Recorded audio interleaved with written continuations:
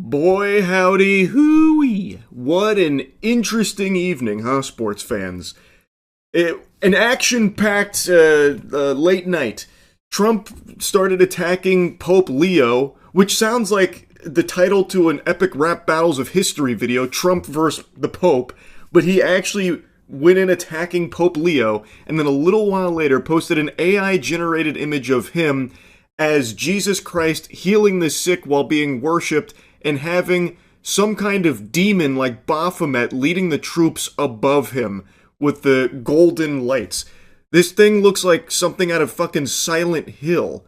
This is a real post Trump made, by the way. Big breaking news. As I was making this video, he deleted the post and he just gave a little speech out of nowhere here. I guess this was such a huge deal. It called for his immediate attention, and he was asked about it, and this is his response. Mr. President, did you post that picture of yourself depicted as Jesus Christ? Well, it wasn't depicted. It was me. I did post it, and I thought it was me as a doctor, and it had to do with Red Cross as a Red Cross worker there, which we support.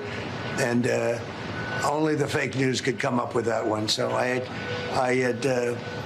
just heard about it, and I said, how did they come up with that? It's supposed to be me as a doctor making people better, and I do make people better. I make people a lot better. Oof! So that immediately throws a lot of the cope into the shitter from people that were still doing all they could to defend him, saying it must have been one of his staffers again going rogue, getting a little rambunctious, or no, this is actually a 5D chess move from Trump because he got into this, spat with the Pope, so it wasn't him depicted as Jesus Christ, it was just a little tomfoolery depicting himself as the Pope, not Jesus. And he immediately says, no, you guys are wrong on both those. In fact, I did post it, and I thought I was a doctor. That's what I thought. Which no one was saying, because I don't know how anyone could look at that and think that that's a doctor being depicted there. Holy delusion. Is there any human being on the planet that buys that? Yeah, doctors, famously not in scrubs or anything, always in white robes, white and red robes, with glowing golden hands healing people. They don't use medicine or anything. They use their hands to do that. Glowing gold hands. That's what doctors do. And also having demons flying above with golden radiant light there. What a fucking dog shit explanation. He didn't even go for what I thought would be the easy layup to weasel his way out of this in the eyes of the fucking brain-rotted fungus that still, loyally sucks his cock. I thought for sure he would just blame it on a staffer again, oh, it looks like he, did this on his own. I had no idea. This is disgusting stuff. This is gross. I would never condone that. He didn't even go for that. He just said, yeah, I did post that. Thought I was a doctor with the Red Cross. And of course he had to try the fake news angle, but that's not going to work because even his most loyal cock gobblers got very upset with this. And rightfully so, by the way. So that doesn't exactly fly all that well. Not exactly the greatest move here from old Trump. And this has finally been enough to snap some of the most brainwashed drones out of his spell and realize, oh, this guy's not actually a Christian. Blasphemy, idolatry, sacrilege. The administration has normalized all of this, and Trump doesn't even really hide it either. And he started off rip. He didn't even put his hand on the Bible while being sworn in for some odd reason. Trump also actively talks about how he doesn't think he's going to heaven. He doesn't see any chance of him getting into heaven. This is what he says. And he even hawks $60 Bibles that he has signed. And the Bibles range from $60 up to $1,000 because he puts his signature on the Bible. He makes these Bibles for $3 in China and then sells them to the Americans here for $60 to $1,000. I can't believe anyone needed to be shaken awake here that Trump uses the faith as a means of profiting for himself and a means of trying to get people to his side and rally behind his cause. And what's crazy is this comes only 8 days after I just made a video talking about his spiritual advisor, Paula White Cain. How she is also a fraud. She is a televangelist who solely uses Christianity as a means of enriching herself. Because I'm telling you, there's an anointing of release right now. I want $100,000 to come in. I want $100,000. There are 10 people that could give $10,000. There's 100 people that could give $1,000. Get a check, make it payable to Paula White Ministry. There are people that are watching right now. If you say, I don't have it, give $100. Bring up a sacrificial seed. This isn't for me. This is about kids that will die without you being obedient. This is about kids who are going to be minstrels and instruments. And I believe that when you honor God on Passover, starting on April 12th at sundown through Good Friday on the 18th and concluding on Easter Sunday, you can receive these 7 supernatural blessings for you and your house. According to Exodus 23, God will assign an angel to you. He'll be an enemy to your enemies. He'll give you prosperity. He'll take sickness away from you. He will give you long life. He'll bring increase in inheritance, and he'll give a special year of blessing. You're not doing this to get something, but you're doing it in honor to God, realizing what you can receive.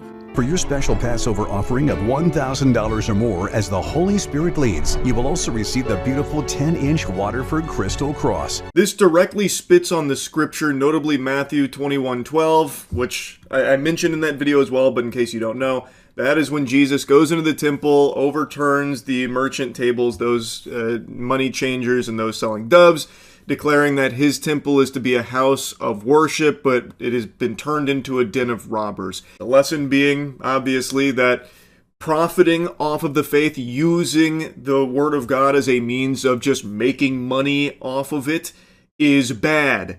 It's sinful. And it is exactly what people like Paula White Cain and Trump do, openly. And now this vile worm, Paula, has cozied up to Trump, nuzzled in his bosom, and is even trying to plant the seed in the empty MAGA mind, poison-rotted brain that Donald Trump is like Jesus. She had a whole speech comparing him to Jesus. To say no to President Trump would be saying no to God.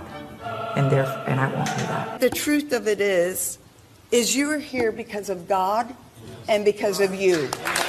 Jesus taught us so many lessons through his death, burial, and resurrection. He showed us great leadership. Great transformation requires great sacrifice. And Mr. President, no one has paid the price like you have paid the price. It almost cost you your life. You were betrayed and arrested and falsely accused. It's a familiar pattern that our Lord and Savior showed us. But it didn't end there for him, and it didn't end there for you. She's bouncing on it blasphemy style. And it goes on and on. She continues with this sacrilegious glaze. And she even, with her whole chest, says to say no to Trump would be to say no to God. The whole context of that was that when Trump asked her to, be his spiritual advisor, come aboard the team, part of the crew, part of the ship, she couldn't say no because God had chosen Trump, and saying no to Trump would be like saying no to God, which she will not do. And then has this whole speech, which is only like 9 days ago, about how similar Trump is to Jesus. And now, fast forward to last night, he just openly posts an AI photo of him replacing Jesus healing the sick. Now, something very interesting, the origin of this image ties back to this freak, Nick Adams, who posted this a few months ago. America has been sick for a long time. President Trump is healing this nation. But in this image, Nick Adams has soldiers above Trump. Trump's AI image has a demon leading those soldiers above him. So there's like a distinct change there that Trump has made to it to add this demon throwing up fucking gang signs there. That's very interesting. Now, it is blasphemous when Nick Adams posted it. And Nick Adams actually seems to like this kind of thing, because he also did another one from what I can see where he had this: President Trump is healing this nation and its people on a biblical scale. The devil hates this. Hey Bozo, I don't know if you're actually literate or not, but if you are, I highly recommend reading the Bible, because what you're doing, God hates. In fact, it's a direct wiping of your ass with the first commandment. This is actual textbook idolatry. He is worshiping Trump, not God. And there's so many in the MAGA movement, these fucking mosquitoes, that still are defending this. They clearly worship Trump, not the Lord and Savior, yet they try and pretend that they do through mental gymnastics. And unsurprisingly, the tool in their Batman utility belt that they always resort to, the tried and true whataboutism, they are now saying like, oh, this wasn't a big deal when Obama did it, and then pointing to like old covers on, what was it, like Newsweek or something, where they had like Obama in like a halo ring, and they had like Obama as Jesus and that kind of thing. Like, oh, now all of a sudden people want to be upset, but no one cared when Obama did it. Except it's ignoring a fundamental difference. Obama never posted that shit himself, and he wasn't openly, routinely engaging in that blasphemy like Trump does. So you can dislike Obama till the cows come home, but this is not the slam dunk comparison that the MAGA cult thinks it is. Because guess what? It was blasphemous when that was happening with Obama too, from those people that were making those posts and those images and that kind of shit. That was also bad and blasphemous then as well. But the big difference there is Obama wasn't the one doing it. Trump, in this case, literally is and is actively encouraging it, having his spiritual advisor even have a speech comparing him to Jesus, and now dumping this AI image of him literally replacing him healing the sick. And also adding a demon over his head for some reason. Now, I already know where the conversation will inevitably go since I'm talking about this. People are going to be pointing at me saying, oh, well, how about this, hypocrite? You also replace Jesus with yourself and then use this image as the dunk. That's a thumbnail for the gaming channel Edgar made. I recently played through the I Am Jesus Christ game, which was actually a banger. I actually had quite a lot of fun playing it. It's got some flaws. It's not the best made game, but it was a pretty refreshing, fun experience, and it is pretty accurate, a pretty faithful adaptation of a lot of the messaging of the Bible. Now, that thumbnail picture is an old meme, a meme that for some reason is still kicking. Where on Facebook, there was an Instagram photo of myself that was edited and shared saying, say amen if you love Jesus or something, that kind of thing. And a lot of elderly Facebook mothers really ran hog wild with it, saying amen. Some of them even printed it off. It was like a big wacky situation that unfolded, believing that my appearance resembled that of like depictions of Jesus, that kind of thing. So it became a big meme of Charlie looks like Jesus, that thing. Now I think there is a huge difference with that of this guy looks like images of Jesus versus this guy is literally Jesus. That is the messaging of Trump's spiritual advisor and Trump himself posting that photo, replacing him healing the sick. This wacky meme has never been replacing Jesus or comparing to Jesus or anything like that. It has only ever been, haha, he kind of looks like him a little bit. In the same way that people portray Jesus in plays or something. It's not a serious, like, replacement of Jesus or anything like that, or besmirching the faith. Whereas with Trump and his administration, they are literally saying that he is just like Jesus, and even outright stating that he is healing the nation like Jesus and replacing Jesus with Trump. They are worshiping Trump over the Lord and Savior. That is blasphemy. Anyway, I just had a feeling that this would be brought up when it comes to this topic, so I wanted to get ahead of it. Anyway, this whole thing has been crazy to see unfolding here. I just had to yap about it. That's really about it. See ya.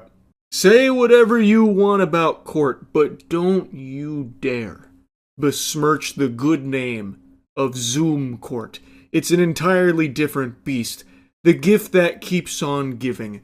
Zoom Court has given us golden nuggets of content. It is the perfect combination, like peanut butter to jelly. Zoom and Court. What a wonderful thing. Giving us access to incredible moments like this. You cannot be driving, ma'am. What are you doing? Come on. I'm not driving. I'm a passenger in a car. You're still not, I'm not hearing cases with people driving or as passengers in cars.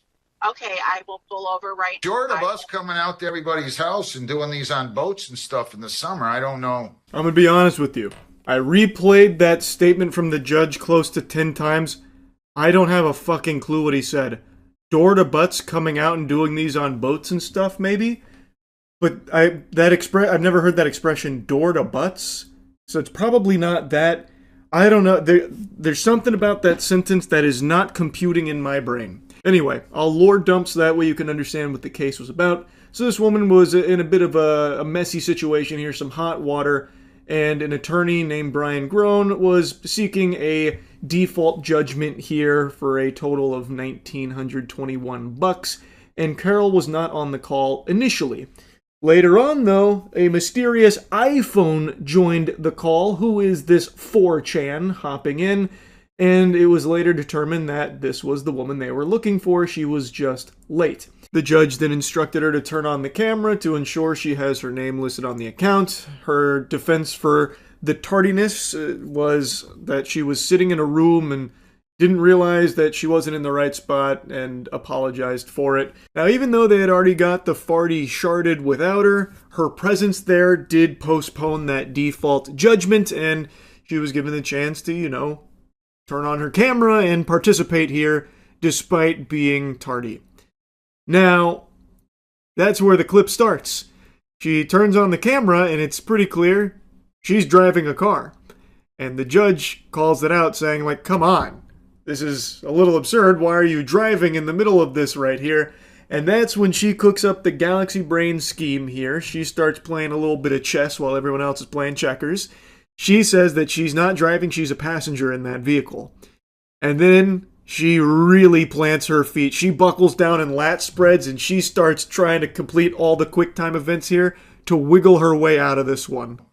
I'm sorry, I have an emergency. I'm going out of town for a family member, but I will have my driver pull over. Hang on 1 second. I'm sorry. I didn't know that I wasn't allowed to be in a car, but hang on 1 second. Am I crazy, or does it not look like you're driving that car? I'm not driving the car. I'm a passenger in the car, sir. Now it's time for a little LA Noire style investigation from the judge here. I think it's pretty obvious she's driving, but she's about to do everything in her power to squeak out the W here and convince everyone that she's just a passenger in the vehicle.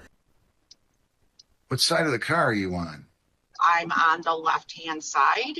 How would you be on the left-hand side if you're a passenger in the front seat? Am I missing something? Right-hand side. I'm sorry. I've been sitting in a room. I didn't know.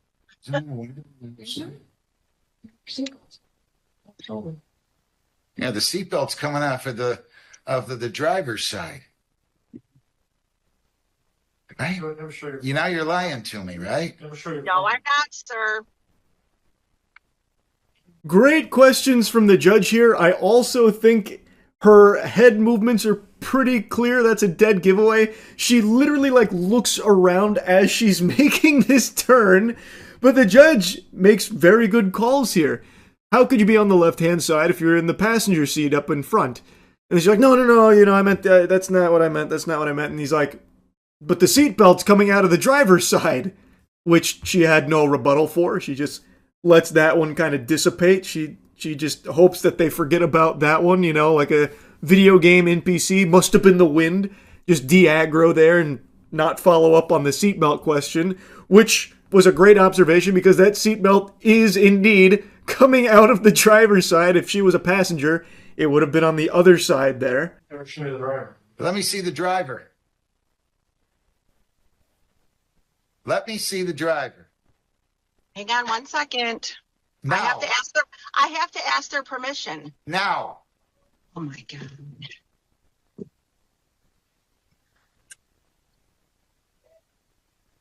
That look she gives when he requests to see the driver is fucking perfect. That is cartoonish. That look right there is some shit out of a Whitest Kids You Know sketch. I cannot believe how incredible her response to that question was. But she did come up with something, though. She didn't just fold there. She's like, oh, I can't just show you the driver. I don't want to violate his privacy. I need to ask for the driver's permission first. Hold your horses. Calm down. Let me ask the driver real quick. And then she gets out of the vehicle. Where is the driver? Where is he? Is he riding on the hood of the car or something? So now she needs to go track him down? Why did she get out of the car in order to try and ask the driver permission to show him to the judge? Oh, you're not in the you weren't in the driver's side. You think I'm that stupid?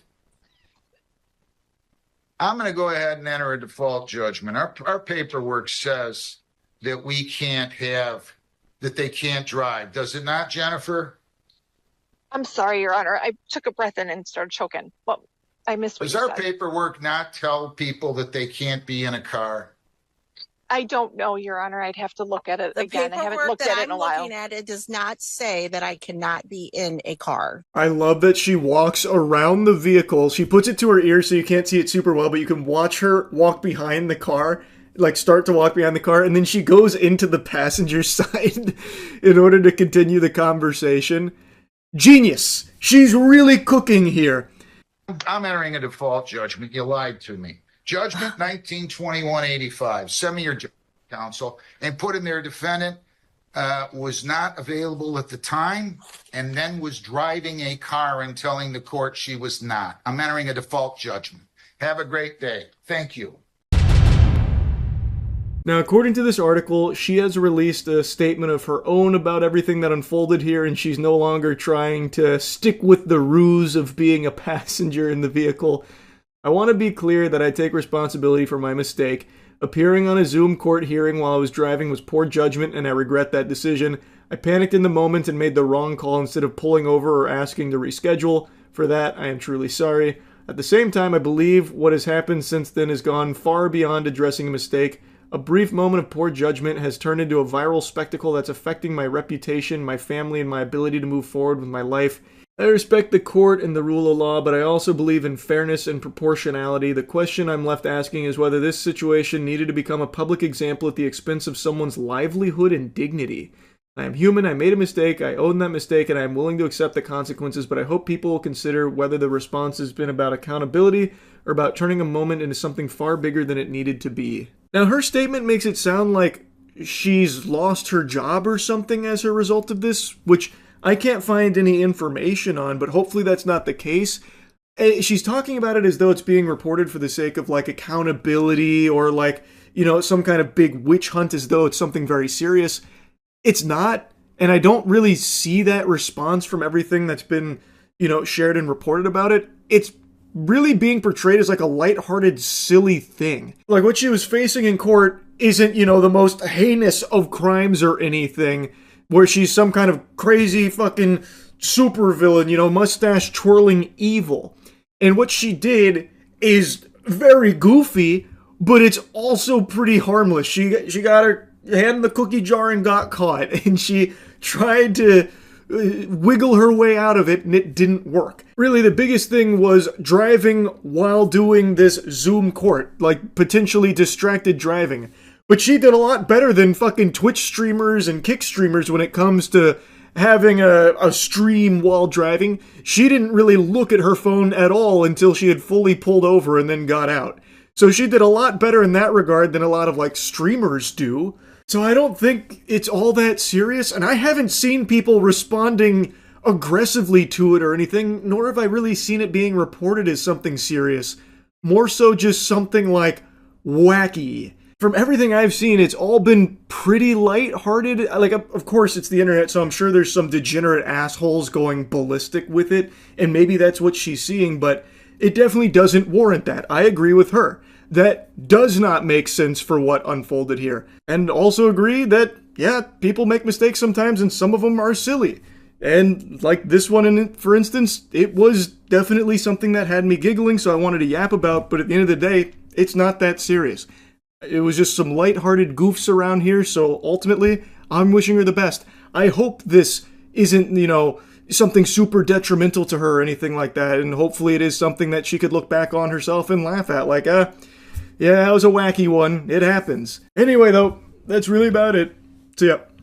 No long-winded intro. I'm hugging my knees to my chest in the cannonball position, diving in. New Avatar movie just came out, and it is the lowest rated one so far, which was pretty surprising to see. Now, I just got back from it. It's 3:30 a.m. The long movie. I saw it at 10:45 p.m., and I'm going to go on a little tangent real quick. I already said no long-winded intro, but I'm immediately sinning because I have to just complain about how long previews are. I've made a habit out of timing each experience with previews before a film. On average, it's about 21 minutes worth of previews before the movie starts. In rare cases, I've had it go up to like 26, 28, and even one time 30. This time around, though, this rodeo lasted quite a while because they had like an extended preview. I felt like I was watching a whole nother movie for The Odyssey. They played what felt like a 10-minute full sequence there before this movie. Now, luckily, it slapped. But Jiminy Christmas, the movie didn't start until significantly later than even I expected, knowing full well the average of preview duration. So it was a late evening here watching this film. Anyway, in order to talk about some of the things I want to, I'm going to need to get into spoilers. So this is your spoiler warning here. Spoilers going to be flying out the wazoo. Alright, I've warned you now. Overall, I liked the movie. I think it was entertaining. It was solid. There's nothing bad about it. By no means is there anything in here that I think isn't good. But honestly, I think it does deserve to be the lowest rated in the franchise right now, and I'll tell you why. My biggest complaint: this movie is extremely safe. Not only is it extremely safe, but it is extremely derivative of the previous two films. It doesn't introduce any new thematic elements or anything, and it borrows heavily from the first and especially the second. In the final act of this film, it is almost beat for beat, bar for bar, how Where the Water concludes itself, minus one very important emotional high that the second film had. And that was an important character death. An emotional moment that I didn't see coming, that was a surprising death that felt very impactful and intense and carried a lot of weight. This film doesn't have that. There was no part in this film where I really thought any of the core cast was in danger, even knowing in the second movie they made that bold decision that caught me with my pants down when they killed one of the brothers.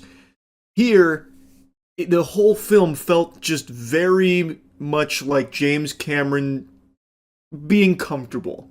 It's clear he knows what works, and in this film it also still works. But we've seen it before twice now, and he doesn't go out of his cozy comfort zone. He's perfectly content to just cuddle up with all of the same things that we've gotten from the first two without introducing anything else. And for me, that's just a little deflating because for this film, I thought there were quite a few moments with a lot of potential to really wow you. And I thought that's what this would be going into it, given where Way of Water stops. I thought there was going to be like really, high stakes, big, bold chances taken with this movie, and it's just not. I expected this film to focus on fire, the same way that the second film focused on water, and I thought that was going to be like super hype, and we'd see a lot of like new creatures, a lot of like new imaginative things about this world. Like Where the Water introduced, where so many things just felt new and fresh, and like we were going on a brand new adventure in this brand new part of a world we hadn't seen in so long, and it felt so fresh and exciting, filled with creativity and imaginative things and creatures that inhabited. It just felt so alive and so different. But this movie, it's recycling all of the same, not only like locations as Where the Water, but also a lot of the same things that happen in Where the Water. So you're seeing the same creatures, the same things that you already saw in Where the Water, which isn't the worst thing in the world, but I just really thought this was going to be like exploring another new side of this beautiful world James Cameron crafted. I thought this was going to be about like the fire and like this group of Ashnavi. Because like it seemed like they started to do that when she was telling her story. They show like a really beautiful, quick thing about where they are and the fire, the catastrophe they survived. But then it goes right back to the water. And the entire final fight and pretty much all of the fighting and everything happens in the same exact water, the same exact area that it did in the second film. So it just feels like we've been there, done that. But like I said, there's nothing bad about it. And in fact, I would actually argue this is the most visually breathtaking in the Avatar franchise. The visual spectacle in here, zoinks. It is incredible. And I really love the introduction of the new Na'vi that we see here, the Ash Na'vi, where they've completely forsaken Awa. They're no longer like very spiritual or anything like that. They're very much like, I'm gonna fuck you up, carve your scalp, let it all burn type thing. Which I think is a great contrast to all the other Na'vi we've seen till this point. And they team up with the Colonel, and there's a really great dynamic with the Colonel where, he does just have the memories of a dead man. He's not actually that guy anymore. He's just not that guy, pal. And Jake is constantly trying to get that through to him, and you do see it start to weigh on him. I thought that was a really cool idea they were exploring there, and I'm excited to see where else that maybe goes. Spider is also a character that I thought was great in the second film and has an even bigger role in this one. But I will say, they make a decision with Spider, and the only family he's never ever known is the Na'vi, the Sully family. That is his family, but he is an alien to them. He has to have a mask on at all times because he can't breathe their air. It's poison. So even though they accept him as a member of the family, he feels like he's a member of the family, there is just this very obvious distinction that he isn't. And I thought that was a really interesting idea. In this film, it overwrites that, where pretty early on, something happens where he does get the ability to breathe their air, so he no longer needs their mask, and that also comes with the thing on the back of his head that I'm blanking on the name of. I was going to call it the Kundalini, but I know that's not it. The Kundalini is from that rabbit hole that we went down on stream a long time ago about that serpent in your spine that can make you come by thinking really hard or whatever. I can't remember what it's called in the film, but he gets that, so he can breathe their air, huff it all in, no problem. He can jack into all life on the planet, connect to the animals, the spirits, everything. So for all intents and purposes, Spider is now a Na'vi in everything except skin color. Which in and of itself is a cool idea, and I think it is a natural progression of the character, but I really liked what I thought Way of Water was setting up for him, where the idea is, you don't have to look like your family, or you don't have to be able to do all the things that your family can do to still be a member of the family. I thought that was going to be an interesting thing that they play around with, but here they do kind of abandon that, and he is just a full Na'vi, basically. Which in and of itself has a lot of cool things about it, so I don't have like a huge issue with the direction or anything like that, but I don't know, I think it would have just hit harder if it didn't end up going kind of similarly to how Jake Sully did, where he does just become a Na'vi. Well, the same thing is happening now to Spider. He did just become a Na'vi. The only difference is he didn't grow fucking 5 feet and get blue skin, but he still has everything else there. Again, not the biggest deal in the world, because I think there is a lot of cool things they did with it in this movie, and I imagine more they'll explore in the future. I just feel like it would have been really interesting if they didn't. Instead of him just becoming a Na'vi, he could still just be that family member that happens to be a human.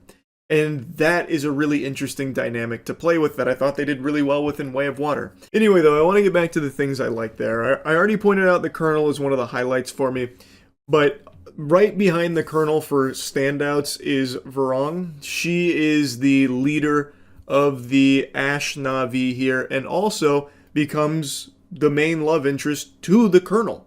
And I think that's a really interesting thing that they explore there, because he, has been established as someone looking to really fuck up the Na'vi. He is still on Team Human and will do anything that they order him to. They say jump, he asks how high, yet he has legitimate feelings for Varong and actually fights with her and for her, defends her when the general tries to force them out, calling them savages and stuff. So it's a really interesting thing to see, he's forming connections now with the Na'vi through Varong and the Ash Na'vi. I think her character is great. She is to the Ash Na'vi what Jake Sully is to the rest of the Na'vi. She is a fierce warrior. She is brutal. She loves guns and fire, loves to burn things to the ground, and tells the story of how she got there to the Colonel, where after a catastrophe, her and her people were starving, so they cried out for assistance, praying for help from Awa. Nothing ever came. They felt Awa abandoned them, so they abandon Awa. And she leads them, she saves them, and now she is the one that is keeping them all alive and doing everything she can to ensure their survival. And I really appreciate they didn't make her just an unhinged lunatic. Like, yeah, she does a lot of fucked up things, but she is still very much grounded in that she doesn't just, like, randomly start slaughtering people for no reason, just a loose cannon. Like, she does do, like, smart strategy and tactics. She's not just, like, crazy. She is ruthless, but she's not, like, insane and stupid or anything like that. They do a great job of walking the line between her brutality and still her being, like, a legitimate thinking being that's not just, like, one-dimensional. Also, I want to make a special mention for the action. I think all of the Avatar movies have really great action. This one is no exception. I think the action here is spectacular. I think James Cameron always does a great job with it, and Fire and Ash has wonderful action. Probably the best in the franchise so far, I would say. I just think the Na'vi fighting the Ash Na'vi, like every scene where they clash was really, really good. So, crushed it in that department. I will say, though, the catalyst for a lot of the action that happens seems to always be a member of the Sully family getting captured. I think that happened like fucking 5 times in this movie. Basically, anytime they turn around, someone's getting captured from their family and used as bait to spawn a fight. I feel like in the next couple of Avatar movies, maybe we should explore different means of getting a fight to occur that's not just getting captured. Because my god, it has happened a lot in these movies now. Like a fucking ton. But yeah, another thing, the music is great. I think most people are probably expecting good music in here, and you're going to get it. Like I said, it's a good movie, but I definitely think this is the weakest in the franchise so far, and that's solely because it's basically everything we've already gotten served to us again. But maybe for some people that's exactly what they want. It's entirely possible. Again, I was entertained. I also feel like the pacing of this film was really good. It never felt like it dragged, and I was never bored. It's a very, very long movie, but it truly didn't really feel like that.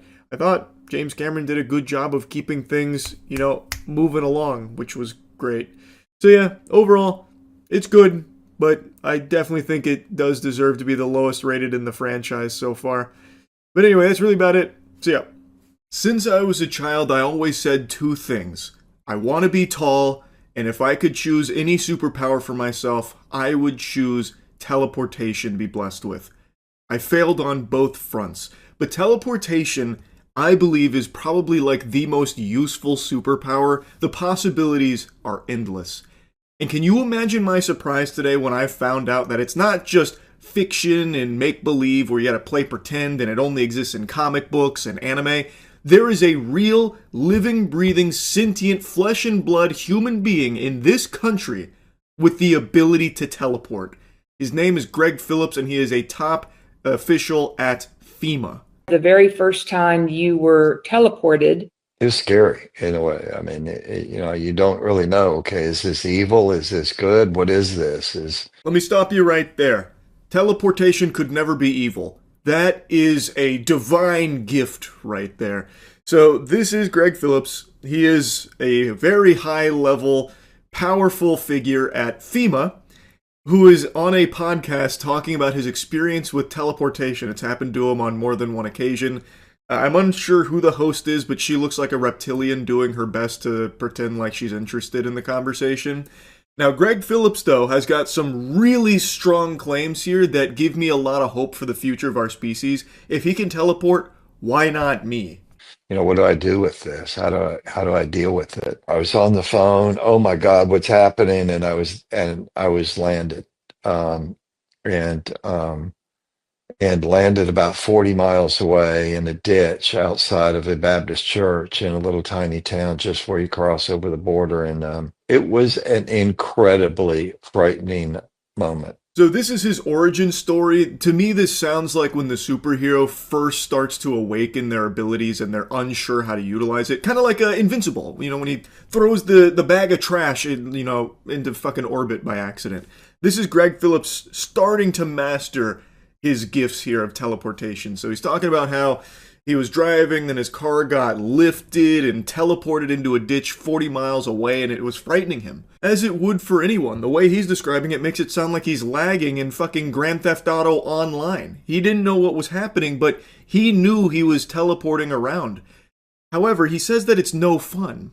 That's crazy to me, Greg. You're fucking teleporting, bro. That's like the most fun thing that can happen. To experience yourself in your car, flying through the air. Teleporting is no fun. It's no fun because you don't really know what you're doing. You don't really understand it. I was with my boys one time, and I was telling I was going to go to Waffle House and get Waffle House, and I ended up at a Waffle House. This is in Georgia, and I ended up at a Waffle House like 50 miles away from where I was. They said, "Where are you?" I said, "A Waffle House." They said, Waffle House where?" I said, "That's not possible. You just left here like a moment ago."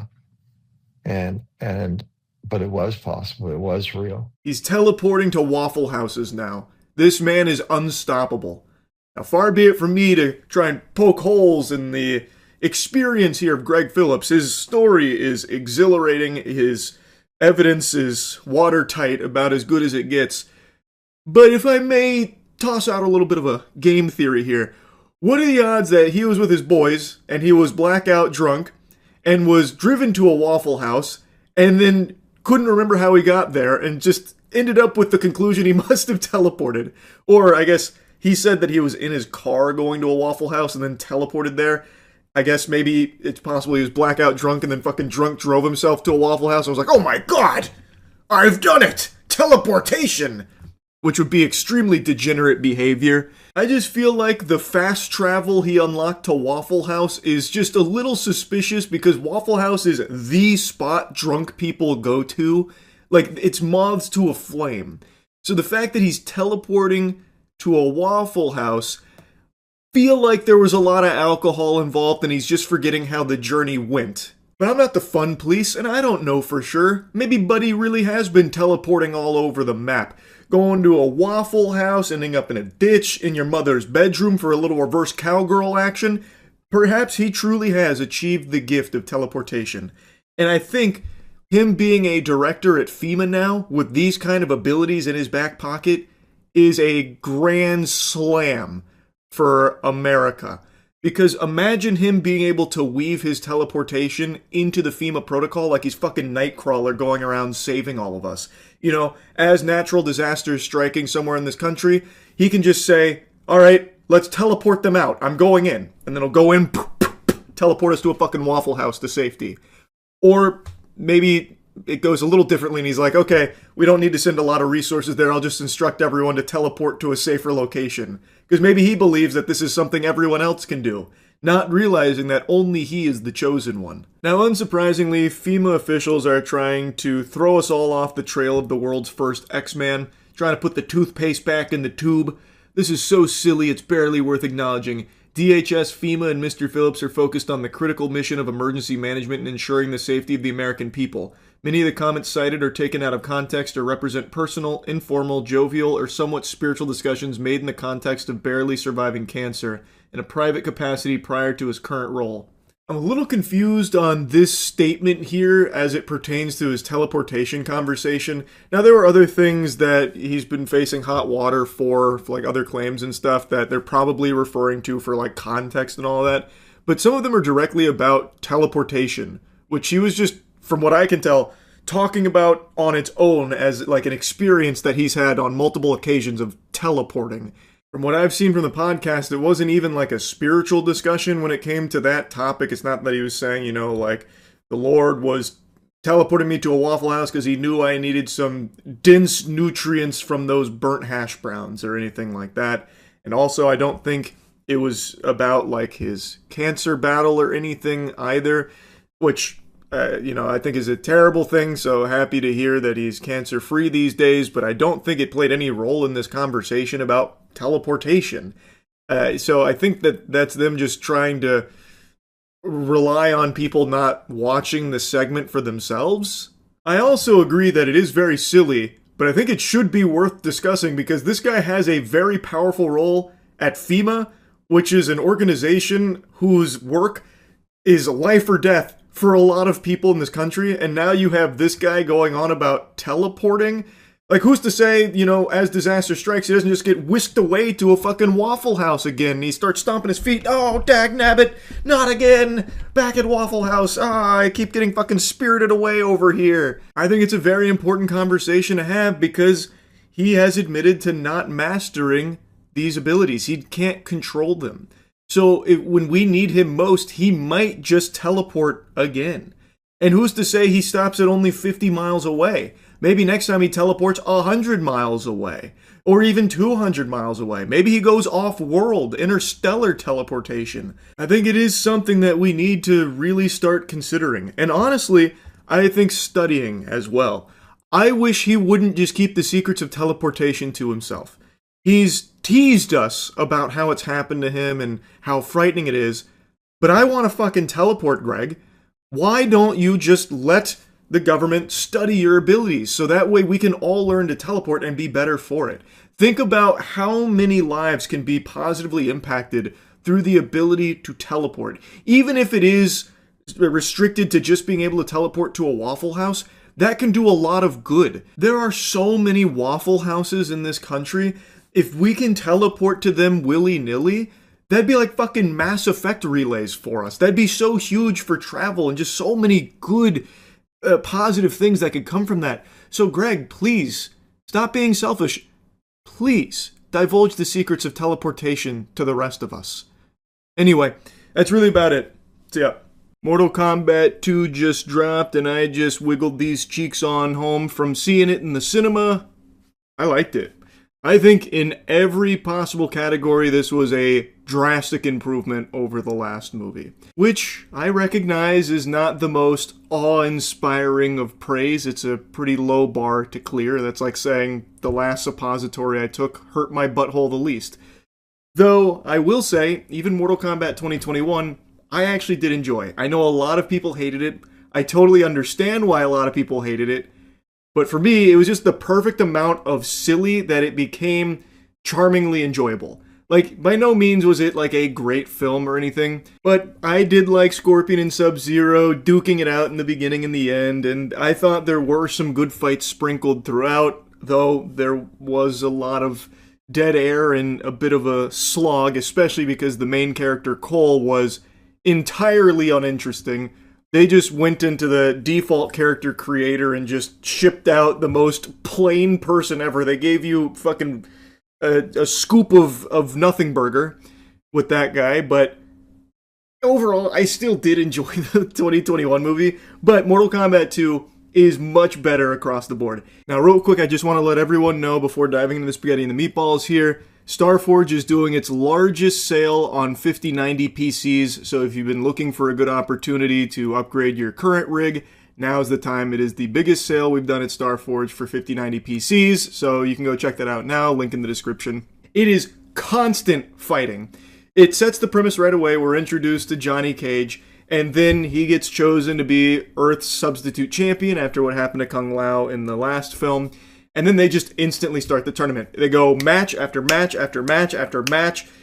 It's fucking fun. And it is unapologetically true to the video game, to the point where they're even using, like, the character's actual move sets. For better or for worse, because a couple of the moves work really well in the game, but on screen look kind of fucking silly, like Sindel. Sindel, all she does is just spam her scream, which is kind of, you know, eh. But it's true to the video game counterpart. So I appreciated that. I also appreciated that some of the arenas they fight in are genuinely straight out of Mortal Kombat levels. Like, they actually, like, one-to-one recreate little pieces of the levels from the games. Like, we'll get into spoilers right away. We'll immediately get into spoilers. When Cole fights Shao Kahn in his match of the tournament, it is on a level that I believe is iconic, that I know mostly from Mortal Kombat 9. I've said this a lot, Mortal Kombat 9 is my favorite fighting game of all time. I mainly spammed Ermac, Noob Saibot, and Raiden. 2 out of 3 of those characters are in this movie too, by the way. They dusted off Noob Saibot for this bitch. That is so hype. But anyway, they actually have Deadpool in this movie. The stage, not the fucking Marvel character. The level with all the acid, I'm sure if you've played Mortal Kombat, you know the stage. You know that level. And Cole fights Shao Kahn on that stage. And it's a really good fight. And it ends with Cole getting his head popped like a watermelon under Shao Kahn's might. And it's not like he was just like a pushover. He didn't get, fucking folded like origami. He did put up like a valiant attempt, and he actually would have won if not for a power-up Shao Kahn had just received. And I really like that fight. And it also shows that they are very receptive to what everyone was saying about Mortal Kombat 2021, that Cole was the weakest part of it. And instead of like trying to improve that character, they just said, all right, fuck it, we'll kill him. So they blow him up in his match. It happens pretty early into the film. I was shocked. So Cole is not the main character here. And Johnny Cage also isn't either, really. Katana is the main character. Johnny Cage is a very important character who gets a ton of screen time, but I would say he's not exactly the main character. And also, speaking of Johnny Cage, I was pretty vocal about Karl Urban not being the right choice for Johnny Cage. I'm a huge Karl Urban enthusiast. I love his work, but he's just too old for Johnny Cage. That's what I thought before I saw this film. And now that I've seen it, I still think probably wasn't the best choice. They did a very different Johnny Cage. So he is not like the, smooth-talking, badass, shit doesn't stink, confident dude from the games. He's a very different character. He's in his twilight years, he's washed up, he's aged out of his stardoms, his movies are treated like a joke, no one's even going up to his booth at Comic-Con asking for autographs, so he's older, and they lean into it.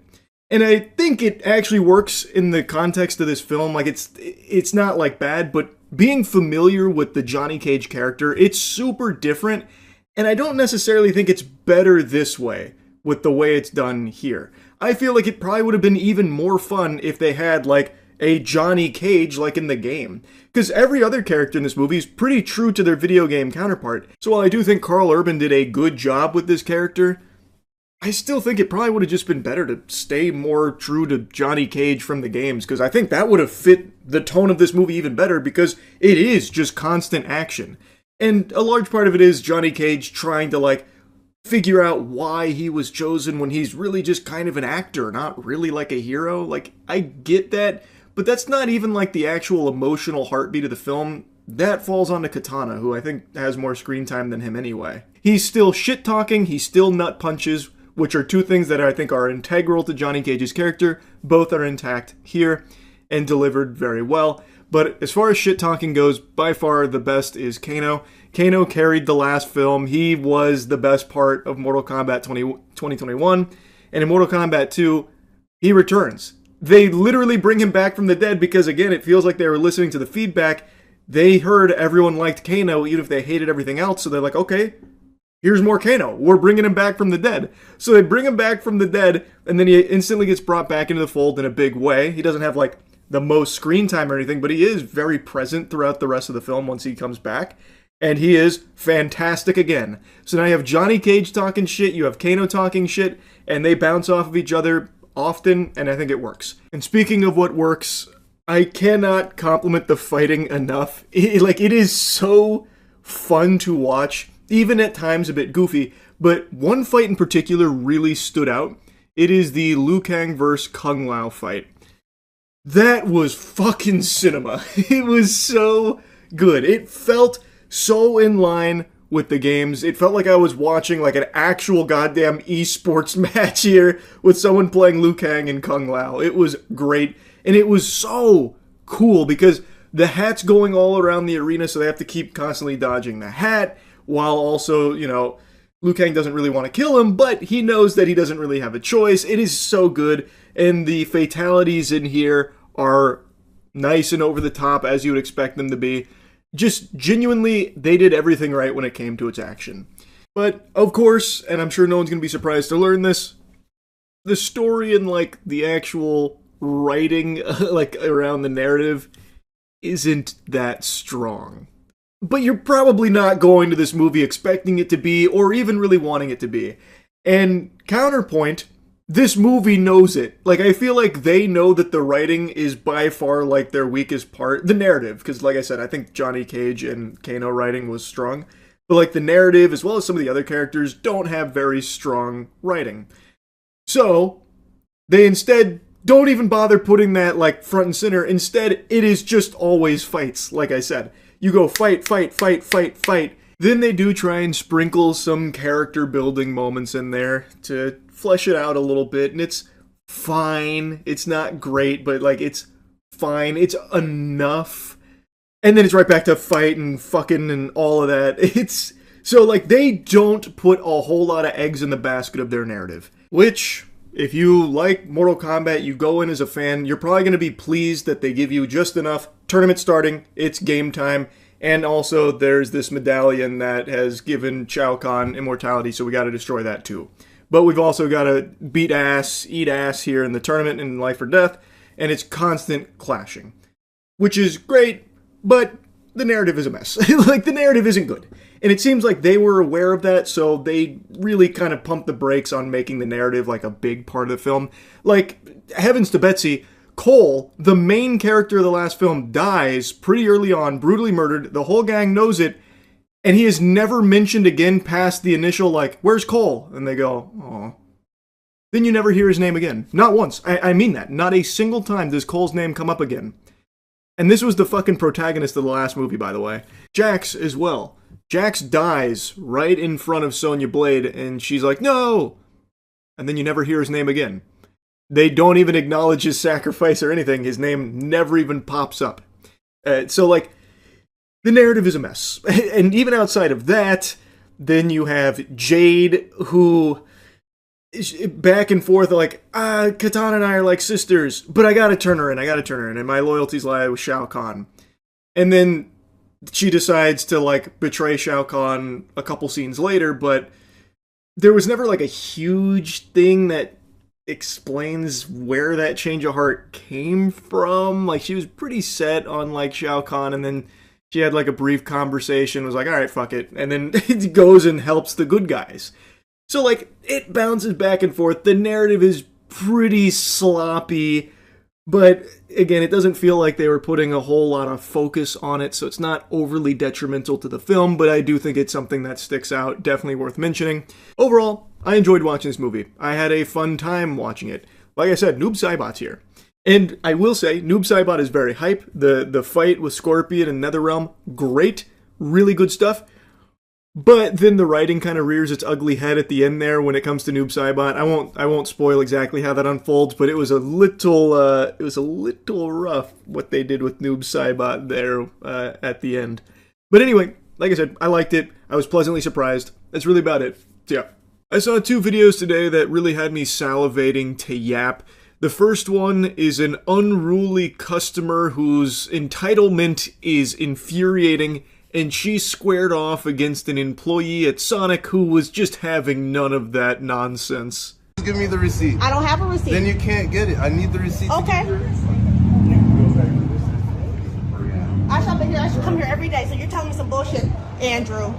Now, we don't have the previously on Dragon Ball Z explanation for what's led up to this. She starts filming in the middle of the confrontation. He's double fisting cups here. He's got 4 cups stacked on top of each other like they're fucking Lego bricks here. I'm assuming he confiscated them from this woman, who then goes back to this bench showcasing she's still got oodles more. She's got a whole collection here.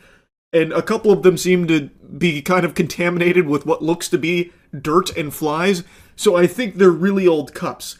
I believe what's happened here, and this is just a hunch here, a little game theory.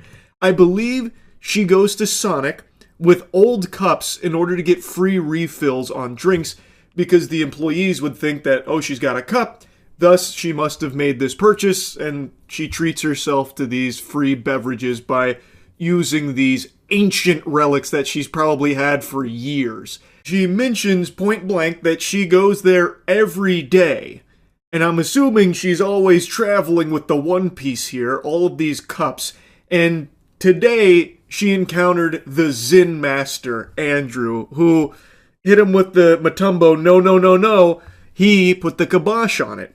And you can hear him say in the beginning, show me your receipt. If you don't show me the receipt, you can't get, and then he starts, and I think he was saying refill, I believe. So I'm pretty confident that's what's happening here. Andrew is not playing ball with this garbage here. He's not letting her just go in and just fill up these old fucking cups there at the beverages for free.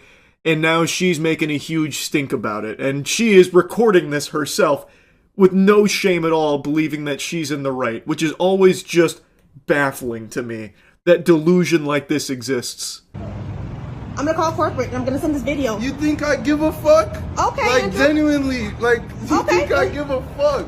Like, Okay. honestly, like, First of all, record he this, brings me the record wrong this, cups of cup. record this. I'm recording Shut the fuck up. Okay. Oh, now you're getting out of line.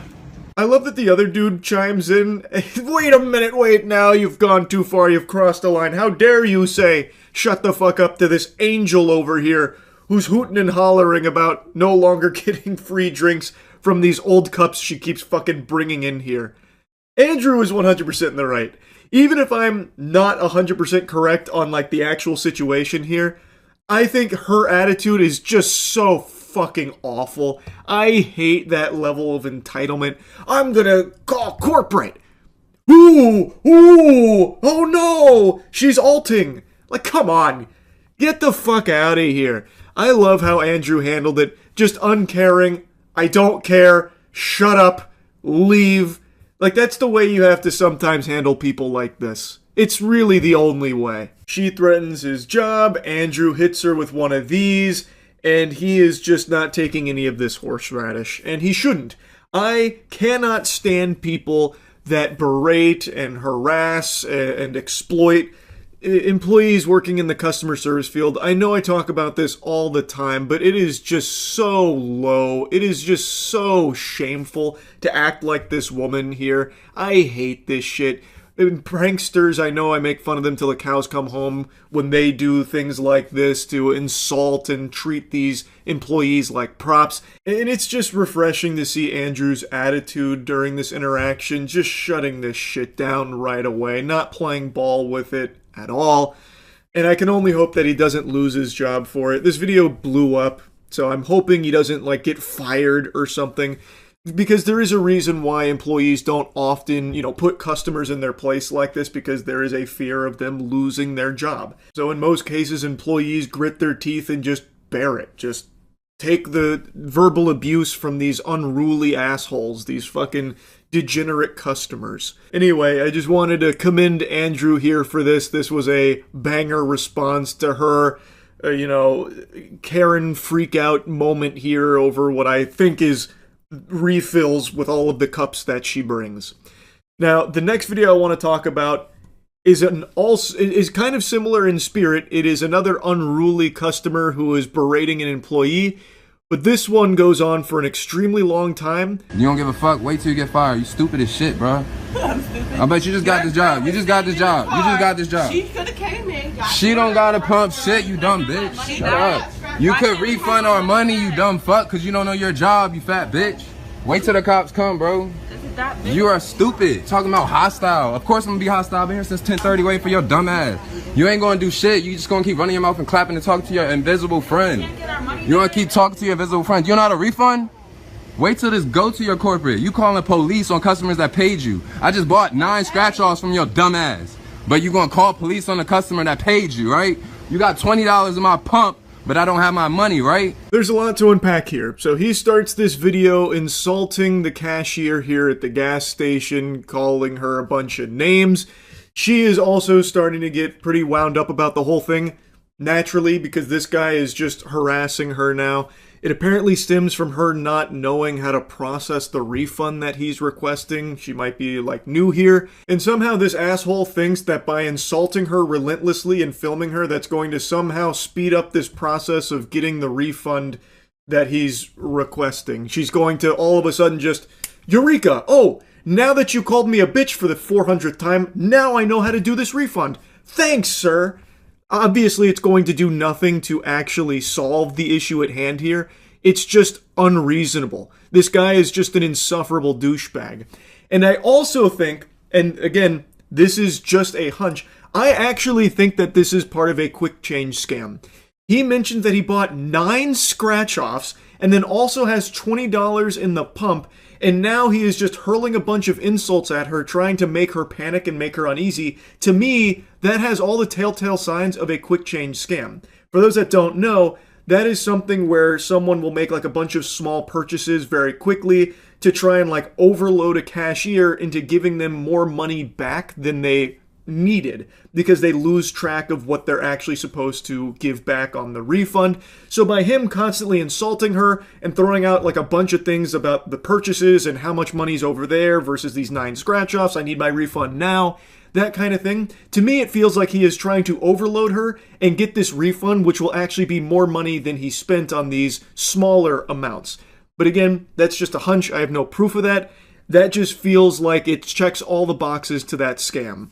So whose fault is it? Yours.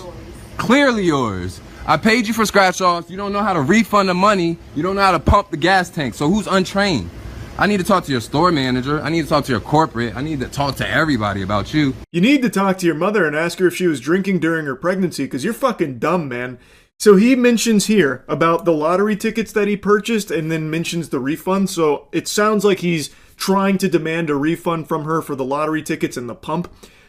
He's in Florida. He mentions UCF and he mentions Apopka, Florida. Lottery ticket sales here are non-refundable. Those sales are final. You can't get refunded once you buy those tickets, you fucking goober, you idiot. So again, I feel like this is part of his scam where he's trying to confuse this cashier who might be new here and doesn't know how the refunds work, so that way he can get more money back than what he spent on these purchases of 9 scratch-offs apparently, and like the gas that he put, or the money that he put into the pump for gas, that kind of thing. You're gonna be on YouTube, 7-Eleven Employee of the Year. What is your name? Let's get that. Let's get that. Oh, take it off, Evelyn. I see that E for the camera, calling customers bitches too. Calling customers bitches too, right? You lucky somebody don't do something to your big ass, bro. Clearly I didn't say Fuck, bro. I've been here since 10:30. You don't know how to refund some fucking gas. It's 11 o'clock now. Like I said, this goes on for a really long time. He's just constantly insulting her. Eventually, she also insults them as well, which he has a field day with. He really thinks he's got her in a checkmate position now. You took 10 people before me before fixing a problem. Of course I'm gonna be mad as shit. I don't got time to just stand here all day because you don't know your fucking job, trying to blame it on me. Aren't you supposed to give her your card though that you paid with? Bruh, she does not know shit and her employee left her. That's what's so fucked up. The guy left her and said, oh, she's gonna refund your money, sir. Don't worry. But she don't know how to do this shit, bruh. Get more tiddlywinks of lore here. It sounds like there was another employee here that this guy must have been annoying, and he eventually just said, fuck this, she'll take care of you, man, I'm out of here. So now he's set his targets on her, and she can't just walk out and leave. So now he's going all in, insulting and attacking her, and the girl he's with mentions his card.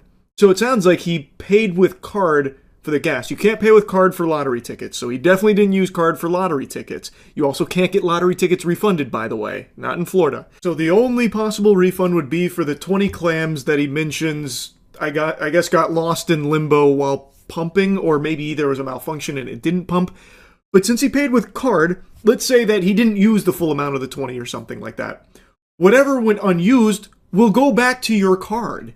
Like, I'm very confused on what the issue is, if there even is one. If this isn't like an actual scam attempt, then I'm very confused on like what happened here. But regardless, the way that he's treating this employee does nothing to solve this problem at all, or help in any way, shape, or form. He's just an asshole.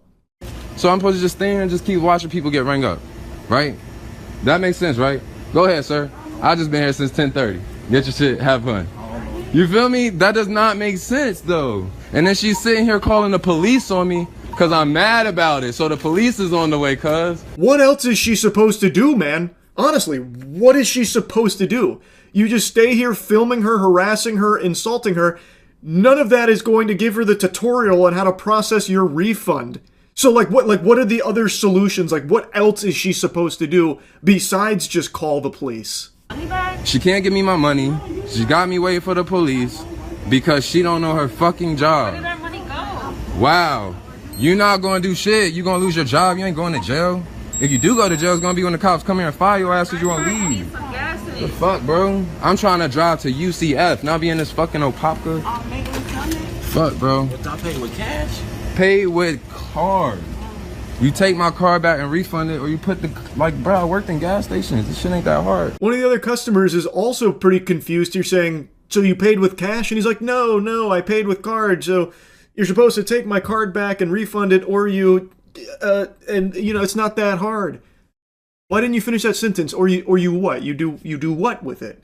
You see, this is why I'm saying, like, I don't think that there's genuinely something that went awry. I do believe this is just part of the scheme where you confuse and overload the cashier, demanding this refund and a bunch of other things in order to make them give you a refund in an amount that is greater than what you should have received. I don't think that this is like a genuine problem that happened here. And again, even if it is, what he's done here isn't acceptable behavior. This shit is still foul. And it does nothing to actually solve a problem. All he does is just insult this woman for almost 4 straight minutes. And probably even longer, considering we're only tuning in towards the end of it. There's apparently a whole nother employee here who felt this guy's Karen-esque wrath. So it's just a douchebag, just genuinely an asshole. So both of them, call corporate, call them. I already called them. She's gonna get fired. I got this video quick.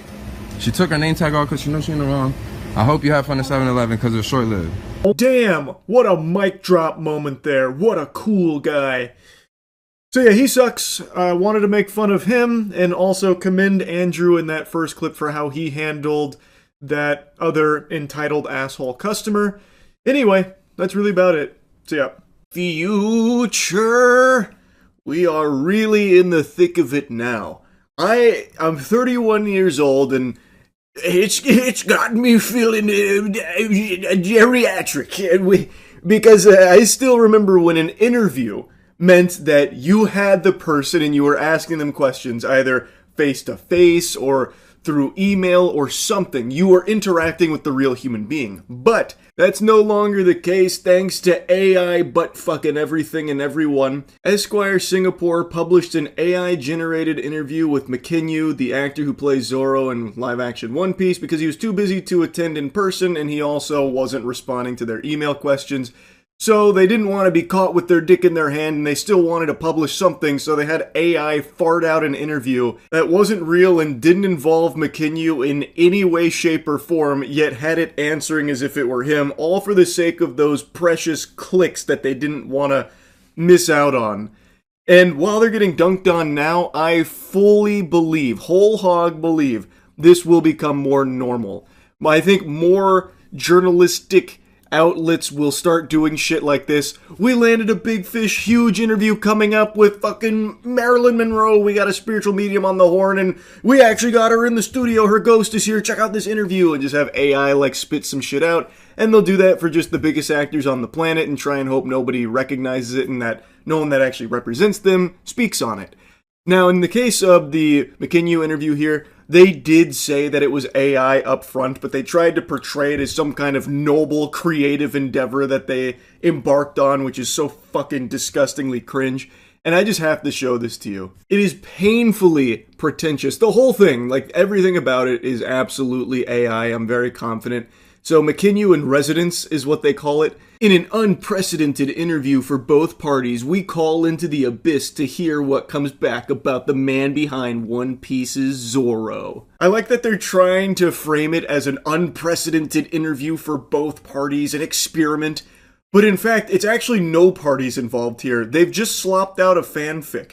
This is no different than someone just writing shit on like a Tumblr account about like a fake interview they had with a celebrity. It's not like McKinyu or anyone that represents him engaged in this interview with them. This is complete horse hockey. This is like me saying, Sabrina Carpenter and I exchanged an unprecedented display of affection because I kissed my computer screen with a picture of Sabrina Carpenter up on it.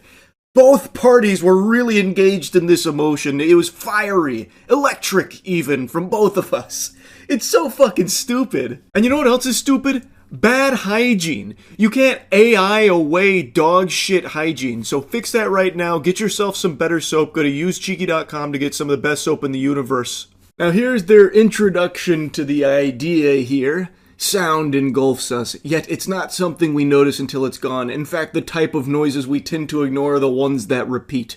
A breeze brushing against the leaves, or the drumming beat of our hearts. Soon they blend into the environment, ever present but incognito.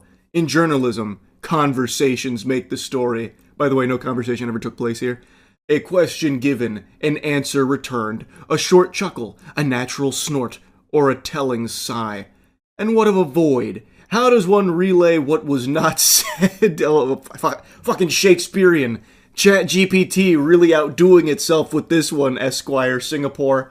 McKinney's resume chimes with what we know of him. And that is the most AI statement. That is literally nothing. What the fuck does that even mean? His resume chimes with what we know of him. No shit. I mean, that's the whole point of a resume. It would be what he has done and what we know. It's like saying, Charles' tax documents buzz with what the IRS knows he owes. It's so silly. It's so fucking dumb. It's unbelievably stupid. It then goes on to give a little bit of his history. Then they explain why they're doing this. We were stoked to have some FaceTime with Japanese-American actor, but his schedule prevented it. So you didn't have the FaceTime. So we opted for email correspondence. A list of inquiries were sent his way and we waited. The silence continued until it was quickly replaced by a ticking clock as deadlines loomed. See, that's somewhat honest. Hey, we wanted this interview, we didn't hear anything, and we had a deadline, so we made it all up in order to meet the deadline. We had the photo spread, but nothing directly uttered by the 29-year-old. With a driving need for a feature, we had to be inventive, harnessing our creative license. So creative. Hey, Grok, can you generate an interview with McIntyre for my dog shit publication? And then put him in a bikini. Thanks, Grok. We pulled his verbatim from previous interviews and fed them through an AI program to formulate new responses. Are these words we expect from McIntyre? Or are they just replies from an echo chamber of celebrityhood that we want to believe is from him? Profound. Really thought-provoking. And here's what this trash looks like. Esquire Singapore. How important is it to you to draw boundaries in your career? AI McKinney.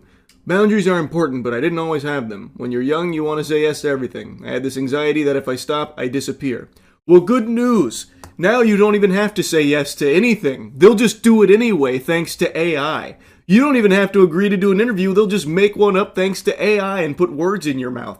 So don't even worry about that anymore. Esquire then tries to dabble in like emotional questions and get emotional responses from the AI here, which is completely fucking useless.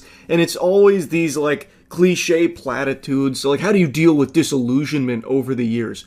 I go home, spend time with family. May sound boring, but I give my best when I'm working. So those moments help me. Disillusionment happens when you lose sight of why you started. Doing the simple things remind me that this is a job I chose and I love. It puts the hard parts in perspective. But the next one's a real doozy. Any advice on how to deal with pressure and expectations? I separate pressure from weight. Pressure is external, like people's expectations. That I can't control, but the weight of my family legacy. The goal isn't to match my father, it's to make him proud, and maybe inspire someone else to do the same. Pressure can crush you, but weight can ground you. That section is especially tasteless, and it's one a lot of people are pointing to show just how disgusting this whole thing is. So, McKinney's father was Sonny Chiba, and he passed away. He was a legendary actor. And now, in the Esquire Singapore interview, they are shamelessly having AI start talking about his father and the family legacy, and it's really gross because you have AI McKinney here that Esquire Singapore is put on for the interview that is now talking about his deceased father in this way. The whole interview is fucking silly, but that part is pretty out there. That's pretty degenerate shit right there. There is just no defending this. Even if you don't find it as dystopian as you should, what value is there in pretending that this is an interview with a large actor here when it's not? It's an AI-generated script of a fucking fantasy interview with this actor. It provides nothing. It's not real. It's all make-believe and based off of AI's interpretation of like previous answers he's given in other interviews, and they just Frankenstein this monster together.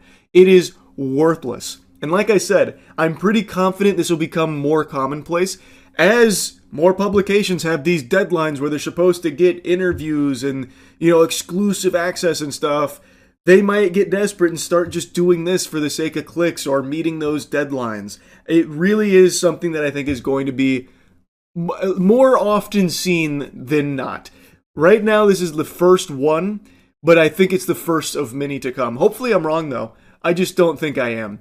This is going to save them a lot of money because then you don't even have to book any interviews or anything. You also don't even have to pay to get like a production set up to actually interview them. You could AI generate the video interviewing them too, and it'd be extremely cheap. And all of these publications, all of these companies only care about saving money and getting clicks, and this would still accomplish those goals. So I just see a lot of this in the future. This shit sucks. I had to yap about it. That's about it. See ya.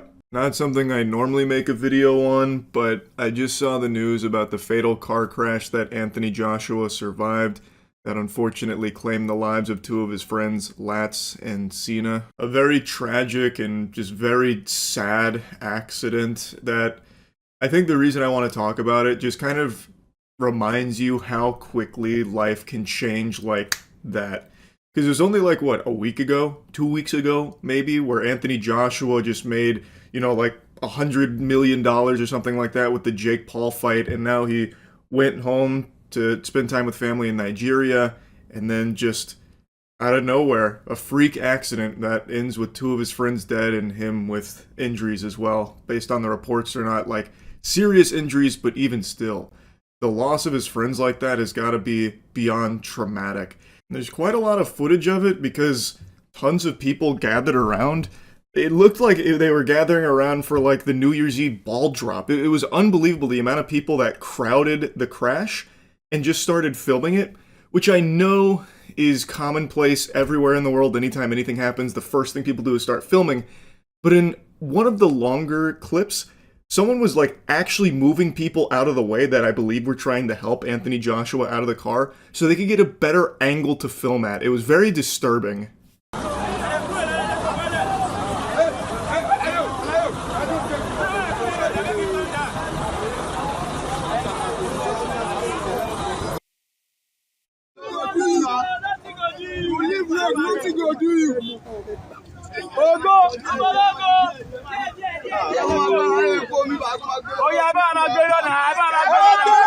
You can briefly see in that clip that the SUV they were traveling in is just completely destroyed, just obliterated. Now, according to officials, what they believe happened is that the SUV was attempting to overtake another vehicle on the road, so they traveled over the speed limit to overtake them, and while doing so, ended up crashing into a stationary truck, which led to the loss of life here. Just a horrible thing. Wishing the best for the families going forward. Anthony Joshua, according to people that have talked to him since this, is like physically okay. The injuries weren't like super severe. He's shaken up, which obviously makes sense. The fact that anyone is walking away from this accident alive is nothing shy of a miracle. The carnage is horrifying. Now, I want to make a little special mention here to the CNN article I read on this, because at the very end it had this statement: Joshua could not immediately be reached for a comment. No shit.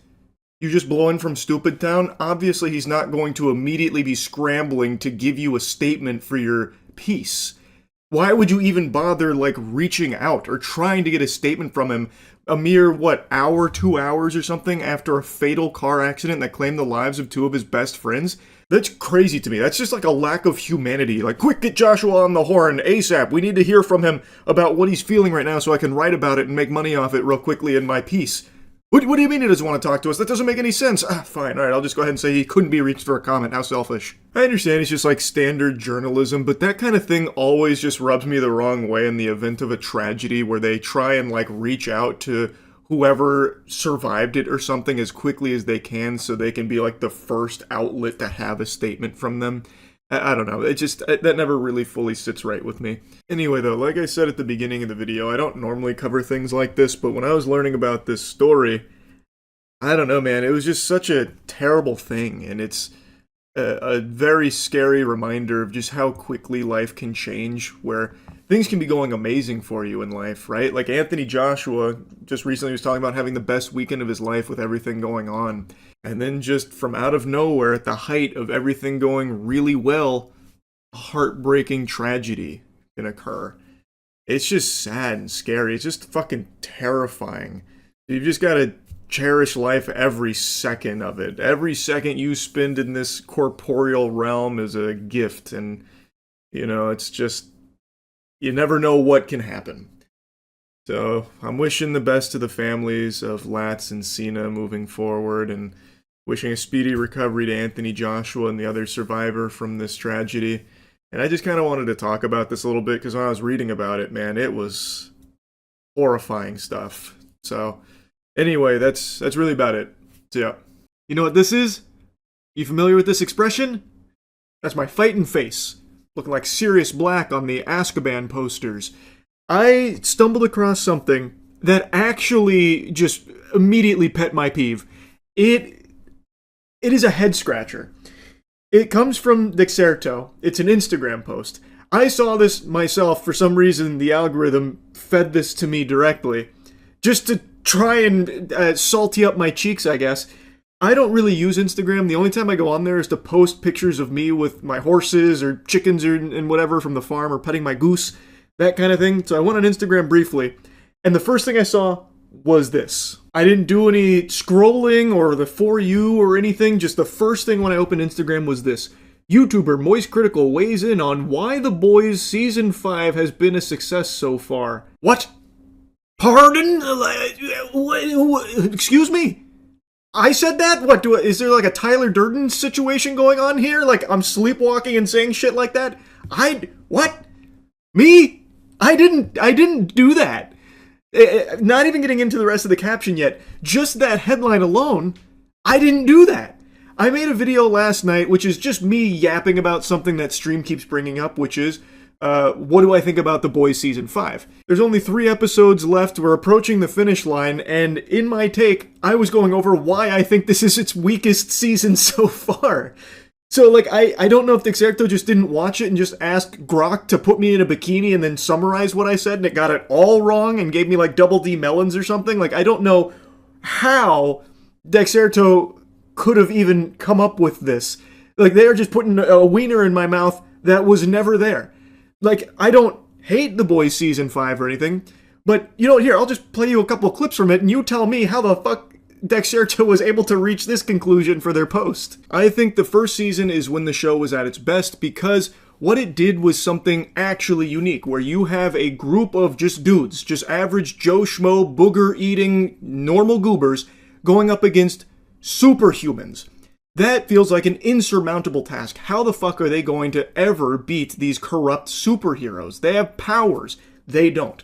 So they actually had to get very creative and scheme and grind their way to accomplish anything, even begin tiptoeing in the direction of accomplishing something against these odds. So when they did actually accomplish something or beat a superhero, killing a supe, it was a triumph, and it was something extremely big, a pivotal moment. But then, as the seasons progressed, it kept losing that spark, and now it's just soup versus soup, and they're just constantly killing each other, so it just feels so weightless now. And then even the main group of the boys, they get their own superpowers as well, so it just, to me, doesn't have that same oomph that it did in season 1. But I don't want this to be misconstrued as me thinking the show's gone to shit or something. I still enjoy it. I'm still entertained by it. Some of the core members of the boys haven't had shit to do in so long. Like Huey gets dreadfully little to actually do here. He contributes almost nothing now to beating Homelander and stopping all of this. He's just kind of tagging along for the ride. Same thing with Mother's Milk. All of that is in the very beginning of the video. It's impossible to miss unless you just miss the video itself and are just pulling things out of your butthole based on a fucking wet dream you had or something. Like, I don't hate the final season of The Boys so far or anything, But it's a far cry from the way Dexerto is posting this headline about it where, I'm saying I failed the Try Not to Come challenge because Season 5 is so good and I'm singing its praises and explaining why it's so successful. Now let's go back and look at the caption. Moist Critical recently praised the success of The Boys Season 5, highlighting how the series has managed to maintain momentum 5 seasons in, pointing to its balance of outrageous violence, satire, and emotional depth as reasons for its staying power. This butt is ass, bro. What? This has to be AI generated. I mean that genuinely. I didn't say any of that in the video I made yapping on this topic last night. I didn't have a whole spiel about The Boys has maintained its relevancy and its momentum even 5 seasons in thanks to the brave tiptoeing act, the balancing act of dancing on the line of outrageous violence, satire, and emotional depth. That's the reason for its staying power. I never even talked about anything of the sort. He acknowledged that certain episodes felt padded, but argued that the overall narrative still hits hard, with standout performances and bold storytelling choices that make this season one of Prime Video's biggest wins. I actually don't know where any of this is coming from. Whoever wrote this may have just been on ayahuasca and they fucking hallucinated this or something coming out of my mouth. I didn't fart out any of this that they're saying here. At all. You can go watch the video for yourself. That never left my lips. What I did, however, dig my heels into the sand on is what I believe to be delusional take that this final season is all filler. It's not. I do think that this is the worst pacing The Boys has had. That I completely agree with, but I totally disagree that it's all filler. Because even the things that people point to, like Terror's little brief adventure, his little side quest where it's the banging the Homelander toy, even that little bit contributes to the overall plot in a meaningful way. So Terror banging Homelander culminates with us seeing the fallout of the boys' group through the dog's eyes. It's very quirky, it's zany, and I don't love that. I actually really don't like that they did this angle to show it, but it's not filler. You are getting important information about what's happening with the group, and most importantly, what's happening with Butcher. Because one of the core things that's been being explored is the lack of humanity in Butcher, and how now that he's completely just forsaken his humanity, he's basically just a fucking shell. He's a husk, and it's something Huey points out a lot. But in this Terror, through Terror's eyes, as we go through this, we see him care for this dog and want to save it when he consumes chocolate and panics and worries about the dog. And that lets Huey know, that lets Huey see that there's still that human side of Butcher. And that is important to the plot. Seeing what's happening with the group is important, and it's very important seeing where Butcher is mentally, where his character is. Is there humanity left? And through that, we know that there is at least a glimmer of it still there, a little spark. So it's important, even something as dumb as that. Like I said, I don't love that that's how they convey that information. I think it's kind of shitty. I didn't love the way they did it, but it's not filler. Again, I agree with the complaint of pacing being a problem, but none of this is filler so far. People are even pointing at the Firecracker storyline as being filler, when that is the most important one they've explored so far. Fleshing out her deeper turmoil and her motivation, how she is at this, internal struggle about God and Homelander, and then they bring in her pastor who basically raised her. This is a very important struggle that we get to see that ultimately culminates with her having to decide between Homelander or God, her faith that has gotten her to this point. And she ultimately chooses to forsake God, throwing away the Jesus figure, and then shortly after, dying after choosing Homelander over God. All of that was very important to see. It's not filler. So that I will lat spread on and fight because I disagree entirely that it's filler. There has been padding. I do think there's a bit of bloat, and I think they're focusing on some things that they don't need to for way too long, so it drags a bit. But it hasn't been filler. I think that complaint is misplaced. And I actually think they've done a good job with Firecracker. I think they did a really good job with her entire character arc. And I do think it's odd how now all of a sudden no one wants to sit and learn about the characters anymore. They just want action figures colliding for action and violence and gore. Now for some reason no one wants to sit and actually learn about the world or the characters in it that we've spent so many years with now. It's very odd. Because it's not like the boys had ever shied away from giving you information on these characters and fleshing out what's going on in their personal lives and how it relates to the overarching plot. They've done that plenty of times in the past, but now all of a sudden it's an issue. And I do think the way that this should be framed is that for a final season they've been extremely slow for the most part. So the expectation was everything's bubbling over. Now it's going to be fucking chaos and, just ass cheeks flying all over the place, whatever. Like, I could understand that complaint. Because for a final season, it really does feel like we are not in the end game. It feels like they are making this with still, like, the thought that they have 12 episodes left to go, when really there's only 3. So I don't see a world where this wraps up in a satisfying conclusion, because even with 3 episodes left, I feel like we're not even close to getting there. Because they have spent so much time on other things, probably for too long. But I just completely disagree that it's filler. All of it has contributed to the plot and pushing it forward. Granted, I don't always agree with the ways that they're doing it, like with the terror plot line, but it's not filler. That's the only thing that I've been fighting for in regards to The Boys Season 5. But I agree that this has not been an amazing final season. So I don't know why this headline has popped up here. They didn't even watch the video, and the things they said that I was praising and commending, that wasn't in the video. I think they did a good job with A-Train in this season. I think they did a good job with Firecracker. And of course, Anthony Starr's Homelander is still always kind of a home run, so I think Homelander's been pretty strong too. But even then, I had a complaint there because Homelander feels much stupider now than he ever has been before, and they've randomly introduced some new weaknesses, like Mal Chemical coming out, who's just an alcoholic gooner whose breath can knock him out instantly. That's a crazy powerful thing to just come out of nowhere with. So, like, I've had even complaints there, too. I don't know why this headline is saying the things it says about my take on The Boys Season 5. Especially that little nugget they drop in there about how I was giving flowers to their bold story choices. What? Another thing I complained about in that video that they're referencing is one of the story choices they made that I really think almost ruined the entire character with Kimiko. Kimiko being able to speak, I think, is such a strong decision, and it's something they gradually built up to for years, across multiple seasons. And now, having her speak, I think, is a good choice, but what they've done is they've wiped their ass with it by having her only talk in porn and Zoomer slang, just fucking Gen Z slang from TikTok, which they even point out in a moment of self-awareness, but then they just lean into it and go whole hog, and that's all she ever says now. So they took a character who was emotionally very deep and strong, and now they've reduced her to very one-dimensional, just regurgitating porn and Gen Z memes and slang. Like, that's very disappointing, and I think it's a disservice to the character that they spent so long building. So I haven't been praising a lot of their choices that they've made. I don't know where that's coming from Dexerto. And by far the most confusing thing about all of this, why is it even a post in the first place? Who gives a fuck? Even if I was just meat swallowing The Boys Season 5, why is that even worth like a pseudo article, I guess, or the Instagram post? What is the purpose? It's like there's literally nothing there at all. I don't understand.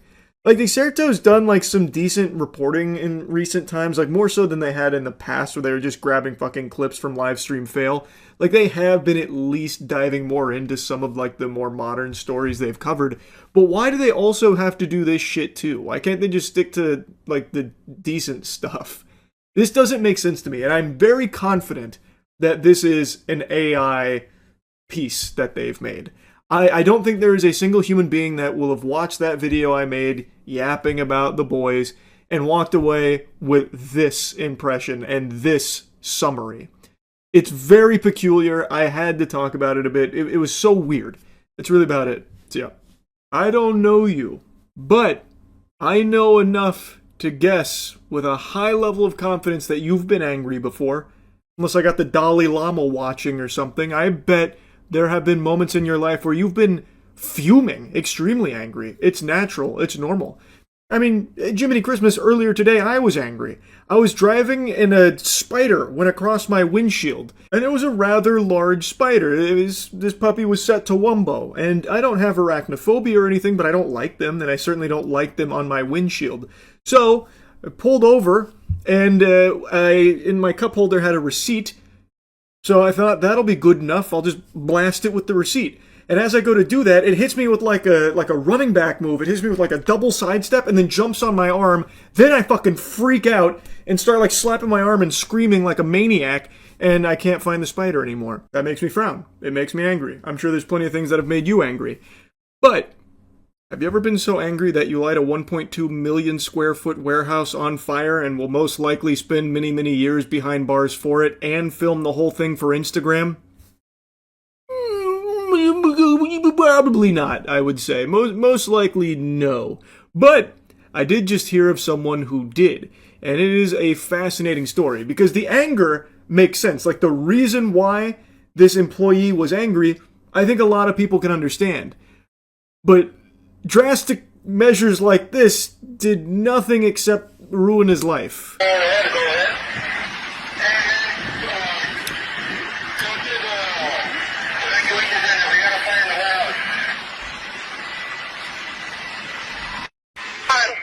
Should have paid us enough to fucking live. You know, we may not get paid enough to fucking live, but these bitches dirt cheap. All you had to do was pay us enough to live. All you had to do was pay us enough to fucking live.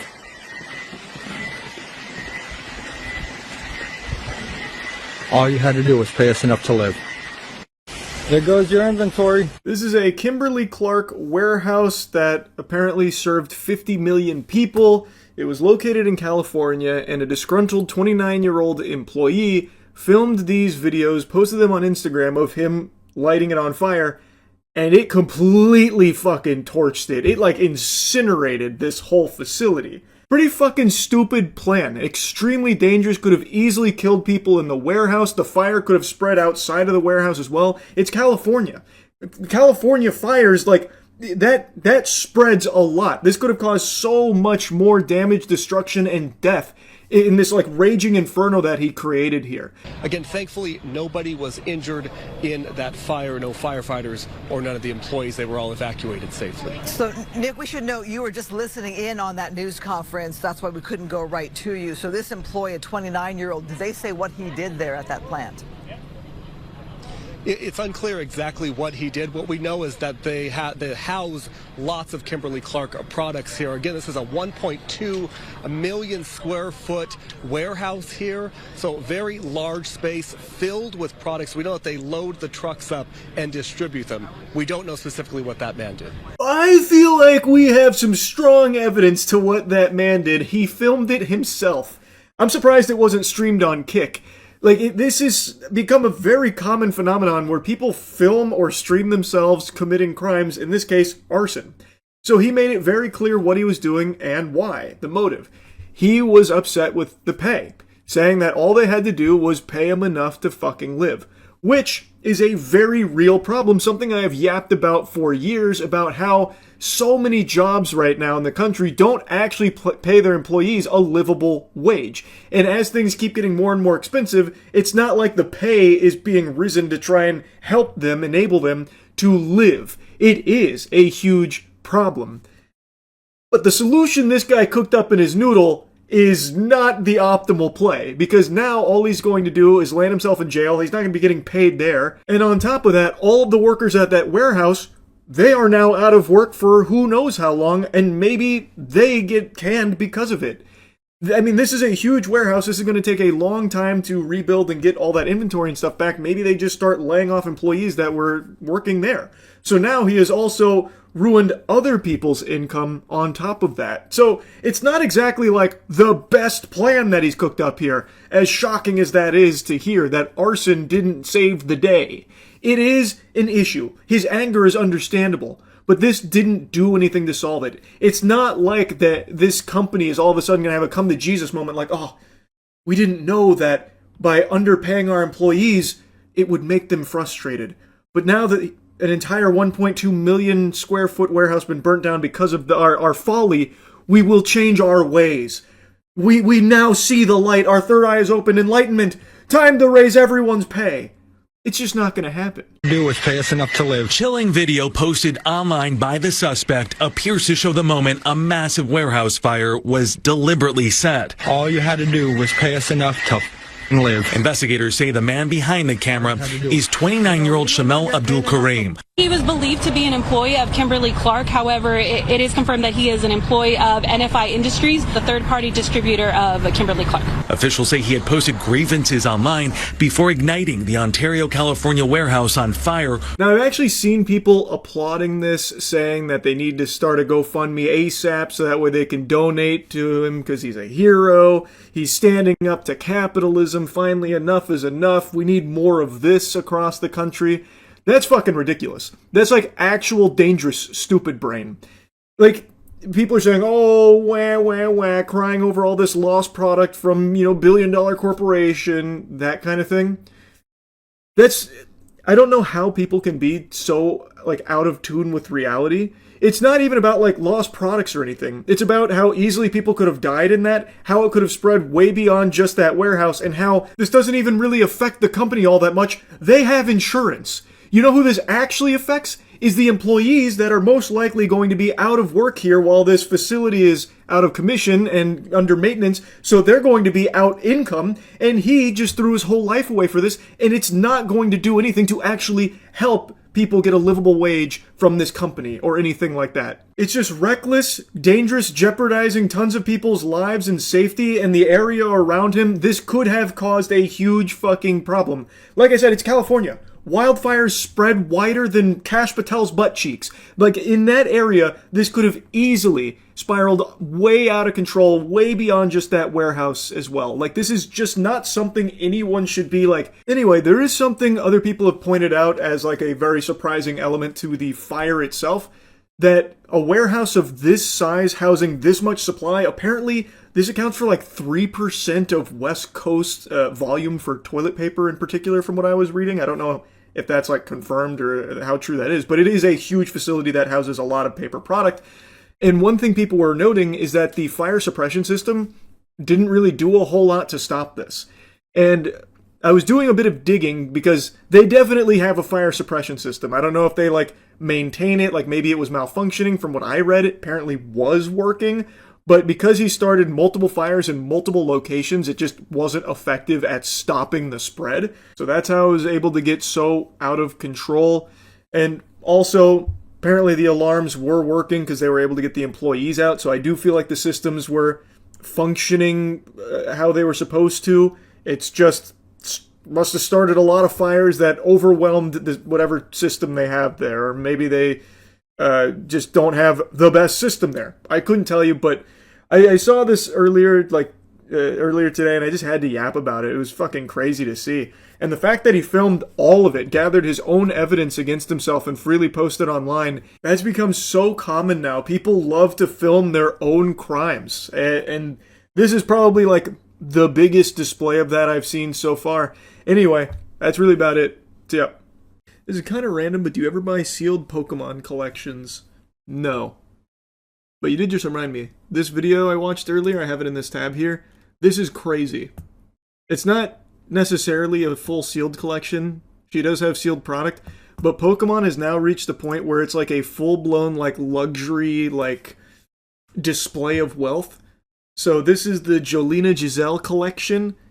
And it's being touted as the largest and most valuable collection. I don't think that's true.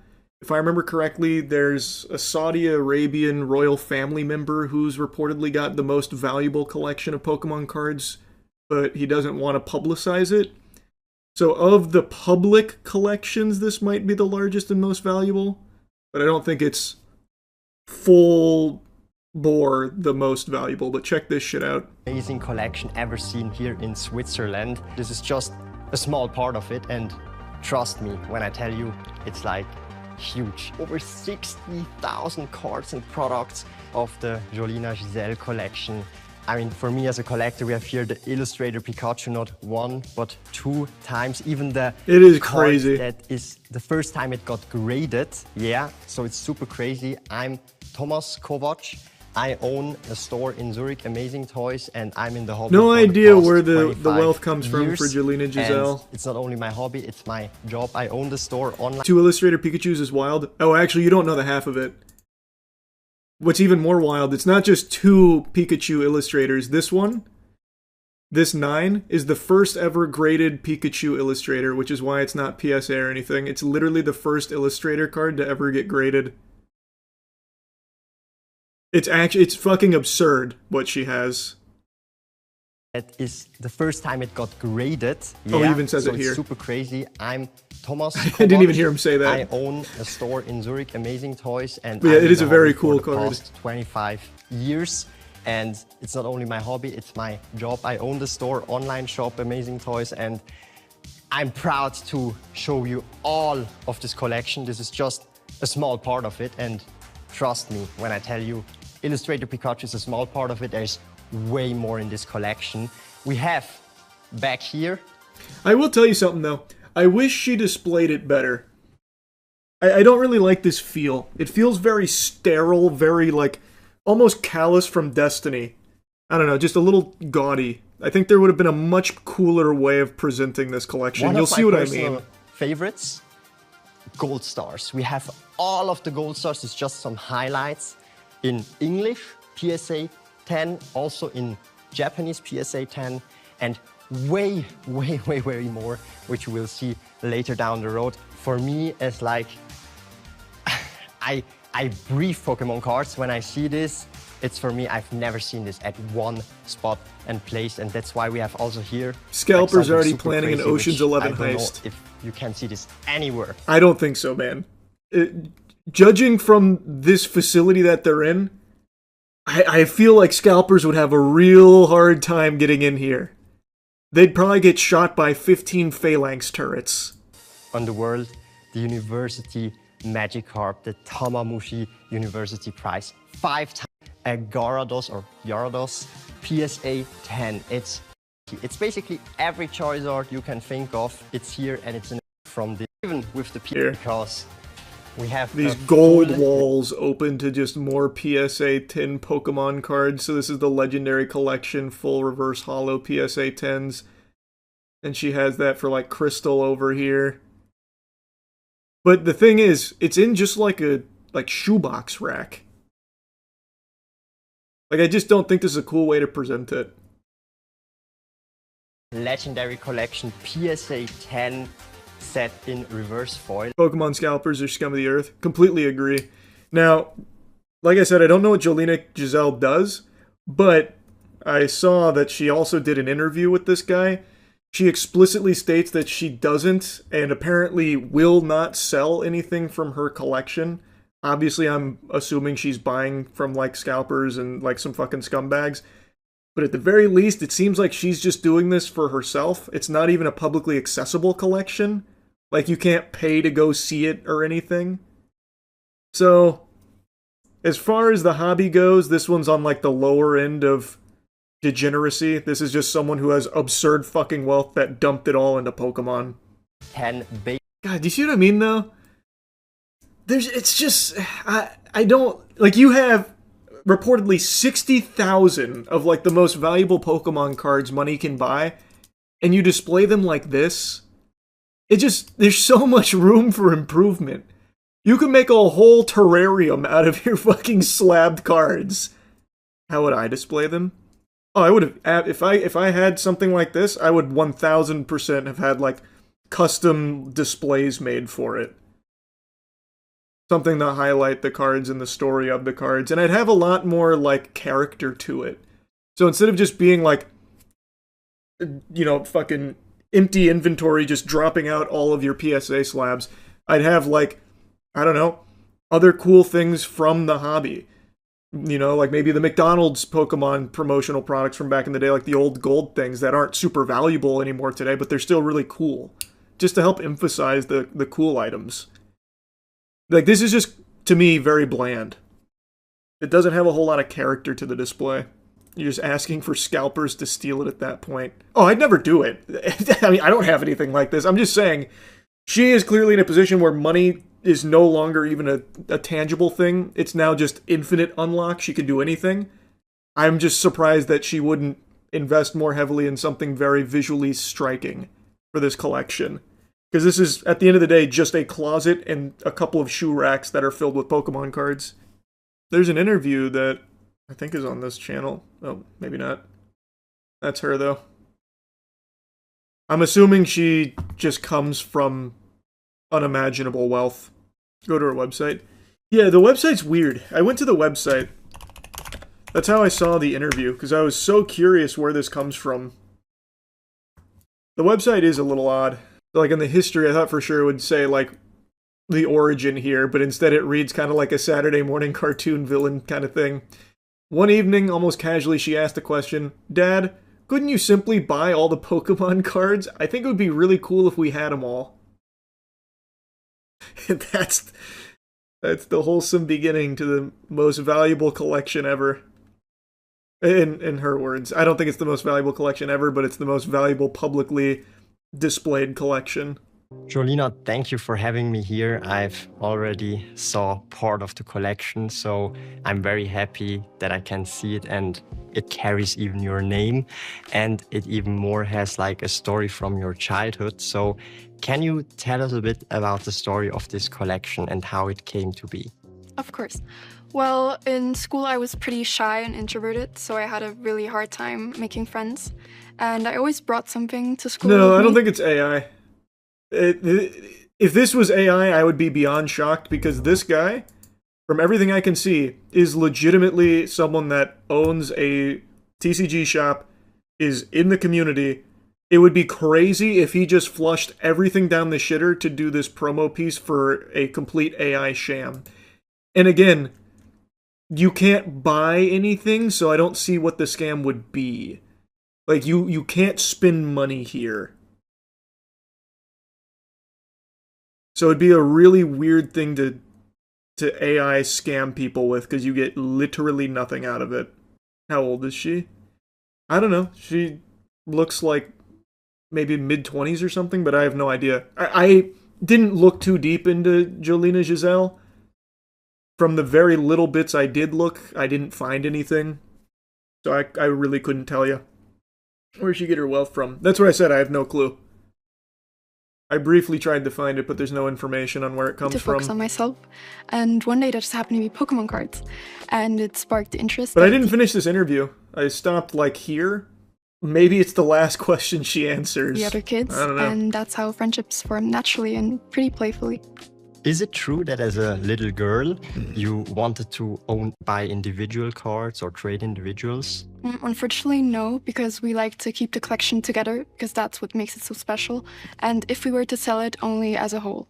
So, and why share it now to the public that this collection exists, which is basically for me also once in a lifetime? We thought very carefully about it if we should go public with the collection or not, but we thought for the 30th anniversary it would be a real shame to keep it hidden, and we wanted to have something for the fans. I mean, I'm a fan, but way out of my budget, unfortunately. If you were ever to sell this collection, what would the future owner of this collection need to bring that you could entrust this to him or her? For us, it'd be super important that the future buyer would know what the collection stands for, because it's so much more than just Pokemon cards. It's about a promise my father made to me and always kept. And okay, that's very silly. That promise is, "Daddy, why not just buy every Pokemon card? Daddy, every Pokemon card, please." I don't know, it's not exactly the most wholesome of promises. That shouldn't really be the story or the message behind it.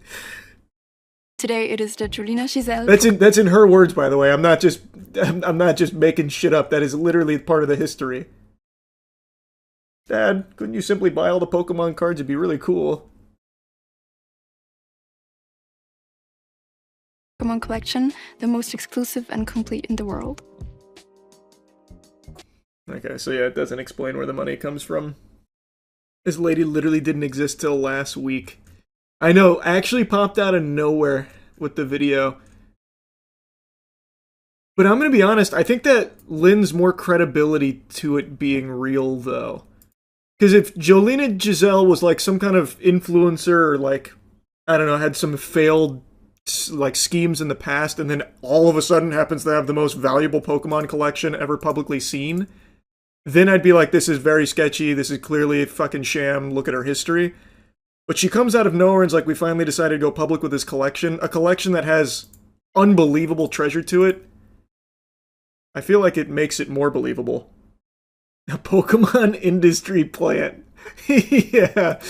Actually, that would be pretty big brain. Because this is very clearly designed, like almost like a Chat GPT template for turning Pokemon into like some kind of Louis Vuitton like accessory, like a luxury fashion type thing.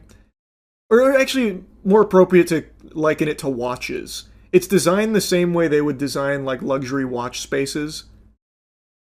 So it could be, maybe Pokemon's trying to make a play like, we need more Jolina Giselles out there with collections like this. How much would you guess the collection is worth? Haven't seen all 60,000 cards, but everything that's visible here, I think it's easily north of 20 million, probably like 25 million. This Pikachu illustrator alone is probably already like 3 by itself, and she's got 2, but this one's going to be more than this, because it's the first ever graded one. I feel like the story is real, she's real. The bigger question I have is, who is her family? Seems suspicious with how secretive it is. I would love to know. Yeah, I'm in the same boat. It's very fishy. There's only like 20-something illustrators, right? Yeah, I don't remember the exact number. It might actually be 20. Let me see.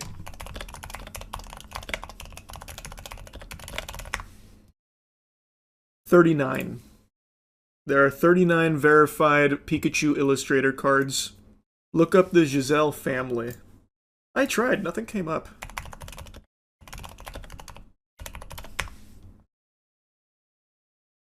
Because like when you look up Giselle, this is what I saw earlier. When you look up Giselle family Sweden, the first thing is Sweden charges man for selling wife to 120 men. And I was like, well, that's peculiar behavior. But it's definitely not her family. I couldn't find anything on the family. The dude on the website posing as a Swiss actor, though. Oh, this guy, who I assume is her husband? Or maybe boyfriend, I'm not really sure. They're Swiss, not Swedish. I thought they were Swedish. Is it Swiss? Doubt this will help us figure out who this family is, but you are correct. Kevin Lutolf is a Swiss model, and that is absolutely him there. He is not a small model either. Wow, actually very popular. Her dad worth at least 500 mil, because ain't no way he's giving his daughter 25 like that if he isn't. Oh, I mean, I think it's very... Brother, that's just the collection alone. This room... Like, just look at this room. This room alone is probably in like a fucking $30 million mansion. Like the chandeliers, the glass...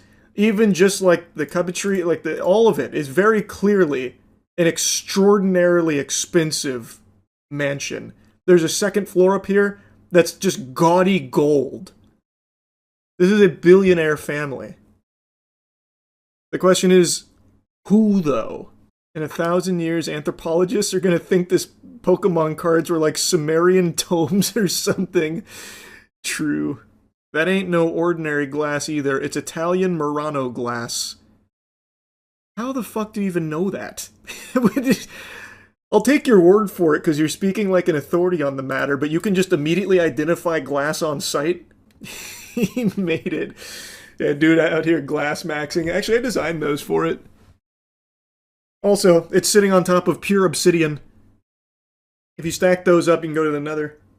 The earliest mention of her Pokemon cards is on his Instagram, February 18th. It's got to be some kind of psyop. What was the mention? Was it like a hype-up thing? Or is it like a... So we just started collecting these Pokemon cards, me and my wife. Like, what is the mention? I mean, I feel like we could probably track it, right? By some of these purchases, these are very low-pop cards. So, this is a relatively new video. I imagine as some of the, like, real OG collectors look at this, they'll be able to figure out who this is. So, like, this Pikachu Illustrator card, I have no doubt you can trace the transactional history of it. Or this PSA 8 Illustrator. These are incredibly low-pop cards. People keep their eyes on these all the time. I'm just not deep into it like that, so I don't know where I'd be looking to find all of that info, but the real collectors know. So you could easily find out if this is some kind of like psyop and these are just like, I don't know, extremely wealthy zombies that are instantly trying to flip this to like a you know, Saudi royal family member looking to expand their collection, or if it is like she says, and it's been like this lifelong journey over 30 years collecting this. Entirely possible they hired him for that shoot. Oh, yeah. Oh, that's really true. Can you come pretend to be like my boyfriend or something for my Jolina Giselle Pokemon collection tour? I'm crafting a fine narrative. That's very true. I didn't think of that either. That'd be so fucking sad. Jolina apparently did an interview on a Pokemon forum where she said the collection doesn't belong to her, it belongs to her father, who wants to remain private. She also said her family's not rich, they've just been collecting cards for over 10 years. Wait, where's that forum? I've got to see that. That's the biggest fucking load of barnacles I've ever heard. Family's not rich, just been collecting for 10 years. Golden Mansion, by the way. Even 10 years ago, by the way, these cards are still hundreds of thousands of dollars. Pokemon blew up recently, but these are still extremely expensive cards 10 years ago. What forum is that from? I want to take a peek. Oh, this is new, too. Oh, is this in response? Oh, this must be in response to the video going up. No confirmation that this is actually her, but I guess still read it. Hi everyone, so sorry for the delay. We've been so overwhelmed with everything, but now I'm finally here to answer your questions. Guinness World Record, would you apply? Yes, technically we could apply. We've decided not to. It's a long process. We also don't want to take a title away from anyone. To be honest, we're also just not that interested in it. What matters to us is sharing the collection with the public, as many collections like this stay hidden for years. Guinness World Records are pretty meaningless anyway, to be fair. I could buy that. Where's the collection from? Is this about money? We're honestly just a normal family from Switzerland. Nope, not true. Very, very, very rich. I don't know why she's trying to pretend otherwise. This collection didn't come from being some super creepy rich family, but from a lot of time, dedication, and consistency over many years. Of course, it costs money, but most of the cards were bought a long time ago, long before they reached the values they have today. That being said, I know I'm very lucky. My parents have always raised me to stay grounded and humble. They both started with very little and worked really hard for everything they have. So for us, this was never about money at all. It was simply a shared passion for Pokemon, and we never expected it to become this valuable one day. So when I first asked my dad if we could collect all the Pokemon cards in the world, I had no idea what that actually meant. I wasn't aware that Pokemon cards could be so expensive. I was just a 10-year-old completely obsessed with Pokemon, and somehow that obsession ended up taking over my dad as well. Why Pokemon? Seems like she's telling the same story that she told in that interview about helping her make friends. About her favorite Pokemon. Okay, here's something interesting. We've had the collection for a bit more than 10 years. And although Pokemon is still huge and pretty emotional part of our lives, we feel like we would be ready to pass it on to someone else. Okay, hold on. That being said, we would only sell it as a whole. A collection like this took an incredible amount of time and effort to build, and we don't want to break it apart. But of course, my own personal cards are something I will always keep, and I'll share those very soon. Alright, now it's looking significantly more fishy. They've had this collection for only a bit more than 10 years. That kind of flies in the face of like collecting it for a long, long time. Again, these cards are still... You're spending millions of dollars to have this collection 10 years ago. Shit, even if you bought this collection 20 years ago, you're still spending millions of dollars on it. These are extremely, extremely rare low pop cards. There's just no way. And it's apparently 60,000 cards. So now it's seeming like they are looking to try and find a buyer for it. Which to me is probably the impetus for why they came forward with this collection video at all.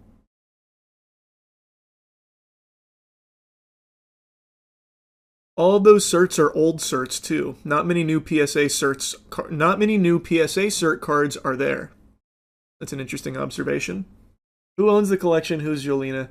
Collection belongs to my family and was built by my dad over many years. I'm Jolina, his daughter, and I never claimed the collection was mine. I've seen some assumptions that I'm a model actor pretending to be a fake daughter, which is honestly so funny to me, but no, I'm simply his daughter. My dad prefers to stay out of the spotlight, so I ended up being the one to share the collection since it all started with me, and that's literally all there is to it.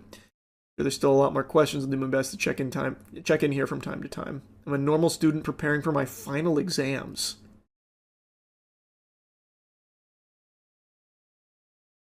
Huh. I don't know what the Reddit stuff is that she's referring to here. You think the cards are fake or just the story? The cards are not fake. I truly don't believe the cards are fake because, again, you can check the certs yourself. It would be very difficult to fake that. Even if you were trying to do like slab switching, it would still be a hard sell. Because you'd have to... For this, it would be noticeable. So the cards are not fake. I do not believe these are fake at all. The story and everything kind of around it, that's where I believe there's a lot of red flags. I like how she claims she never... I like how she says she never claimed the collection was hers, yet it's officially called the Jolina Giselle collection. The people they follow on Instagram range from Logan Paul to Crypto Dudes. If you look at the playlist on the channel, they made an entire short film for this. All very sad. An entire short film. Oh, wow. What?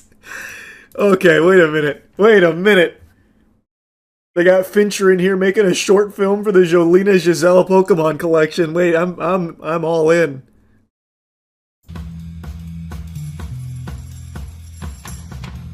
On action.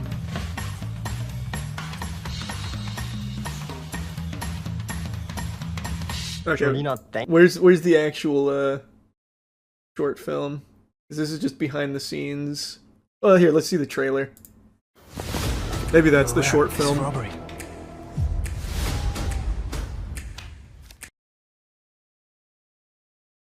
Not rich, by the way. Normal Switzerland family, by the way. I'm all in.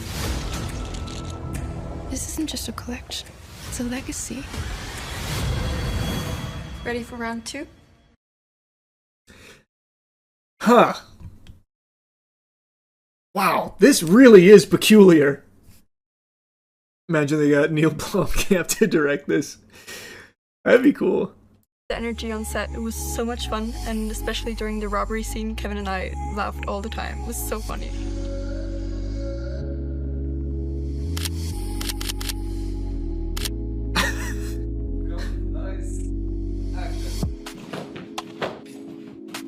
Nice stunt. Good work, Kevin.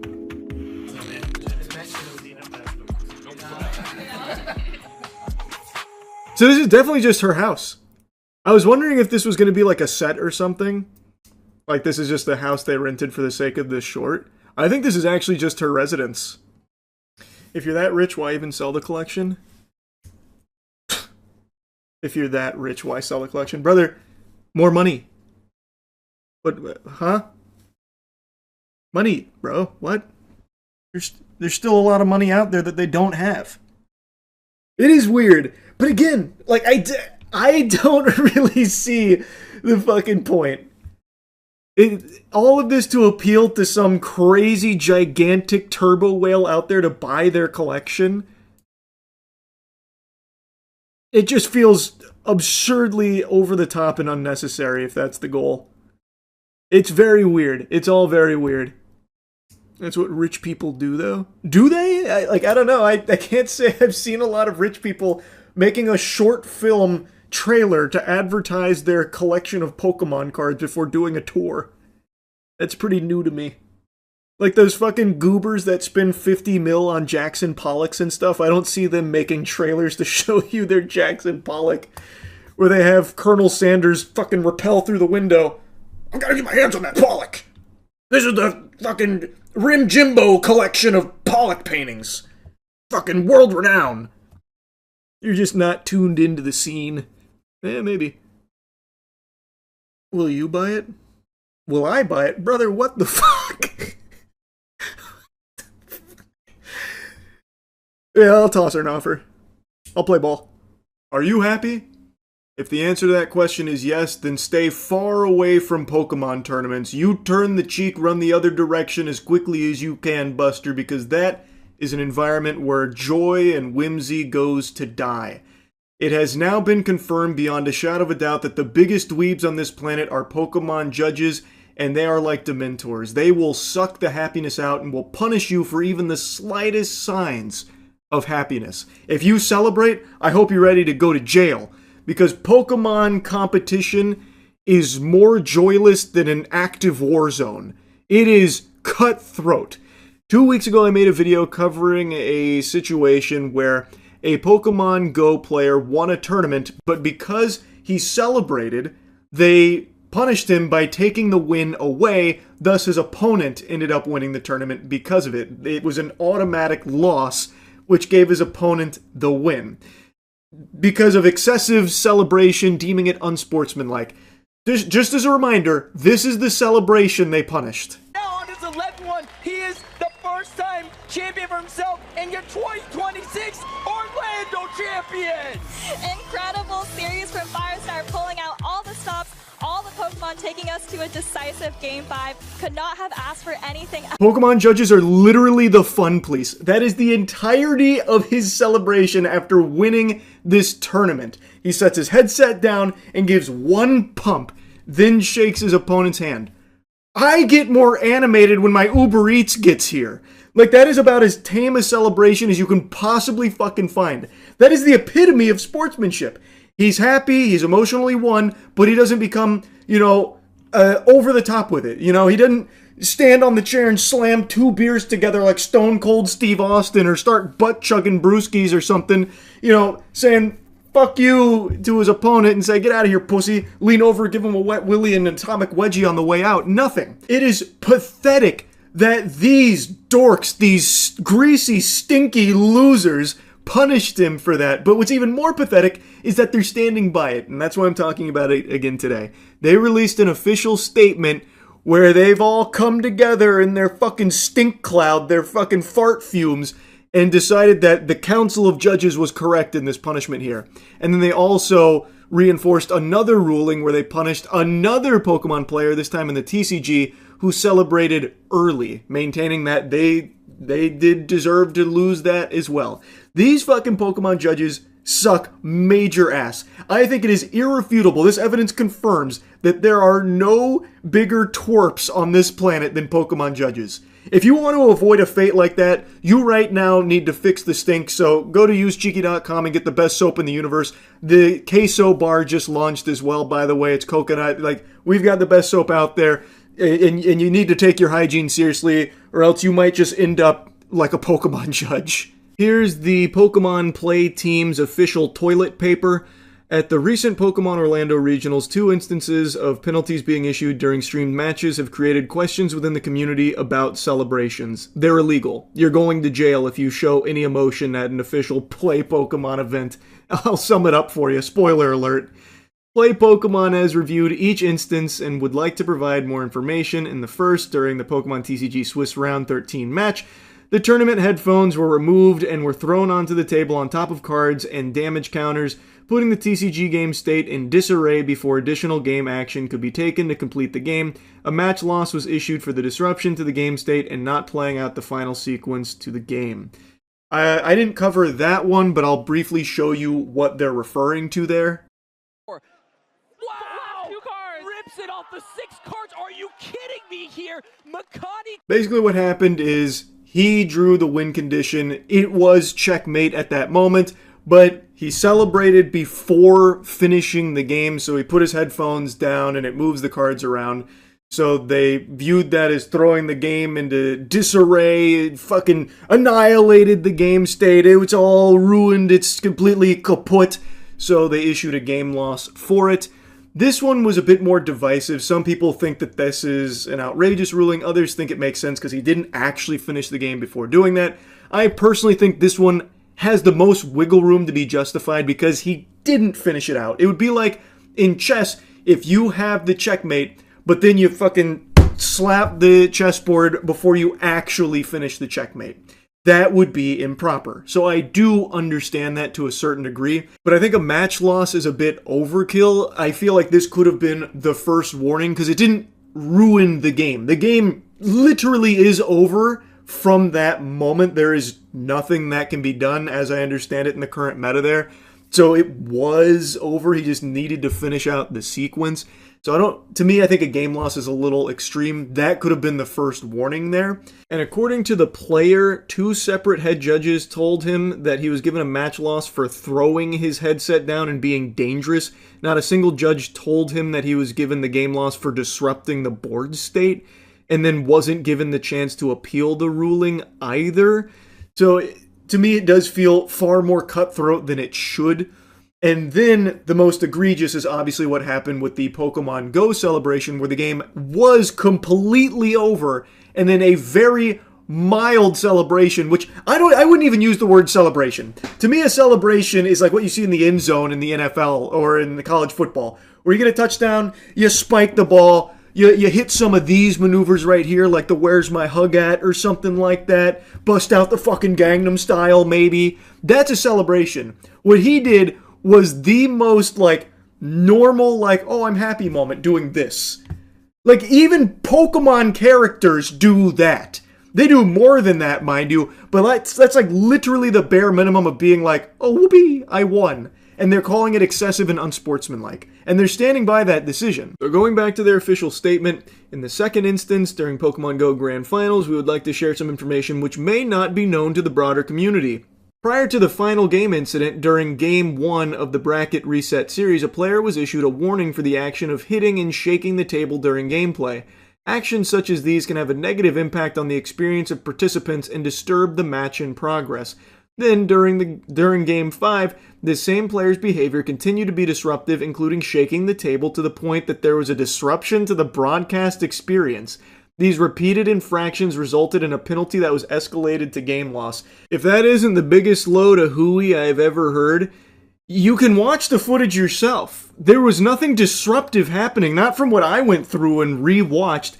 And plus, the game loss came after the celebration. Like, unsportsmanlike, I believe, is what was being tossed around. But now they're saying it was actually because he was shaking the table. It was a fucking earthquake he was having go on over there. We couldn't even get the broadcast going. It was so all over the place. It was a natural disaster, a fucking calamity. We will uphold the decisions made by the judges at this event. Pokemon judges are committed to bringing the best possible experience to our players by preserving the competitive integrity of our events. Yeah, it's in the shitter. It has completely been flushed down the tubes with this, by the way, because you could win grand finals, but you best be completely fucking stoic and silent. Even the slightest iota of a smirk will have that title stripped from your fucking cold, dead paws. They will rip that W from your hands if they see you happy. What do you mean preserving the competitive integrity? You took away the winner's win and gave it to someone who lost. All over them celebrating slightly. Without them and their commitment to play Pokemon, we would not be able to hold events, and it is our expectation that they are treated with the same respect as all people in the community. In the moment of a win, emotions are high, and we recognize that these emotions can lead to energetic reactions celebrating a win, which, by the way, didn't really happen here. It wasn't that energetic. My fucking grandfather, I saw him get more animated when the mailman would show up than I saw from this guy winning the fucking grand finals of this tournament. It wasn't that energetic, mind you. We want to support this authentic positive reaction and not discourage this excitement. Celebrations are not an issue, but actions that disrupt or negatively impact competitive integrity can be. We will continue to listen to the community of players and our judges on how best to evolve our tournament system rules and how penalties are enforced. The Play Pokemon team, they sign it off. Now, Firestar73, the player who had his title ripped from him for his celebration, did make a statement after this official Play Pokemon piece and said, "The incident you are now for the first time claiming was the basis of the decision did not affect the gameplay at all, yet decided the whole tournament." That is 100% correct. It had no impact on the game at all, even if he was shaking the table, which I don't see any strong evidence of him being over there like, you know, the waves of the ocean, moving the table back and forth all wobbly. I don't see anything like that. But none of it affected the gameplay, no matter how you spin it. Section 2.1 requires a clear explanation of any infraction and its penalty, and I was never given this as the basis at all. That is also true. Apparently that was never relayed. There's even a community note that talks about this. Firestar wasn't given an initial warning for shaking the table. This is a major infraction under Section 5.1 of the penalty guidelines, and then it also has something about Makani, who received a game loss for a headset throw and wasn't able to appeal, and Section 433 of the Tournament Rule Handbook allows for an appeal. So they're not following their own guidelines, basically. Which doesn't come as a surprise to me, because it feels like these are complete losers that are power tripping and looking for any excuse to exert their authority here. Did I just catch you showing emotion? You lost now, Buster. Ha! Give that back. Don't you ever show me a smile again. And I mean it. I'm a Pokemon professor, by the way. So cringe, man. Actually so cringe. So they're standing by the decision. Firestar 73... does not get the win that he earned. Also in the TCG space, Makani does not get that win either. They are standing by both decisions there. I think the most egregious is the case with Firestar 73. I think there are no grounds for that. I think that is a complete sham. And I think the community should be very alarmed that this is who controls the events. You best be on your most emotionless behavior in the future of this competitive scene here. The competitive environment of play Pokemon events from this point forward better be quieter than a fucking library. It's going to be like a funeral in there. Not an ounce of joy. So, I guess that's what they're looking for. That's what they're trying to cultivate. This shit's so stupid, man. It's so embarrassing. It's so shameful. Had to yap about it. I had to give you the follow-up. That's really about it. So, yeah. It's 5 a.m. I got a butt full of poop, but I cannot peel myself away from the computer to go take care of that business. I'm refusing nature's call, and it's not insomnia that's keeping me awake right now. We are in the middle of what I believe to be an actual big development here in the Epstein case. CoffeeZilla just made a video talking about this, as well as giving instructions on how you yourself can get your hands on this latest dump of documents that wasn't supposed to go out yet, but had been accessible to people savvy enough to get their hands on it, and now it's been disseminated. And these are some documents here that I imagine they were probably going to do a little bit more to hide some names and hide certain elements of, because, whoo-wee, boy howdy, I imagine Trump and a lot of the elites are doing this right now. Yeesh. There is some big stuff in here, and I'm not saying that sarcastically this time around. Yes, the vast majority is still like hundreds of pages of completely blacked out, redacted garbage, like it's completely useless. But some of them that they didn't get a chance to go through and just, fucking banish to the Shadow Realm has eye-opening stuff that directly contradicts a narrative that the government's been running with for a while. Here's what that looks like. It's volume 8 of the files, but you can see right now that they've only released 7 data sets. And so myself, the guys at Jmail and the guys at DropSite, we've been investigating this. I've partnered with them to kind of look at some of these files, and they got access to volume 8 early. You would just type it in the URL. It wasn't like indexable on search, but you could just type in the specific URL and it would just come up. You could download the entire zip file, and that's what we did. Before anyone tries to cry foul questioning the authenticity of these documents here, this is the actual volume 8.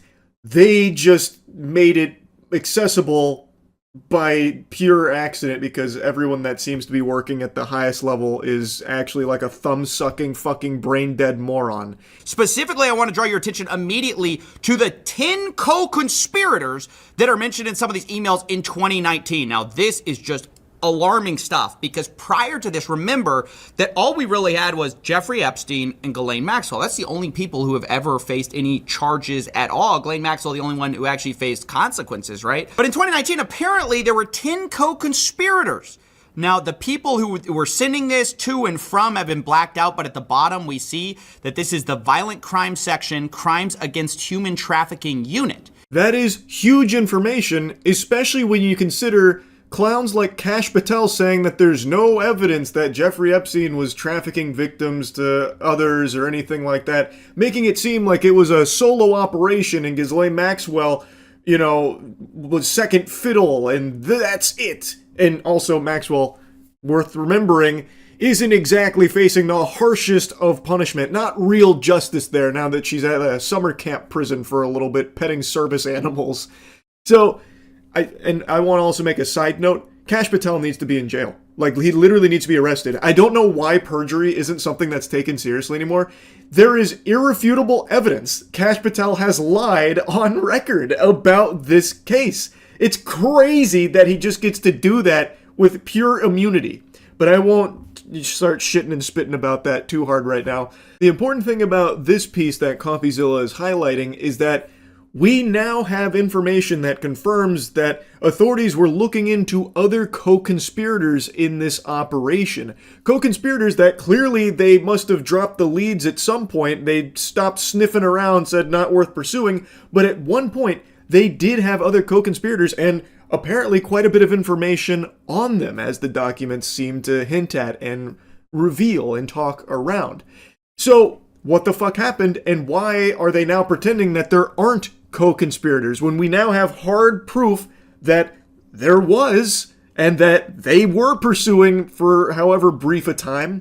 And additionally, some of the details on this are revealed later because we see this subject line. It says co-conspirators at the top. And it says, blank does not need to head out. We made contact with blank last night in New York City. Blank last night in New York. Contact was made with blank, blank, and blank. By the way, I love how these potential co-conspirators are people who are being blacked out. Like, why? I thought the whole point of this was you couldn't redact people for personal information reasons or for public embarrassment. You could only redact on the basis of it being a victim. And I'm not sure how these people could possibly be victims here. Epstein Files Transparency Act prohibits redactions, quote, on the basis of embarrassment, reputational harm, or political sensitivity.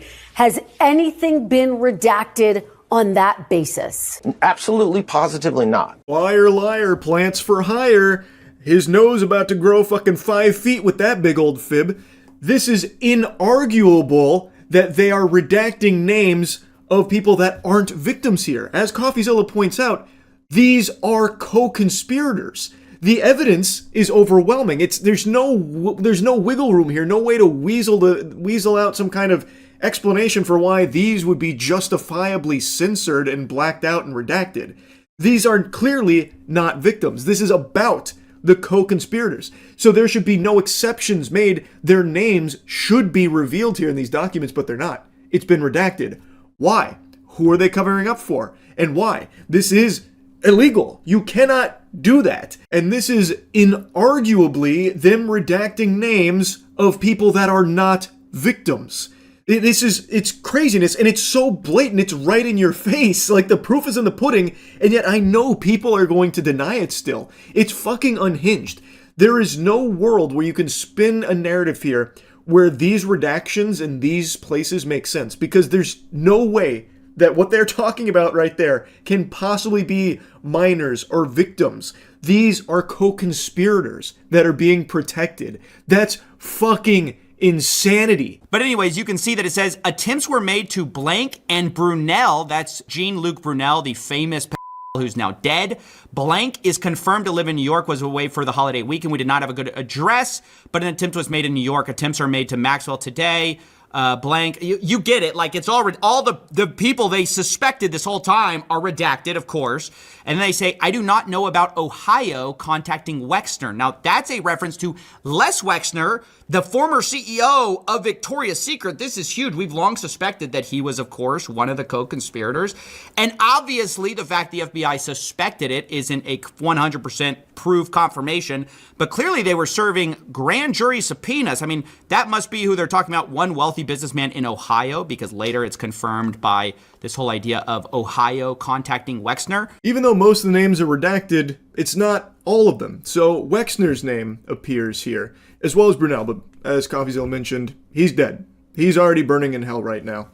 But Wexner, this was someone that they grand jury subpoenaed, seemingly, and I don't think I've heard a peep about any kind of consequences or justice being served over there, or any kind of like pursuit on analyzing his connections here to all of this, even though he is here in one of the emails here about being a co-conspirator. What happened there? The well ran dry or something? Like, it turns out he was completely innocent? That seems kind of hard to believe. That'd be a surprising, shocking twist, more so than a fucking Darman video. I don't know about that. That seems a little fishy. And again, why are other names here blacked out? Why are co-conspirators being protected? Why aren't their identities being revealed? Food for thought. And you can see at the bottom, this is from the FBI New York. When you get a chance, give me an update on the status of the 10 co-conspirators. This is really bad to know that we knew as early as 2019 the right people to target, and yet our FBI, who's had evidence of this the entire time, or leads on it, has declined to prosecute, right? Because this is what the FBI now tells us. Oh, don't bother.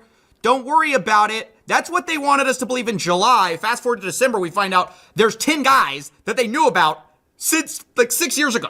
It's insane. It is insane because their position has been like, oh, there was nothing actionable in there, so, stop asking us. Just pipe down. We're busy covering shit up. Stop asking questions, has basically been the philosophy. Our hands are tied. There was nothing. It's all a hoax. Actually, no, the files are on Pam Bondi's desk. No, the files don't exist. It's all a hoax. Wait, actually, here's a ton of fucking files. Nothing's actionable, though. And according to Kash Patel, it was just Jeffrey Epstein. Nobody else. Why? It doesn't go deeper than that. That's it. Case closed. It's a fucking mess. It's a complete circus. And now that we have this kind of information out there, it's even more sickening to know that they are just blatantly protecting these pedophiles, these evil, evil people that engaged in unthinkably heinous actions. They are still getting away with it. And they know, and have known since 2019 apparently, that there are others out there, still at large, and are just not doing anything about it, and would instead rather lie, saying, oh, there's nothing actionable or anything. Yeah, there was really nothing in there at all. In fact, it was all make-believe. In fact, Jeffrey Epstein was never real in the first place. Jeffrey Epstein was the friends made along the way. What are you guys talking about? It's so absurd. It is downright diabolical. The corruption is so blatant, it is right in your face. And even when we are getting drip-fed the tiniest tiddlywinks of information about this case that have been heavily redacted, mind you, we are still seeing just how depraved this is. There is so much evidence that they can't even sweep it all under the rug. We are still finding just how bad this is. Now just imagine what they're keeping from you and covering up and what they've already probably burned and fucking snapped out of existence. And imagine if they actually did follow the rules here and only redact victim information. Just imagine how many people we could point to as blatantly corrupt and needing to be thrown in jail. For the last 6 years, having this kind of information and not acting on it. And to this day, having so many people in the highest levels of government denying its existence and trying to pretend that it's all fucking phony baloney, make-believe, dirty barnacles, horseradish, it's a hoax, it's not real, that kind of thing. Can you imagine if this information did actually properly release with only victims' information redacted? Even over here, we see that in one of the lawsuits, I believe this is with Maxwell, the government actually wanted to refer to people at trial as co-conspirators of the defendant, aka Maxwell, for the purposes of a rule. And then they say Jeffrey Epstein, and then there are two names listed there who are going to be listed as co-conspirators. Again, who are those people? We were told that the only co-conspirator now is Maxwell, and if you don't believe that, you're crazy, you're a conspiracy theorist. But back in 2020, this was an idea not just promulgated by wackos, it was promulgated by who? The FBI themselves, the Department of Justice. Look at this. Co-conspirator question transcript. This is from USA NYS. They say, question, when Jeffrey Epstein died, a lot of people asked, who's next? Is the government going to hold people who are accused of helping him recruit these girls? Are they going to hold them accountable? And then the answer is, well, I'll note that the original charges against Jeffrey Epstein contained a conspiracy charge, and we allege that there were conspirators involved. Jeffrey Epstein couldn't have done what he did without the assistance of others. And I can assure you that our investigation is moving forward, except I guess not. Yeah, that investigation hit a brick wall. That investigation went off the tracks and fell into a fucking nitroglycerin facility and just blew up because that shit has not been pursued clearly.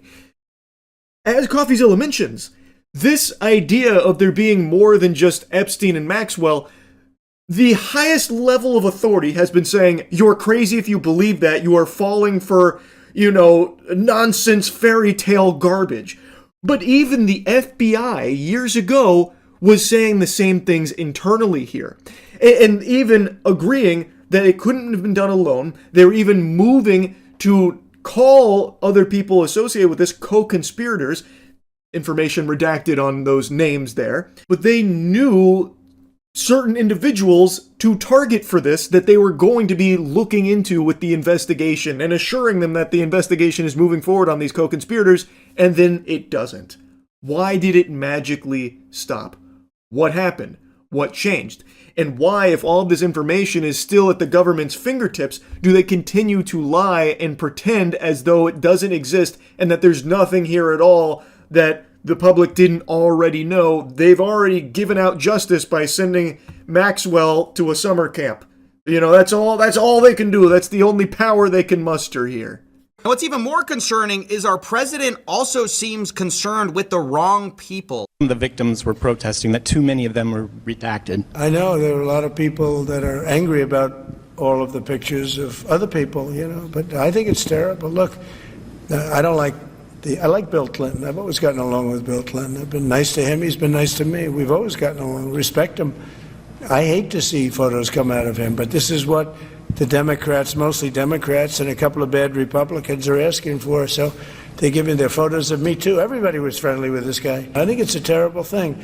I think Bill Clinton's a big boy. He can handle it. But you probably have pictures being exposed of other people that innocently met Jeffrey Epstein years ago, many years ago. What an interesting perspective. That is a fascinating thing for him to harp on so much about, well, we got to think about all the innocent people that met with Jeffrey Epstein. That's what we should be focusing on, and how damaging and how traumatizing this must be for them, those innocent people that hung out with Jeffrey Epstein, all the lawyers and bankers and all of them. Heart breaks for them. Bill Clinton, I can't believe he got wrapped up in this. Love that guy. This is a crazy set of circumstances. He's a big boy, though. Side note, Bill Clinton apparently just put out a statement this afternoon saying release the entirety of the files. So Bill Clinton's like, just do it, pussy. That was a crazy plot twist I certainly didn't expect, because I can't imagine a world where Bill Clinton isn't also wrapped up in this shit. I think that guy is beyond guilty. I bet he had a whole fucking lodge named after him on Epstein's Island.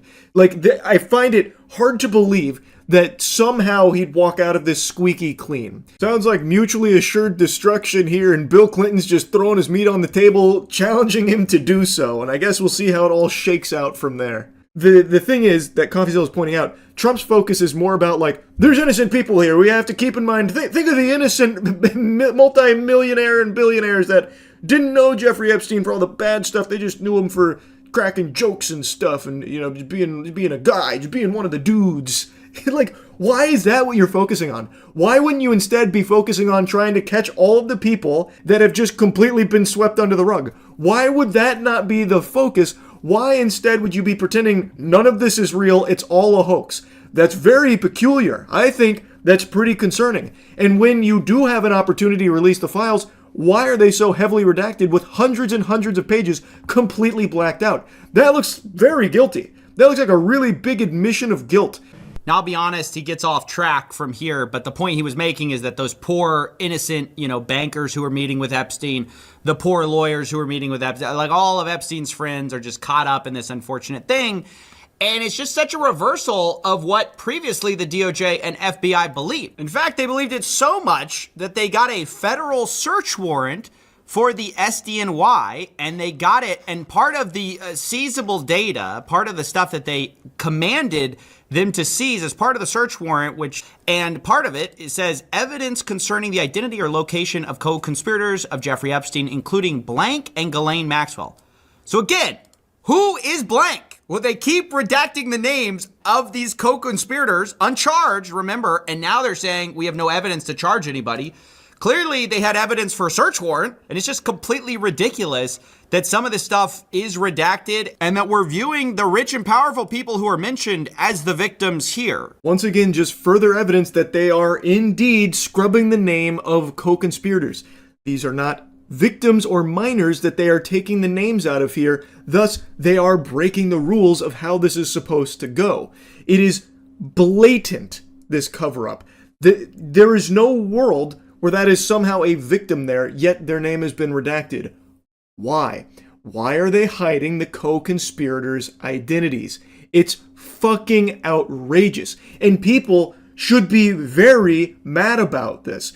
But I have no doubt, again, it's 5 a.m. right now, so I haven't seen like the full response to all of this now being out there, but I know there's going to be people that are butt-chugging the Kool-Aid to such an unbelievable degree that the delusion has fully taken hold that they're going to go through these mental gymnastics to explain why, actually, there's nothing fishy going on here. This is totally normal. They did everything by the book, and you're making a mountain out of a molehill. Clearly the most transparent administration in American history at work here, obviously.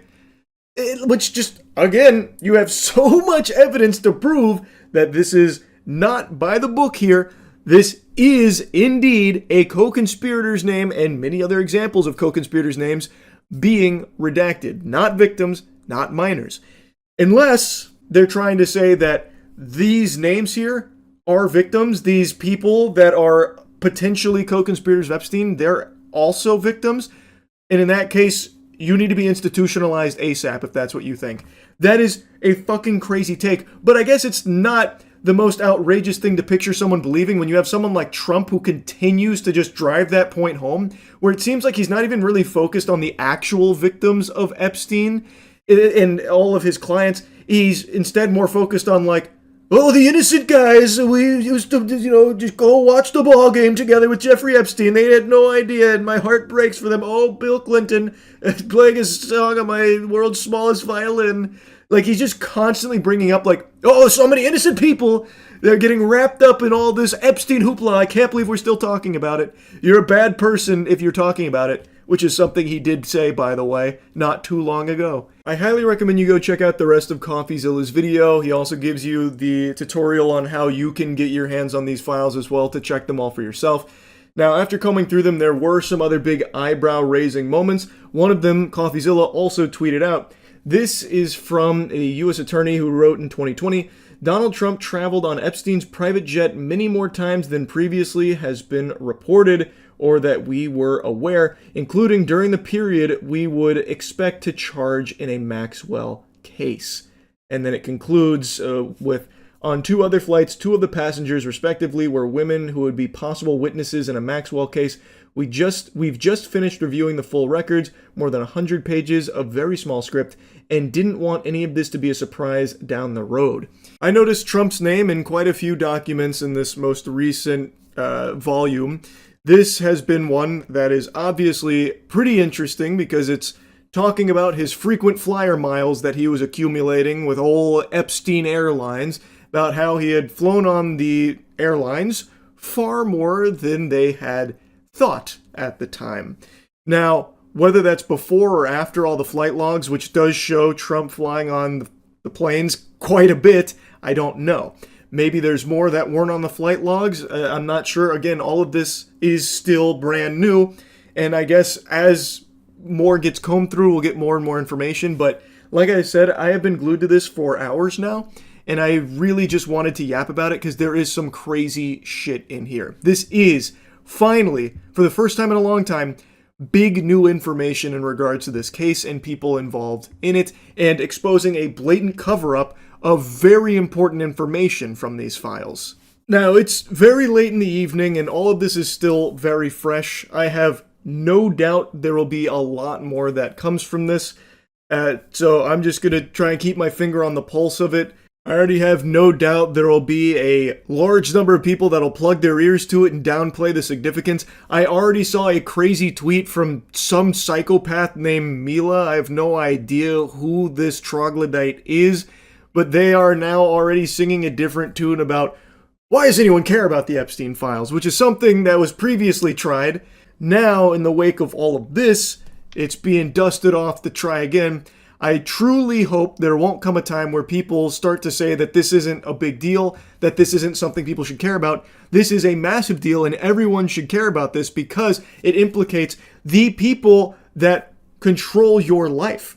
The people in the highest level of power in this country that are actively making decisions on your life and how everything unfolds in this country. And if the people that are in these positions are these evil pedophiles that have been getting away with these crimes, then there's a huge problem there. They need to be held accountable and face justice. You shouldn't want to be ruled and controlled by people that were Epstein clients. Like, I don't know how insane people have become recently, where now they are with a straight face trying to say that Epstein isn't something you should care about. Get over it. That blows my mind. Mila Joy, I suppose, gets her joy from the suffering of children and does so with a big smile on her face. She doesn't care that children were being trafficked and raped by potentially the most powerful people in this country. She doesn't care. She doesn't want them unmasked or thrown in jail. She couldn't care less about that. That's pretty fucking unhinged, Mila. All I can do is cross my fingers and hope and pray that there's not a ton of people with a poisoned, smooth brain like she has. I am hoping there's sensible people out there that are seeing all of this unfold in real time and finally having that come to Jesus moment, that eureka moment of, wow, there's something very, very bad afoot here. But anyway, I'll stop yapping about it for now. I guess we'll see what else comes from Volume 8 here of the Epstein Files. Huge hats off to everyone that played a role in helping preserve that initial dump of these files, because I have a sneaking suspicion when these are officially released, when they pop up again, they might not be in the same state. I'm thinking there might be further redactions to them. It's just a hunch. I guess we'll see. Anyway, that's really about it. See ya. If you're watching this, then I'm already dead. In fact, cards on the table, Charles White passed away 30 years ago, and what you've been seeing is AI working the corpse like a puppet, Weekend at Bernie's style. Grok, put Charles in a bikini. This concept actually isn't that far-fetched. There's been a lot of discussion over the last 24 hours about Meta's patent on AI that can run a dead person's account, continuing to post and chat on their behalf, and even replicating online behavior and video calls. It can do messaging and video calls. So even though the person is deceased, their online behavior will carry on as if nothing is wrong. So if someone did just mysteriously die, from a fucking fart overdose or whatever, you may never know, because AI could then just assume control of the account and continue to post as though everything was fine, even doing video calls. It is a terrifying idea. And it's not that new. This is actually something I talked about quite a while ago, because they have tinkered around with this idea for a while about what to do when someone either abandons social media or dies. Because in both of these camps, that's a problem for the social media platforms, because now they're down a user. But with AI, they don't have to be. They can continue to have the idea of a user. So the filing was granted in December, but submitted in 2023, and the language model can replicate a person's online behavior using their past data, which, again, I think everyone is privy to. I think everyone knows that AI is constantly studying your shit and will do its best to put on your fucking skin suit and pretend that it's you if given the directive to do so. As reported by Business Insider, this includes posts, comments, chats, voice messages, likes, and other interactions, allowing the system to respond to content, publish updates, or message other users in a way that mirrors the original account holder. According to the patent, the model may be used for simulating the user when the user is absent from social networking system, including cases where the person is on a long break or deceased, and the filing notes that the impact is much more severe and permanent if the user has died and cannot return to the platform. What a delightful idea. So if you're taking a long break from social media, don't worry. AI can just take over and replicate you. So that way everyone can continue to get your fucking silly, goofy updates and, think everything's all sunshine and rainbows for you. You don't have to worry. Even though you're taking a social media break, why not post through it with the power of AI? Or if you're dead, why not let AI become you online? That seems like a great idea. And this kind of pitch, again, isn't that new.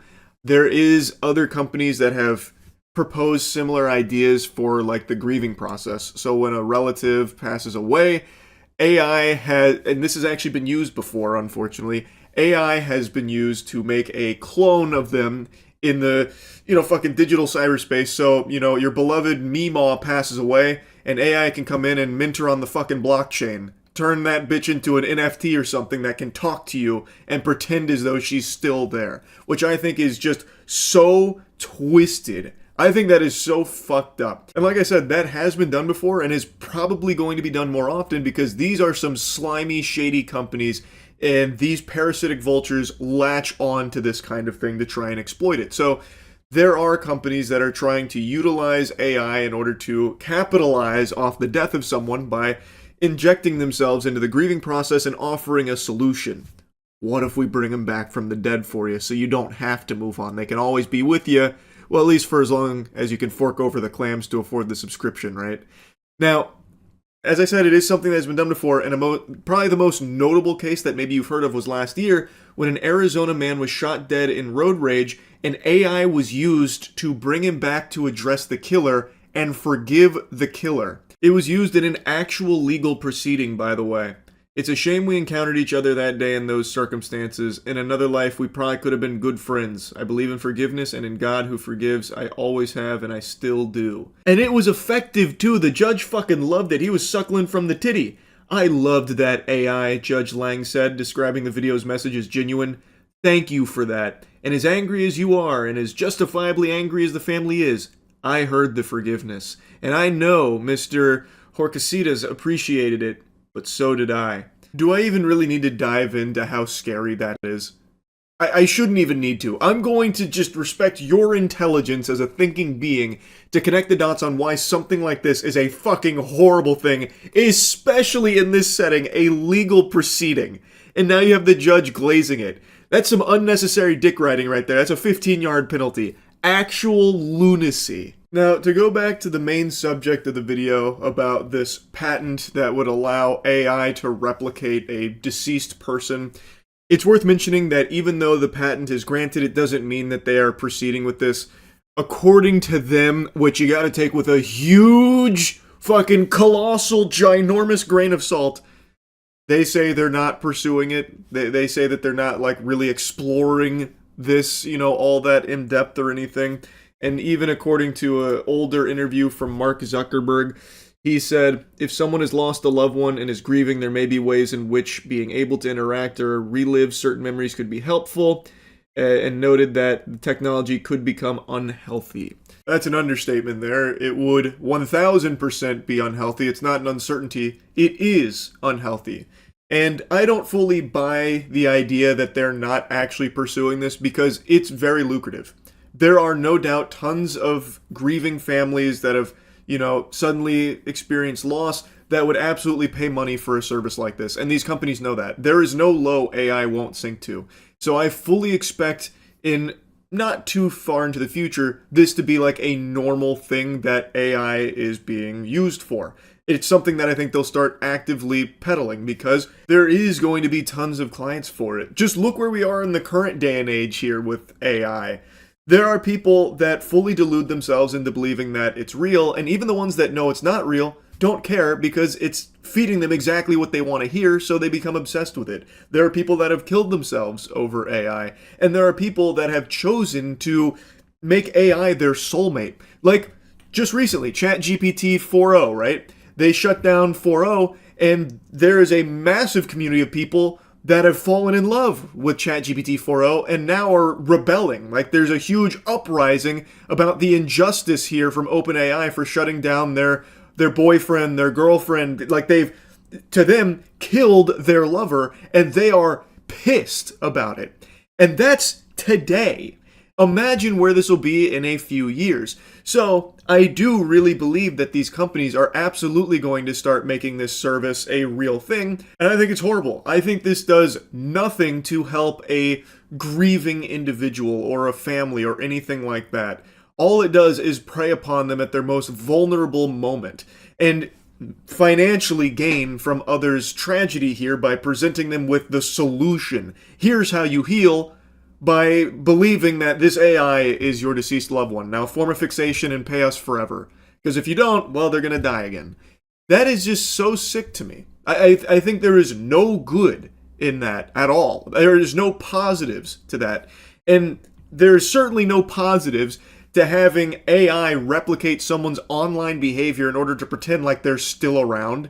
That's so fucking stupid. And if you want to go a step forward, it can be used as an incredibly diabolical tool. Like, let's say, for example, you know, a chemical outbreak or something leads to the death of an entire, small town.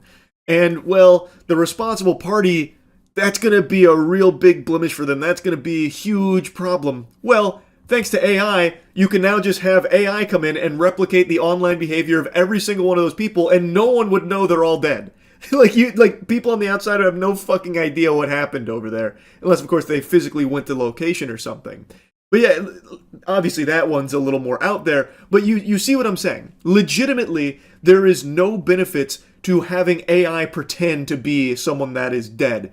To pretend like they're still alive and posting and doing video calls and chats and interacting with online content, posting their own content. That shit is just terrible. There is nothing good that comes from it. And even though they say that they're not actively pursuing it, I still think they eventually will. They have the patent for it. I imagine they'll probably start moving on it if they're not already. Anyway, just wanted to yap about this a bit. That's it. See ya. The nightmare finally ended. One Punch Man Season 3 just concluded, and it actually went out on a decent note. The final episode of Season 3 was one of the better ones of the season, which isn't saying a lot. That's like saying your most recent fart was the least stinky. Not to say that it was like an all-around bad episode or something, but it was such a horrible season that even like a decent moment just feels very sad still. Unfortunately, this season was a wash like 6 episodes ago. It was just dead, and there was nothing they could do to save it. They couldn't get the defibrillator out and shock it back to life or anything with a great episode. Not that a great episode ever came, but with the Saitama vs. Orochi fight and Flashy Flash fight, those two were definitely the best moments of Season 3, and they do show that the animation team here does have the capability of delivering quality at least the same level as Season 2, but due to whatever unfathomable degeneracy and greed was happening behind the scenes with Bandai, where they refused to give the team any real time or money to flesh it out and deliver something of high quality, we were left with this fucking hemorrhoid of a season. And they're threatening to release a part 2. So there's an official announcement, as far as I can tell, an official announcement. Maybe this is all like a big out-of-season April Fool's joke, who's really to say at this point, where they're announcing a Season 3 Part 2. Now, it's slated to come out in 2027, which means that should be 2 years of being able to cook this season, which is significantly longer than reportedly the team had to work on Season 3 Part 1. From everything I've read, even though it took 6 years between 2 and 3, the actual animation didn't really have all that long to bake. So that gives me a small glimmer of hope that maybe Part 2 will be a significant improvement and get back to what JC Staff was able to deliver with Season 2 at least. That being said, the official poster that was posted for it is literally the exact same one that they made for Season 3 Part 1 2 years ago. They just flipped the PNGs around. If you could have seen my face when I saw that poster, I was sporting the biggest frown you've ever seen. Not even the Grinch could find a way to look that miserable when I saw that. Because that's...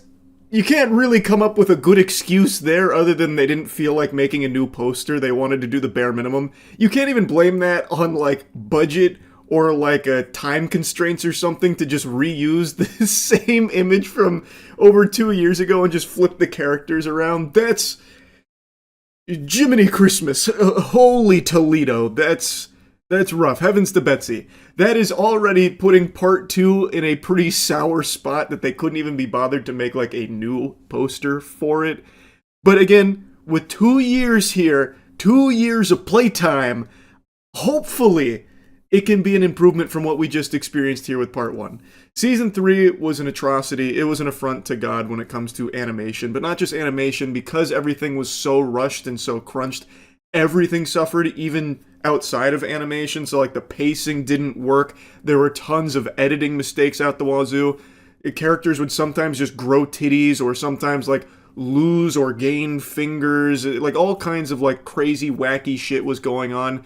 And then like the humor would fall flat because it was edited so poorly and cut from like the joke away from the punchline then back to the punchline. It was just a complete disaster. So while the animation did look like a PowerPoint and it's the main thing people criticize and spit on, it had even more problems than just that. The whole season was pretty embarrassing to what the source material had provided. Again, I don't want to just keep, barking up this tree, but I cannot express enough just how good the One Punch Man series is. The manga is extraordinary, and to see an adaptation like this that is clearly rushed and half-baked, it just sucks. And it's why it's become such like a big talking point for a lot of people, because people cherish season 1, and even though season 2 wasn't as good as season 1, in hindsight, we didn't know how good we had it then, I guess, because this has just been terrible. Absolutely terrible. And even if you don't know anything about One Punch Man, just watching season 3 is not enjoyable. There's not a whole lot to like about it. And again, I want to strongly reiterate this for the millionth time. I don't put the blame solely on the shoulders of JC's staff for this catastrophe of a season. I think with the couple of decent moments shown here, it proves that there are passionate, talented animators working at that studio. I think the problem comes from a higher level. The fucking husks, the soulless corporate zombies in suits at Bandai that are so against putting any amount of actual money and elbow grease into this property, and reportedly only giving them like 6 months worth of production to shit out season 3 here. It seems like they're committed to delivering the cheapest, laziest, and most bare bones anime adaptation just to cash in on the goodwill of the One Punch Man name. I don't understand why, and I honestly feel like even though the release date is 2027 for part 2, I wouldn't be surprised to learn that they don't start production until like January 2027, and it comes out in like October of 2027. It really wouldn't even have me raise an eyebrow. That seems to be Bandai's MO right now. Like, I wouldn't be shocked if they fucking put a padlock on the JC Studios office doors, preventing them from even thinking about working on One Punch Man Season 3 Part 2 until they permit them to do so 6 months before it's supposed to air. They just seem fully committed to delivering trash with the One Punch Man name. Bandai is. It's just extremely disappointing because it doesn't have to be this way. It's pretty inexcusable from Bandai's side. And admittedly, I am shocked they're even going for another rodeo here. I thought for sure, based on the reception to Season 3 and how it's become a historically trash season in anime history, I thought they would 100% just wash their hands of One Punch Man, be like, alright, well that didn't work. Seems there's no pleasing any of you. You didn't like Season 3? We spent all of $46 on it. Well, that's the best we can do. Ungrateful. Sorry, no more One Punch Man anime, I guess. Go fucking, drink toilet water for all we care. I thought they were just going to be done. I thought there was no chance. I thought they'd just bury their head in their ass, call it quits quietly, no more One Punch Man. But they immediately, after airing the final episode, have a part 2 ready to announce. I can sniff the fumes in the air that this was probably always the plan to try and milk it a bit, but I don't think they expected how poorly the first part would be received before they, really, lat spread and lock themselves into this path here. But who knows, maybe Christmas miracles do happen. This is going to sound like fanfic and a lot of dangerous levels of hopium, but maybe Bandai learned their lesson here with part 1, where they realized that they can't just, plop out any amount of garbage and people will swallow it with a smile on their face and endlessly support it and spend money or whatever. Maybe now they'll get the message and learn that they need to actually put real time and resources into developing something meaningful. Anime is bigger than it has ever been, which means there's far less leniency from the audience to just stomach trash to this degree here, where it's almost insulting to the human eye. There are just so many other things, they'll just go watch something else. It's not like Pokemon fans, where no matter how shitty the Pokemon game is that comes out, they'll still just play it, swallow the shit with a smile on their face. Here, people are a lot less receptive to that. They'll just go watch something else and drop this because it's just not very good. It's just a stupid decision across the board, even from a business perspective of trying to save a couple of doubloons on the bottom line by giving them no time and money to make your anime. you just stand to lose more than you could ever possibly gain there. It's just silly. Especially for something like One Punch Man, where there is only 3 seasons in the last 10 years. They haven't built up like the brainwashing like Pokemon has, and I know I've already made this point before, but I think it's an apt comparison, where people will just watch it no matter what. With One Punch Man, a ton of people dropped it because it was shitty. The only people that stuck with it are masochists and fans that just couldn't look away from the train wreck. They had to watch how their boy was being massacred here with season 3 of a beloved IP.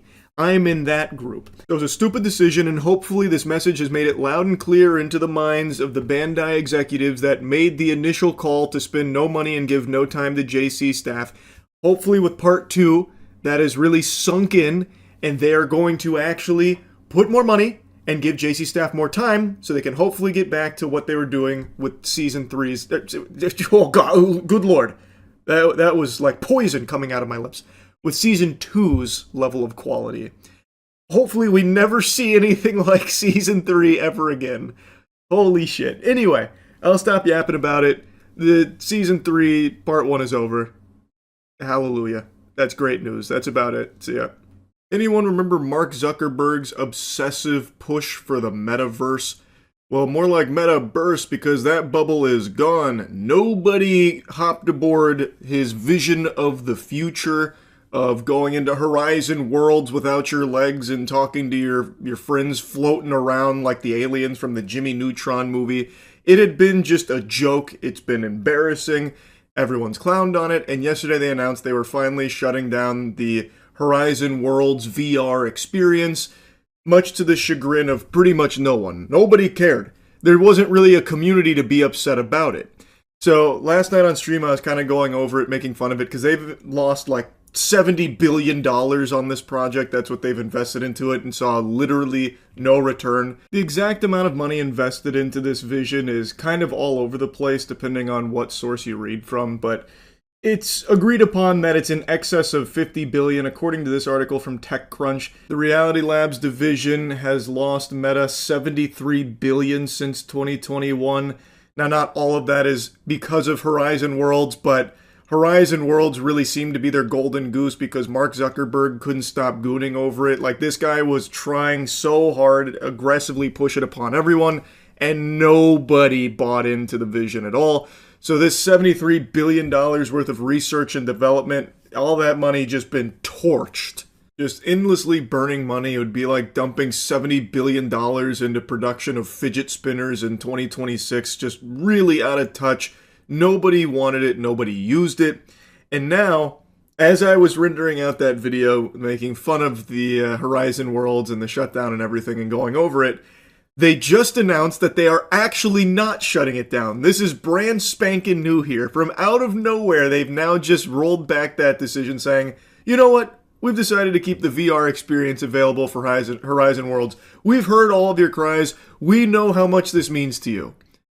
And to me, that sounds like one of the surefire signs of psychosis, because even the few people that went into Horizon Worlds actively made videos on YouTube going like, yeah, this makes sense. I see why they're shutting it down. There was really no reason for them to keep it going. So even their handful of users on there were like, yeah, they really should pull the plug on life support here. You know, it doesn't really make sense why it's even still around. And it doesn't. Like, they've lost so much money on this, continue to lose so much money on this, and now they're like, okay, we see that this means a lot to you, so it's time that we just keep losing money on it. It will stick around in VR. Let's take a look at their statement. Meta's CTO Andrew Bosworth said that VR support for Horizon Worlds will not come to an end. We have decided just today, in fact, that we will keep Horizon Worlds working in VR. Yippee! Wow! I can't believe it! Our prayers have been answered!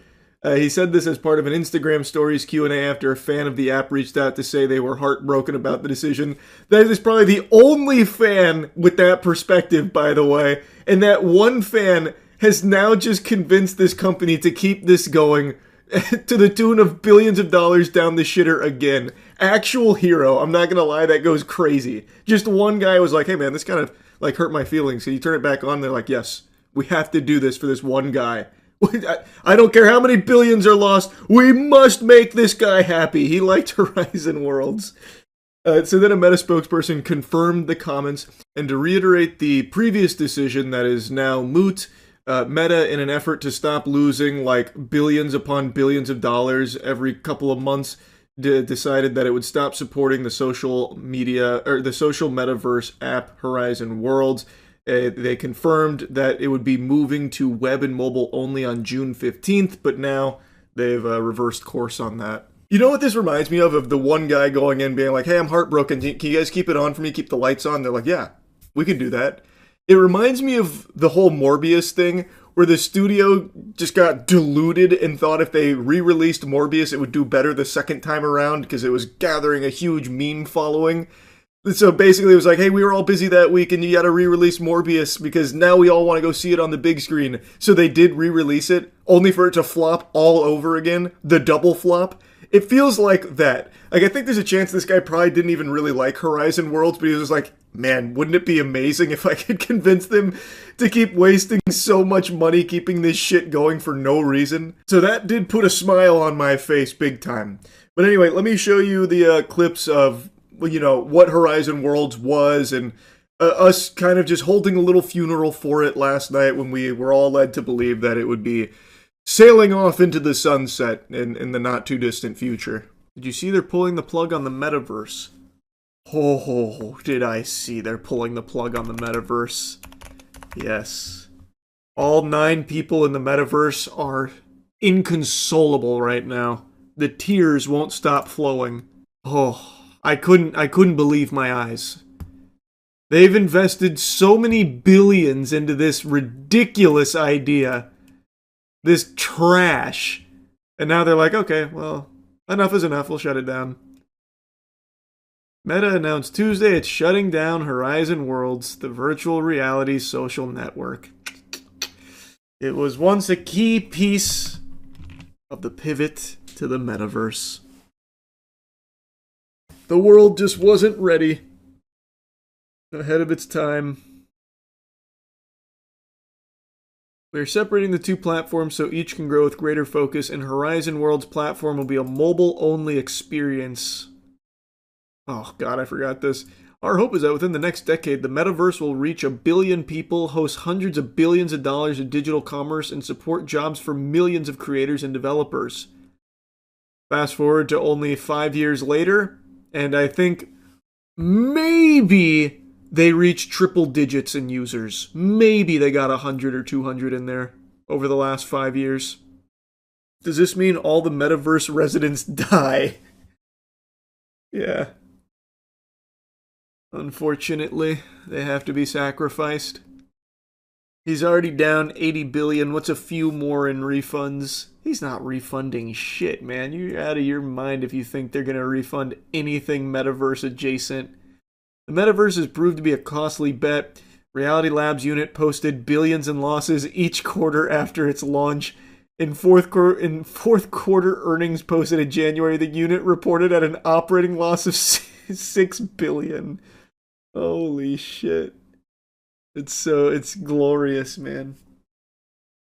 You love to see that. That's business, baby. They got the eye.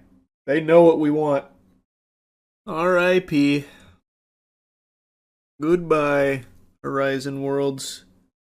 Well, it's going to mobile, so I guess it's not a goodbye, it's more of a see you later. Except I won't be doing that either. You should make a video in the metaverse during its last day. No. Not even as a joke. I hate, I actually despise everything about Horizon Worlds. It's so bad. Ugh. Yeah, here we go. Hats over there and clothes over there. I was wondering that clothes I bought 6 months ago, will I have a right to keep them? Only time will tell. You remember when they were launching this without legs? They couldn't quite get legs in there, something VR chat was doing for years prior. They couldn't even come in and do fucking legs. I saw it coming because Mark Zuckerberg discovered that in his precious Meta Horizon worlds, there were only 900 users Whoa! average daily. I was joking about the numbers. It didn't even make it to 1,000 daily users? Oh, what the fuck? That's like high guard level. Wow. So it's all, and he lost $37 billion of it. So Meta Horizon worlds will exist, but only in 2 dimensions. So a lot of communities like Horizon France, Horizon Germany, and all the communities, well, they will lose a lot of money. Well, that's life, isn't it? So this guy's handling it well. Let's do a farewell tour, and I will show you my worlds, my favorite worlds. I visited it for the last 5 years. Okay, here we go. He's handling it like a champ. This was one of the most favorite places over here. It's based on an island in the Mediterranean Sea. Yeah, I can see that because it's just a JPEG of that actual place, it seems. The power of Horizon Worlds, baby. Can't find that elsewhere. Capri. And the furniture is just grand.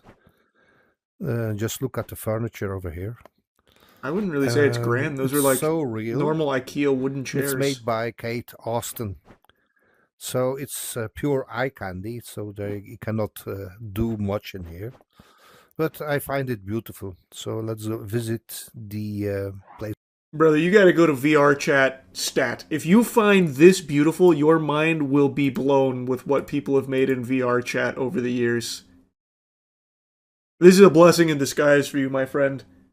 Well, they'll have a new home there in VR chat, and I think they're gonna like it a lot more. Just a hunch. Oh yeah, here's a video from 3 months ago. Metaverse only has 900 users. This goofy, doofy image. It's seared into everyone's collective consciousness when they think about the metaverse, even 4 years after its launch. The metaverse, as envisioned by Mark Zuckerberg, was just one of those vague Silicon Valley ideas that nobody concretely understood. At the center of the metaverse. Look at that. See, that's what I'm talking about. This is what the metaverse used to be when they were first launching. They couldn't figure out how to do legs or anything, so they just had you walking around like fucking Rayman. Just missing limbs. It was so pathetic. Oh, God. What a stupid venture. Was Horizon Worlds, the flagship VR universe that was to usher in a new era of social connection. On the surface, Facebook had the social network effects and the money to execute the tried and true, if you build it, they'll come method. But it wasn't to be. The average person wasn't ready to meet and interact with their friends in a virtual reality-enabled world. But that's just not true, because that happens daily in VR chat. They just weren't ready to do that in fucking Horizon Worlds.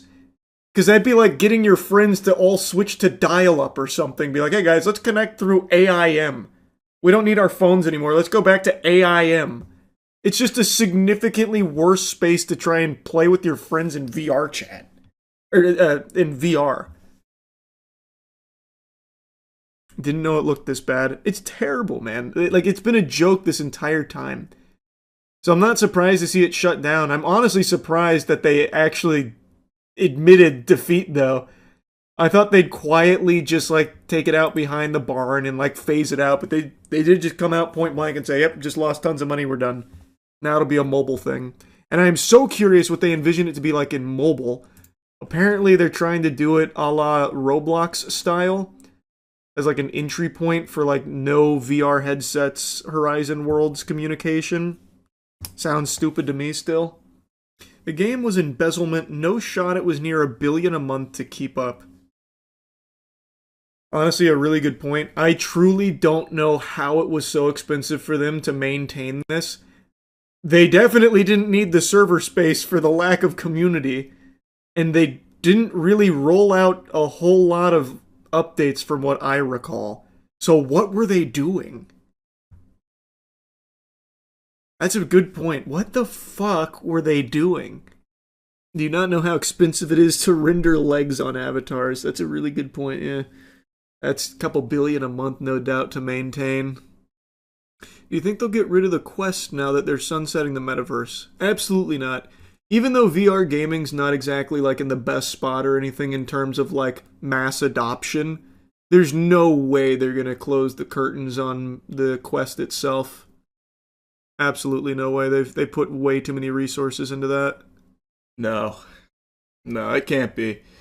I was reassured that AI data centers were good for people, good for all of us, the future of mankind. Investing trillions of dollars, selling out every piece of land in this country for AI data centers to help us. But now, I think the cracks are starting to show. I think the truth is starting to leak out, and well, don't worry, BlackRock has solutions for that. Larry Fink made a really cool statement about how they're going to protect it from the domestic terrorists that might not want AI data centers, which I think is a really cool label to be slapping on normal, average working people that just don't want to see their energy bill skyrocket and their water get turned into fucking sludge soup. Oh, you fucking terrorist! What, you don't like the data center, do you? Well, welcome to the gulag. It's pretty unhinged, but I'll get to that in a moment.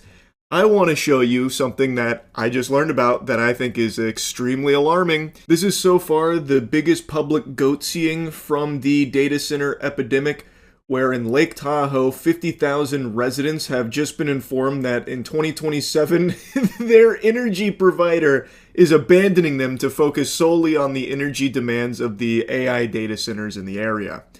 Now, this probably doesn't come as a surprise to anyone who's been paying attention to what's been going on. All companies are finding ways to butt-fuck the normal person and focus entirely on suckling the bosom of AI. Not just for data centers, but let's take a look back about 5 months ago, which is like ancient history with the way everything's been moving, with Micron.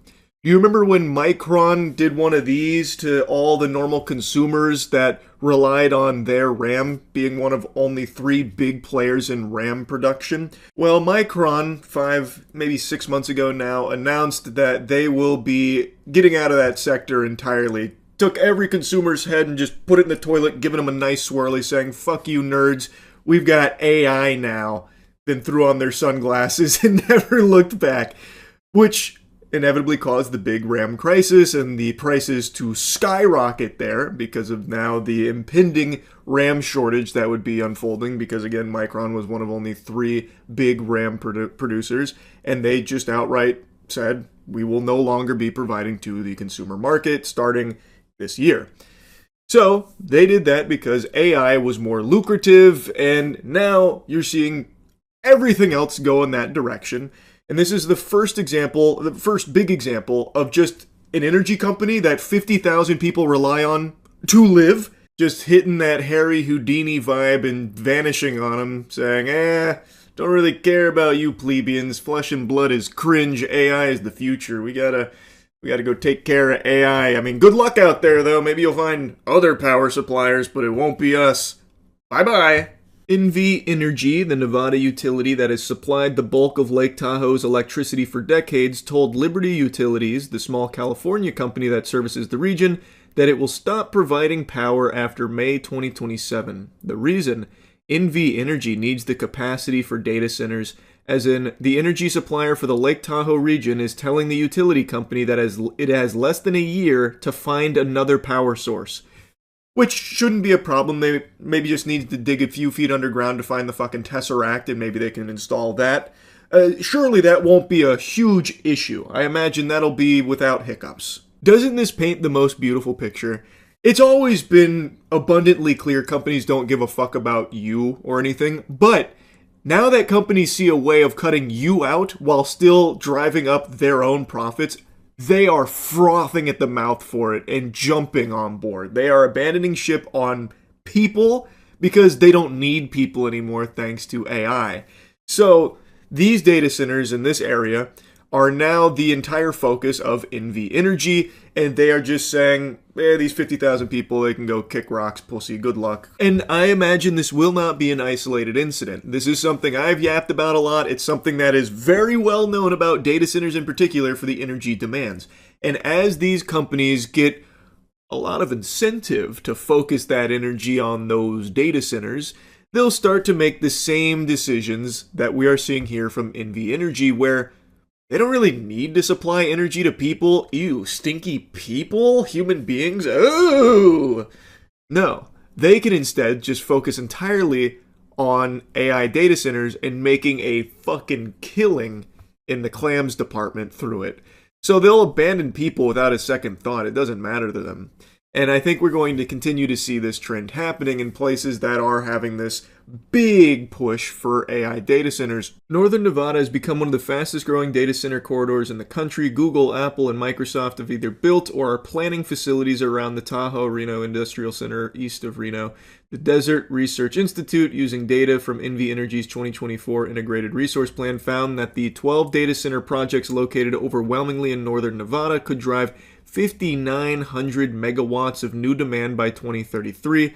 At a regional business event last fall, NV Energy's Director of Business Development called the moment unprecedented, saying the company was eager to serve the new industrial load, but that it would not impact our existing customer base. Are you telling me he lied? He was too focused on the load. That load was too appealing. It felt too good, tasted too yummy, that he did indeed impact the existing customer base by outright telling them to go take a hike.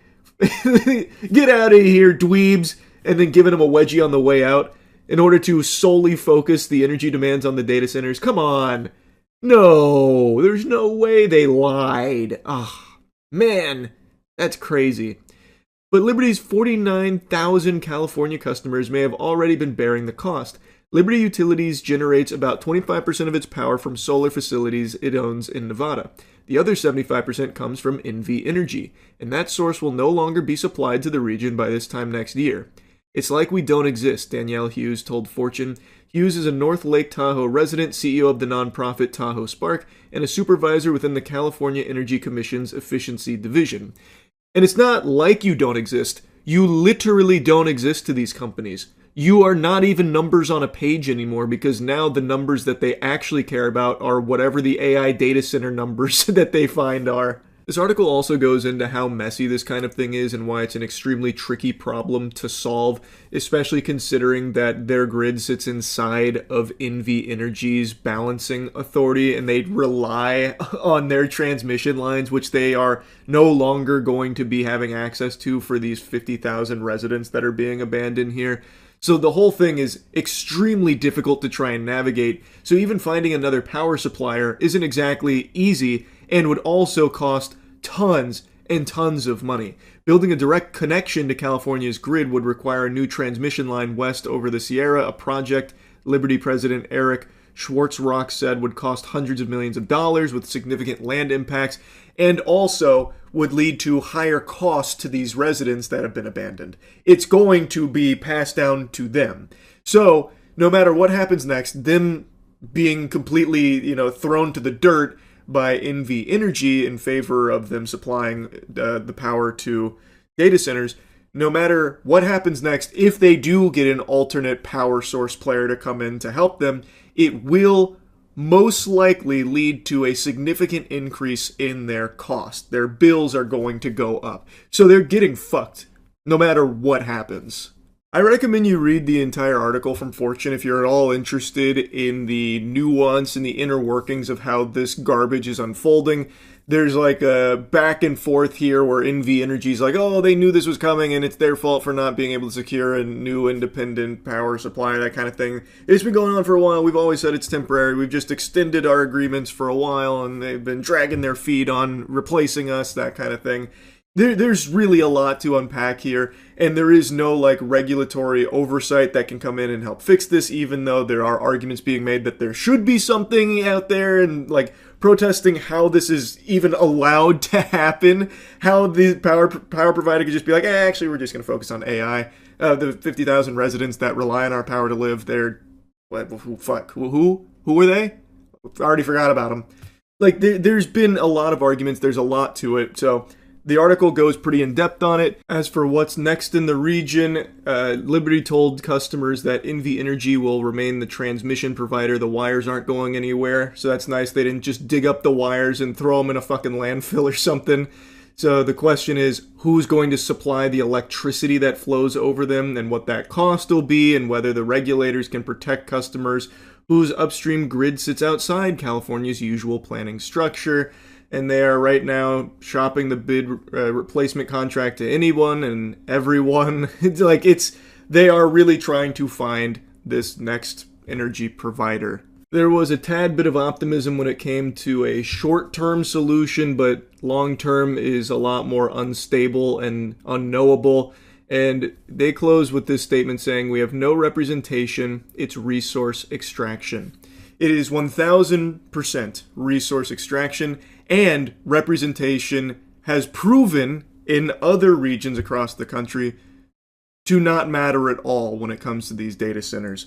Let's take a look at Utah. The Kevin O'Leary clown show, his fucking circus, who, by the way, likes to continue LARPing as an American. He's not. He is a bald Canadian bitch ass. And yet he still comes over here and tries to preach about American values and why the data center is like the most patriotic thing you can do.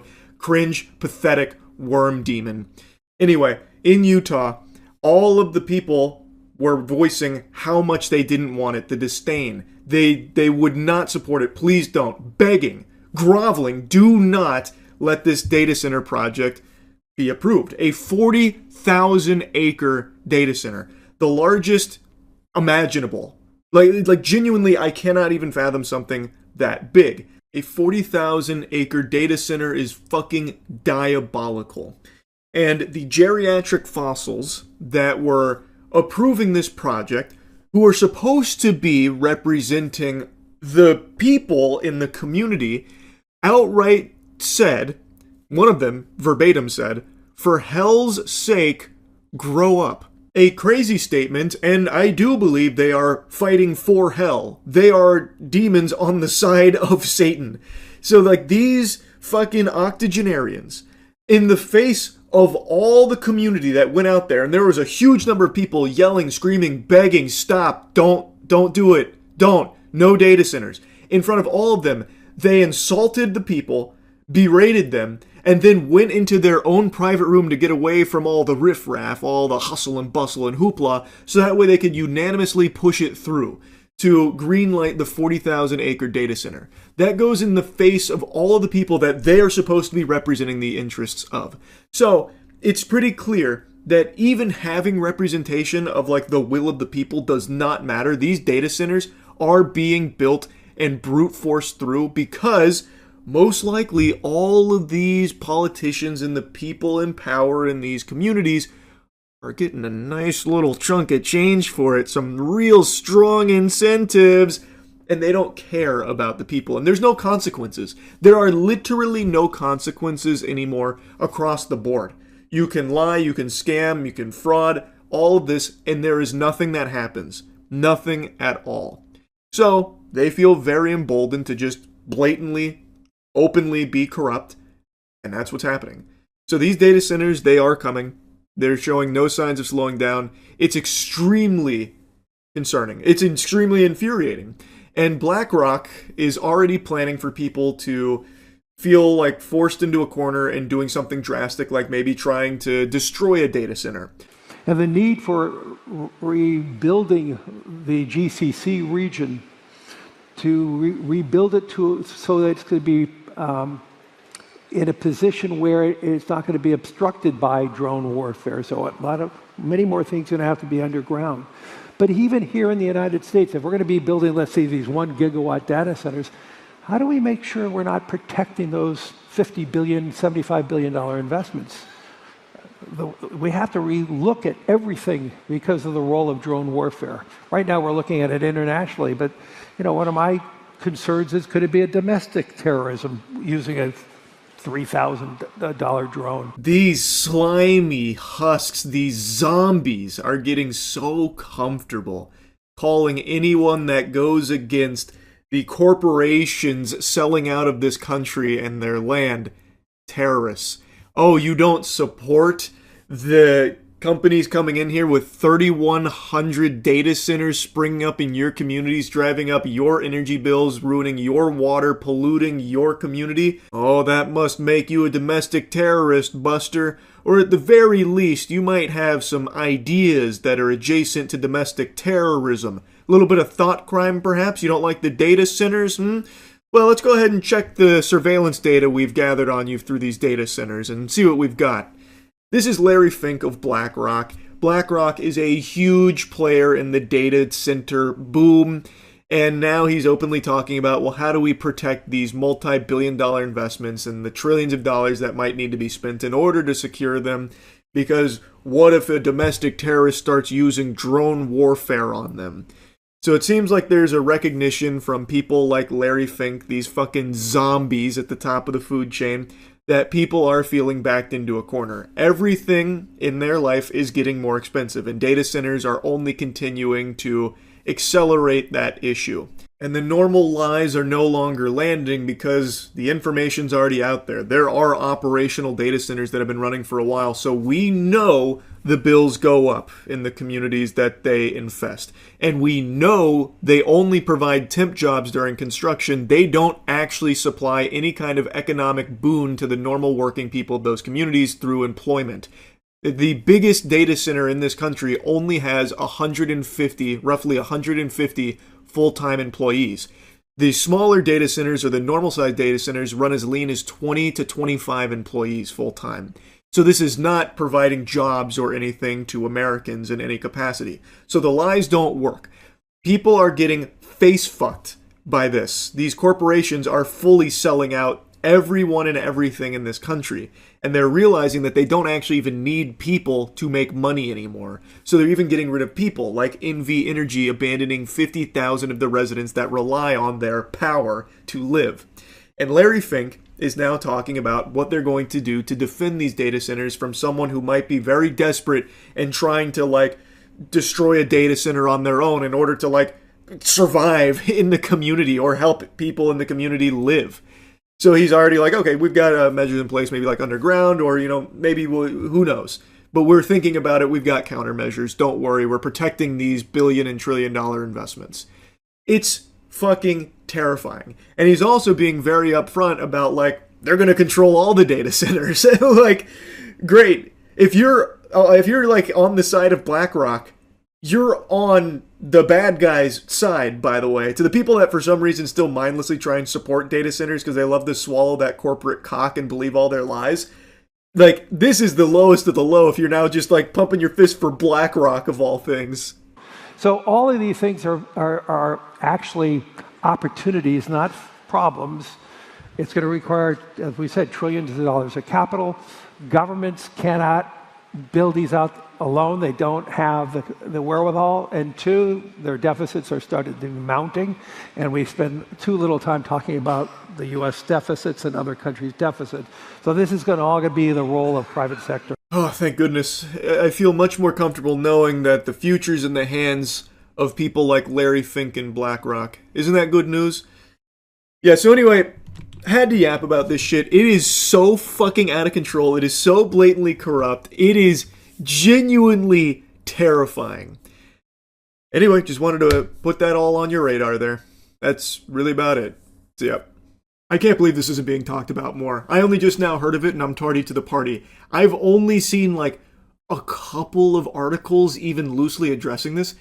Did you know that a former tobacco executive, upper echelon zombie in the tobacco industry, is now at a high-level position in the CDC? I only caught wind of this because a buddy of mine sent me this article from Medical Professionals Reference, which talks about why this is such a confusing and concerning decision from the CDC to give this position at the CDC, Deputy Director of Legislative Affairs, to Stephen Sale, who previously worked for Phantom Ventures, a British tobacco company subsidiary. The company was primarily focused on e-cigarettes and nicotine pouches, but I think it should be pretty obvious the conflict of interest with this man in this position.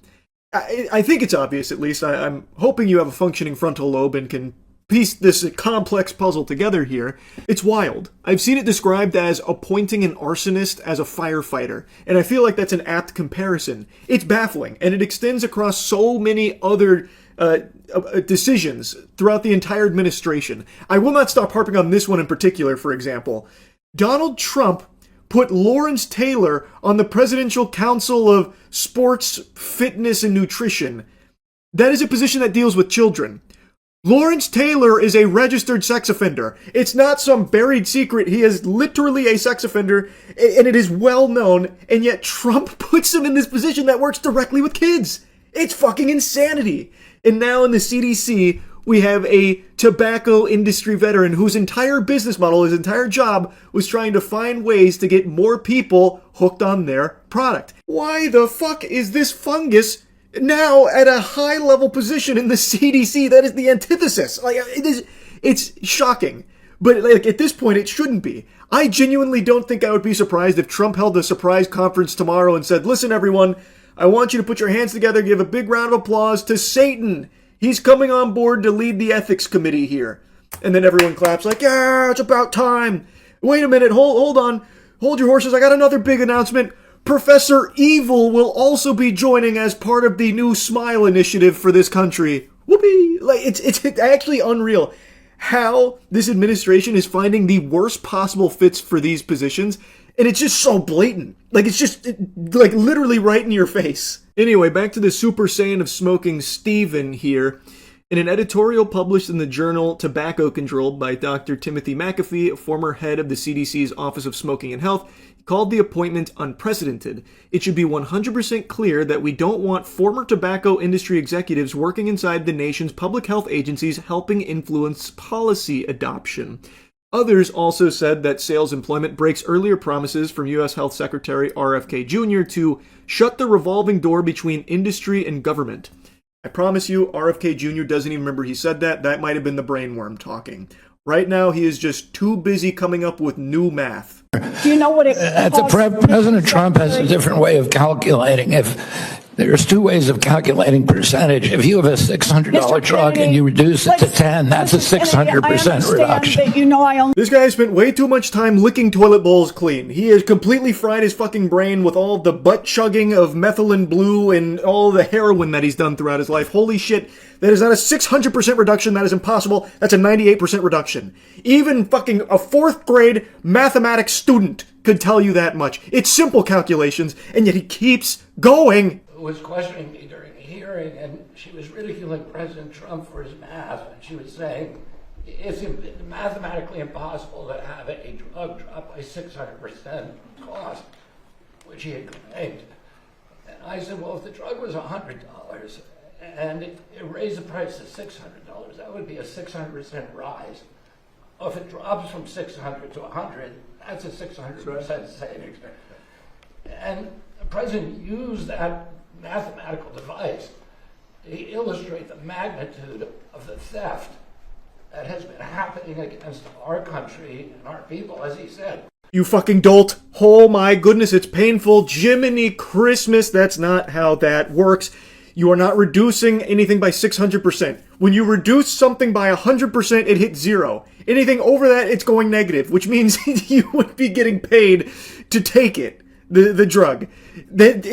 This is ridiculous. And you're not saving 600% either. If you're trying to like swap around the nomenclature, trying to get rid of the 600% reduction. No, in fact, you're saving 600. You're not.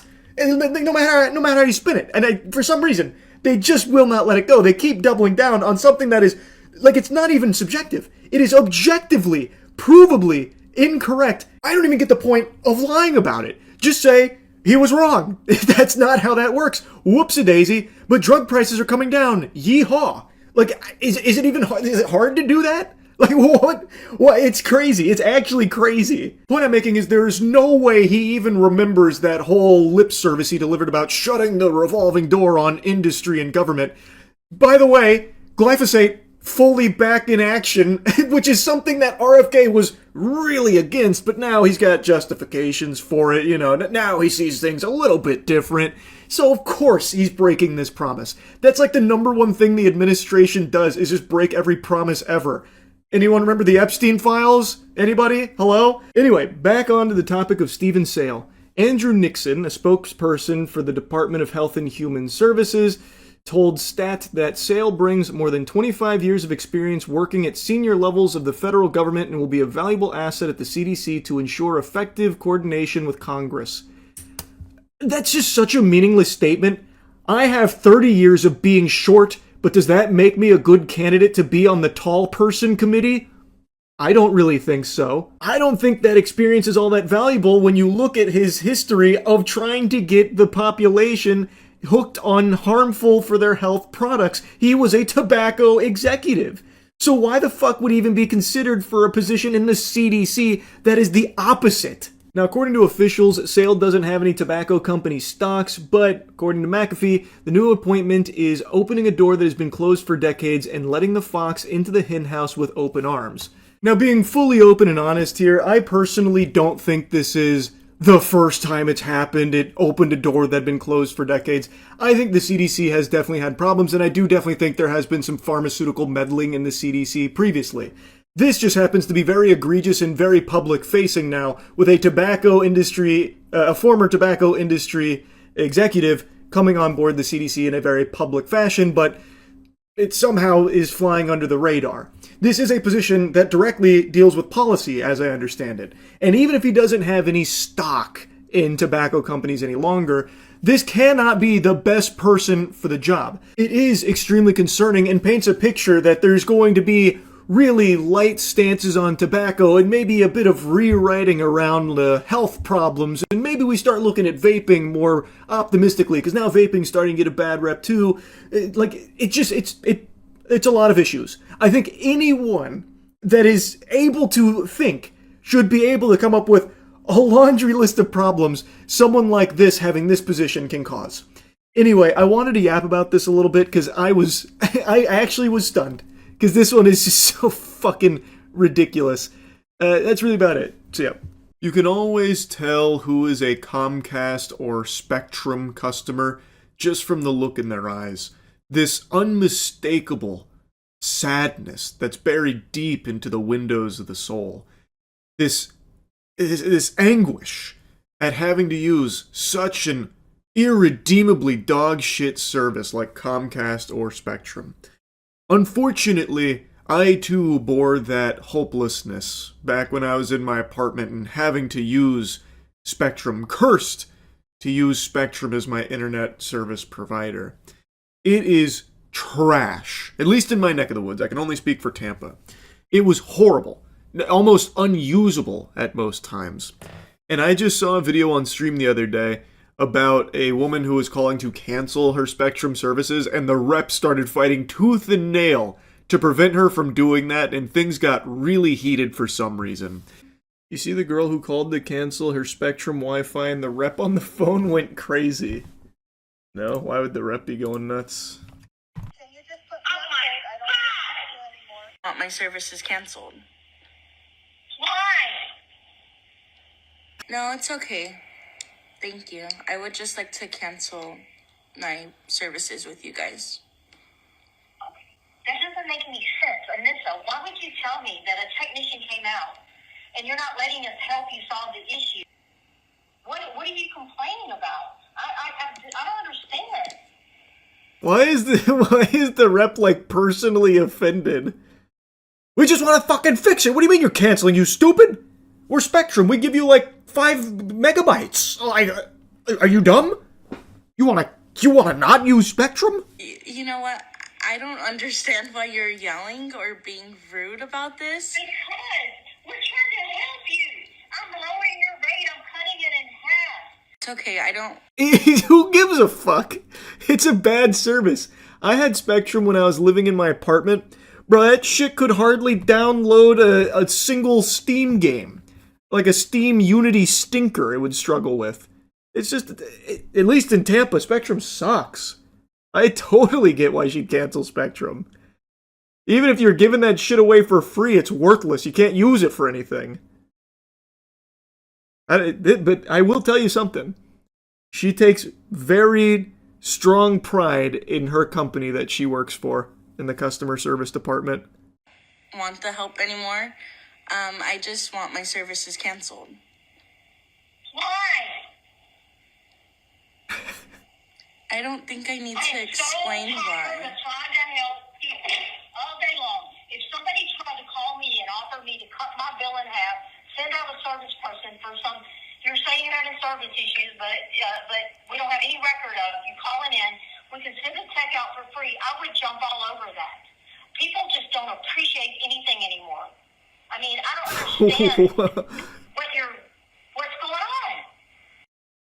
Spoken like someone who doesn't use Spectrum. That lady on the other end of that line clearly is not a Spectrum customer herself. She may work for the company, but I know she's got like Frontier or something else on the back end. Because I think this is the most understandable thing going on here. It's trash. It's fucking trash. Our technicians can come out on Monday and Friday between 5:30 a.m. and 11 p.m. So Tampa stuff. I mean, yeah, like I said, I can only speak for the service in Tampa, but in Tampa, Spectrum is horrible. Make it make sense, please. That's okay. Please just cancel my service. Okay. I'm running this by my supervisor. You don't need my name. Okay. I've been bending over backwards to help you. Okay. Do you want to disconnect or not? This is not a game. This is not funny. I've been on the phone all day long listening to people like you. I am tired. Well, sorry that that's your job. May I please speak with your supervisor? Your job, and you know what? My job is to help people. And I've been over backwards, and you were lying to me. You were rude to me. What is happening? I mean, I guess it's entirely possible in between these cuts. Maybe she was like goading the rep in some way, but I don't really see how. Because I feel like you can just stop it instantly by being like, all right, I canceled the service, and then hang up. Is it like a huge song and dance, like a ceremonious process to cut the cord with Spectrum? Because I didn't have that issue, and I canceled with Spectrum after leaving the apartment. It wasn't that big of a deal. Does she get paid more if she stops people from canceling? I don't know. I mean, if she just hangs up, the woman won't cancel it on her own. They need confirmation. No, I'm talking about the rep.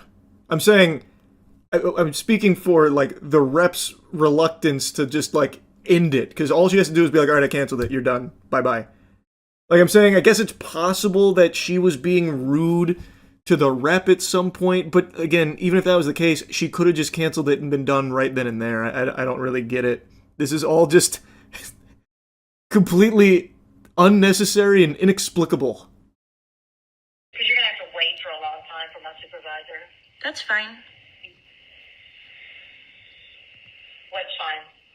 Me waiting for your supervisor. Are you kidding me? What is your deal? What are you complaining about when you want to disconnect? You don't want to stay with Spectrum. So why do you want to complain? Why do you think you have the right to do that? I do have the right to do that. Oh my god. You don't like our company. So why do you think you have a right to complain and just disconnect you can just move on and go on, and move on since we're so horrible as a company that you want to disconnect? Is she like the owner of Spectrum or something? Do they have like the fucking CEO working the customer service line? Why does she care that much? I don't get it. That company loyalty is remarkable.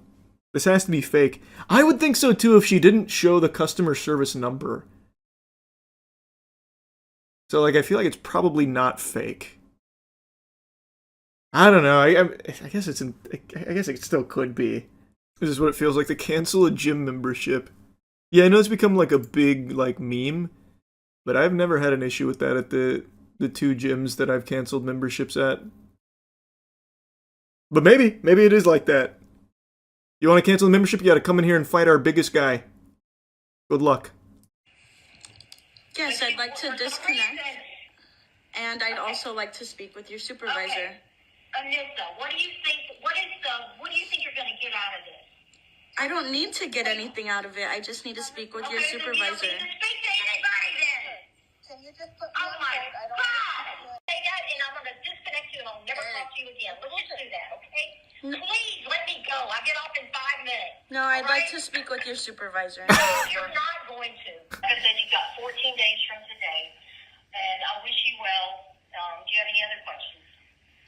to get transferred to your supervisor, please. Jesus. She hung up!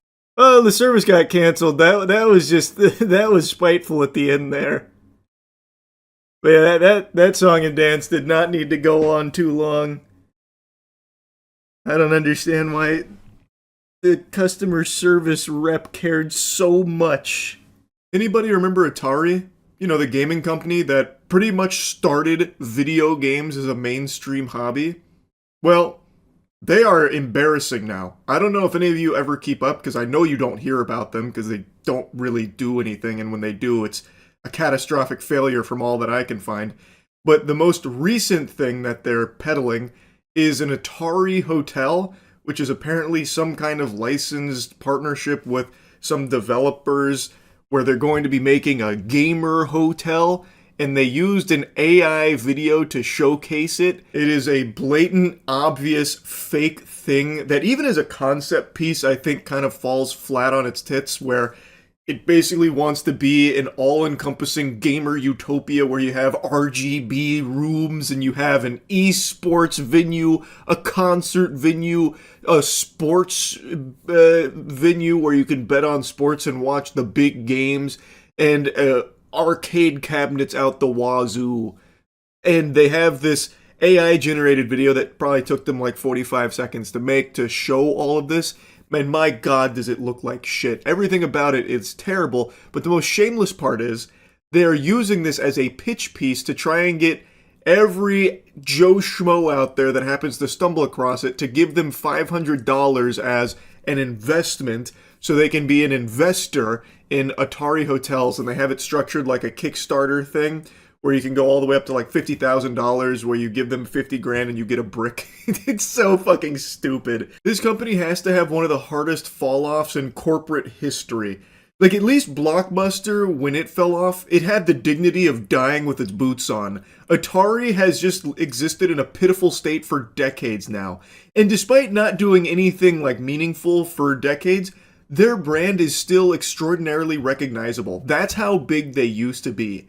Yet they can't do anything good with it. So now they have this shit slapped on there for a hotel project that I think absolutely is dead on arrival and will crash and burn if they ever even get it off the ground. To be e-begging as Atari Hotels is so laughable. Seeing the latest gaming scam, the Atari Hotel. They have Atari Hotels Official.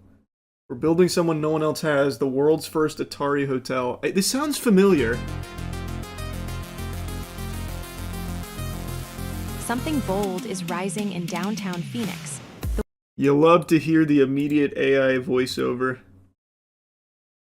Very cool. That inspires confidence. Atari Hotels launches regulation offering inviting fans and community to own a piece of the future of hospitality. Well, maybe I was too quick to judge. Maybe this is awesome. The world's first Atari Hotel. Can't even say the name right. For as little as $500. Set in the heart of the city's arts and entertainment district, where culture, nightlife, and creativity collide. Rising at the intersection of Roosevelt and Central, with a walk score of 95, this will become the pulse of downtown. Picture yourself on our rooftop pool deck, surrounded by music, energy, and skyline views. Step inside, every space tells a story. An immersive playground built for gamers, dreamers, and creators. Nice. This is already looking really cool. You had a bunch of fucking mutants in here.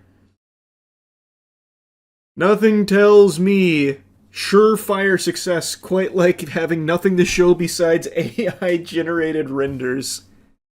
Yes, I can't wait to book my $500 stay right now. Here's an article written about it. Let's see. Atari Hotels, a first-of-its-kind immersive entertainment and hospitality venue, today announced the launch of its Regulation A Tier 2 equity offering, giving fans, gamers, and community a chance to become true owners. Yep. Throw that in the wastebasket right away. That's a load of fucking barnacles. Scam! Scam! Atari Hotels recently acquired over 1 acre of land in Phoenix's Arts and Entertainment District, Roosevelt Row, seeking between $35 to $40 million to fund the development of its flagship location.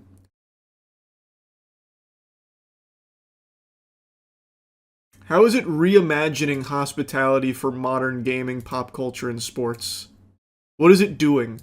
Adding RGB? Is that it? That's how they're reimagining it? Does it say? An entertainment experience like no other. Your ultimate all-in-one destination. How is it like no other? Recharge Tell in me. Next-gen suites, where comfort meets the latest in gaming and streaming tech. Catch every moment in our next-level sportsbook and gaming lounge, where competition meets connection. From live concerts to esports battles, our 2,000 Esports battles in Atari Hotels?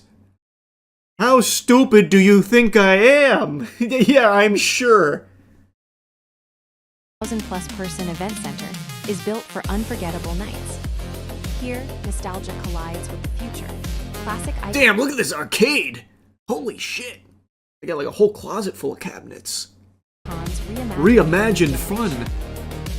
Be a part of it with as little as $500. You can own a piece of Atari Hotels Phoenix.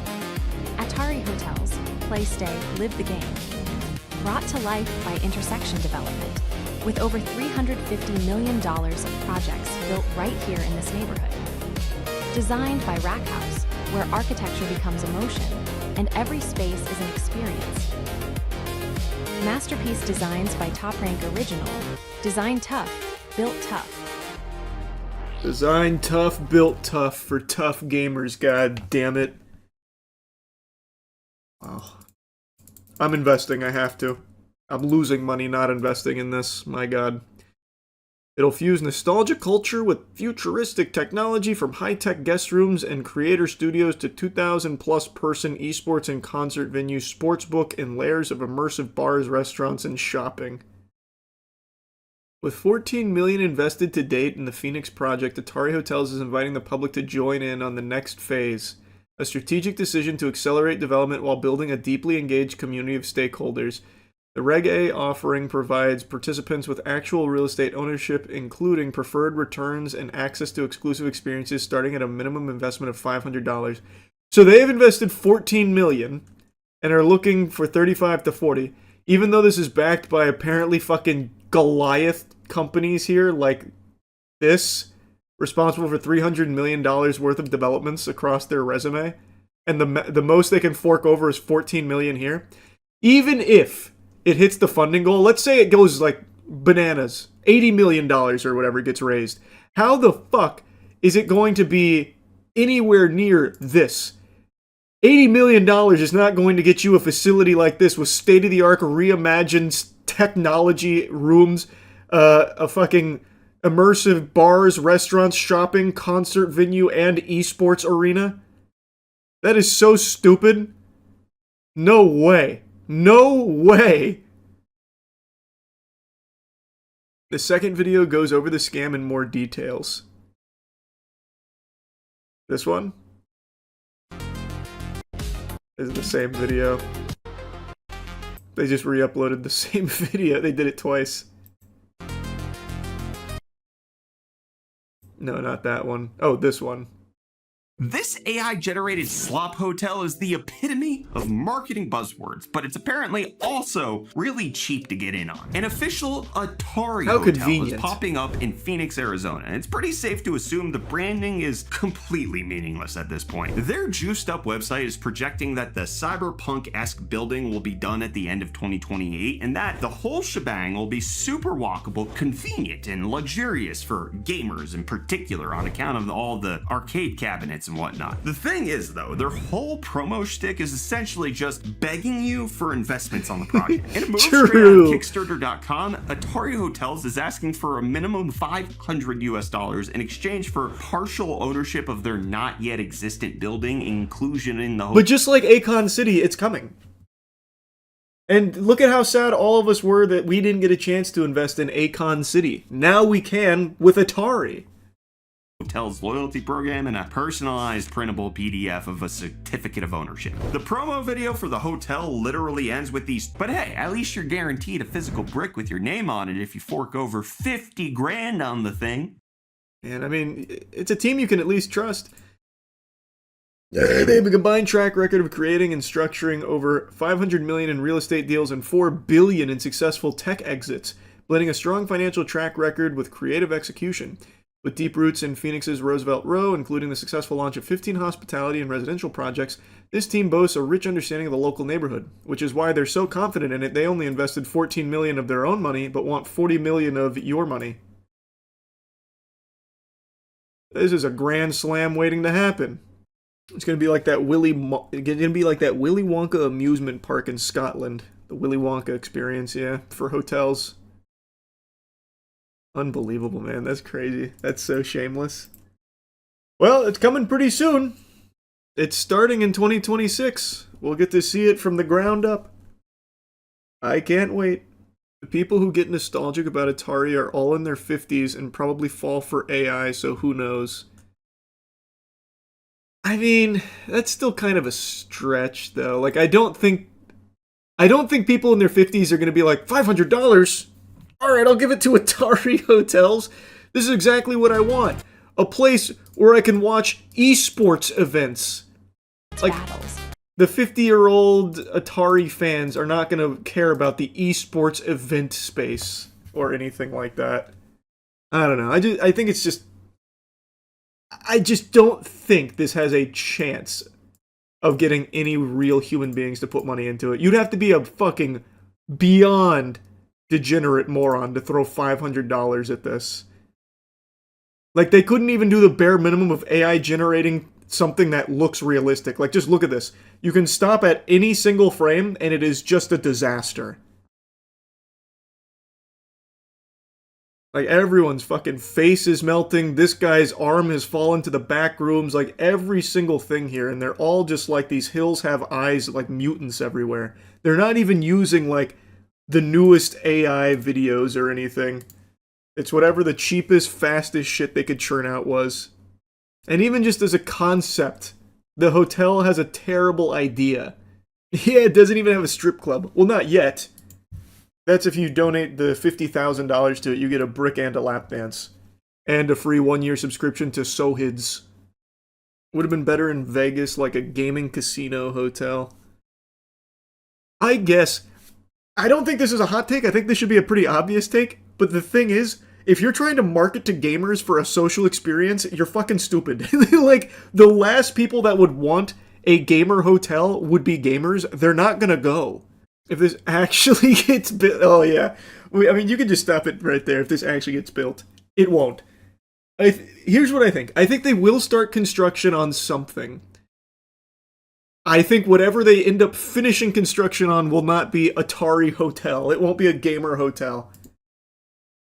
I think it'll end up just being another one of their endless hospitality projects, and this was just going to be a fucking failed concept. They'll just pivot.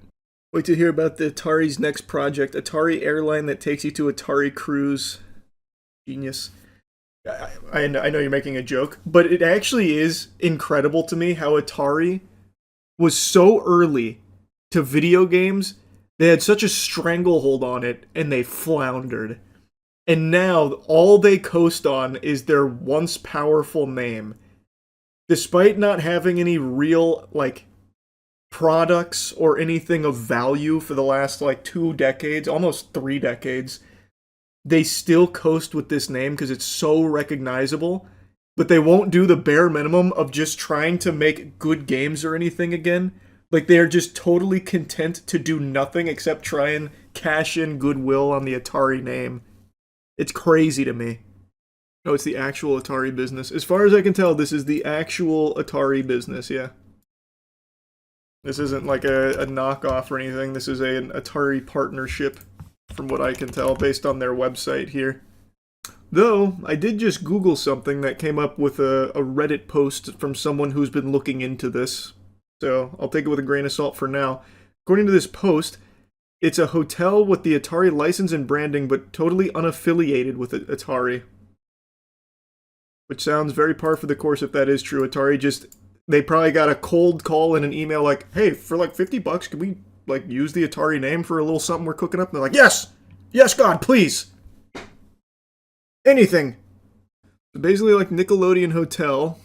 They just use the brand and IPs, but it's actually run by Holiday Inn. God, the Nickelodeon Hotel is a classic. Oh, it's so good. These new gen scammers don't know how it was back in the day. They actually had to work to scam people. All you need now is AI. Isn't that crazy? Yeah, like, you're making a joke, but it's actually super true. You actually had to try to scam back in the day. Now, AI does it for you. It's such a shame. There had to be some level of intelligence to a scam. No longer the case.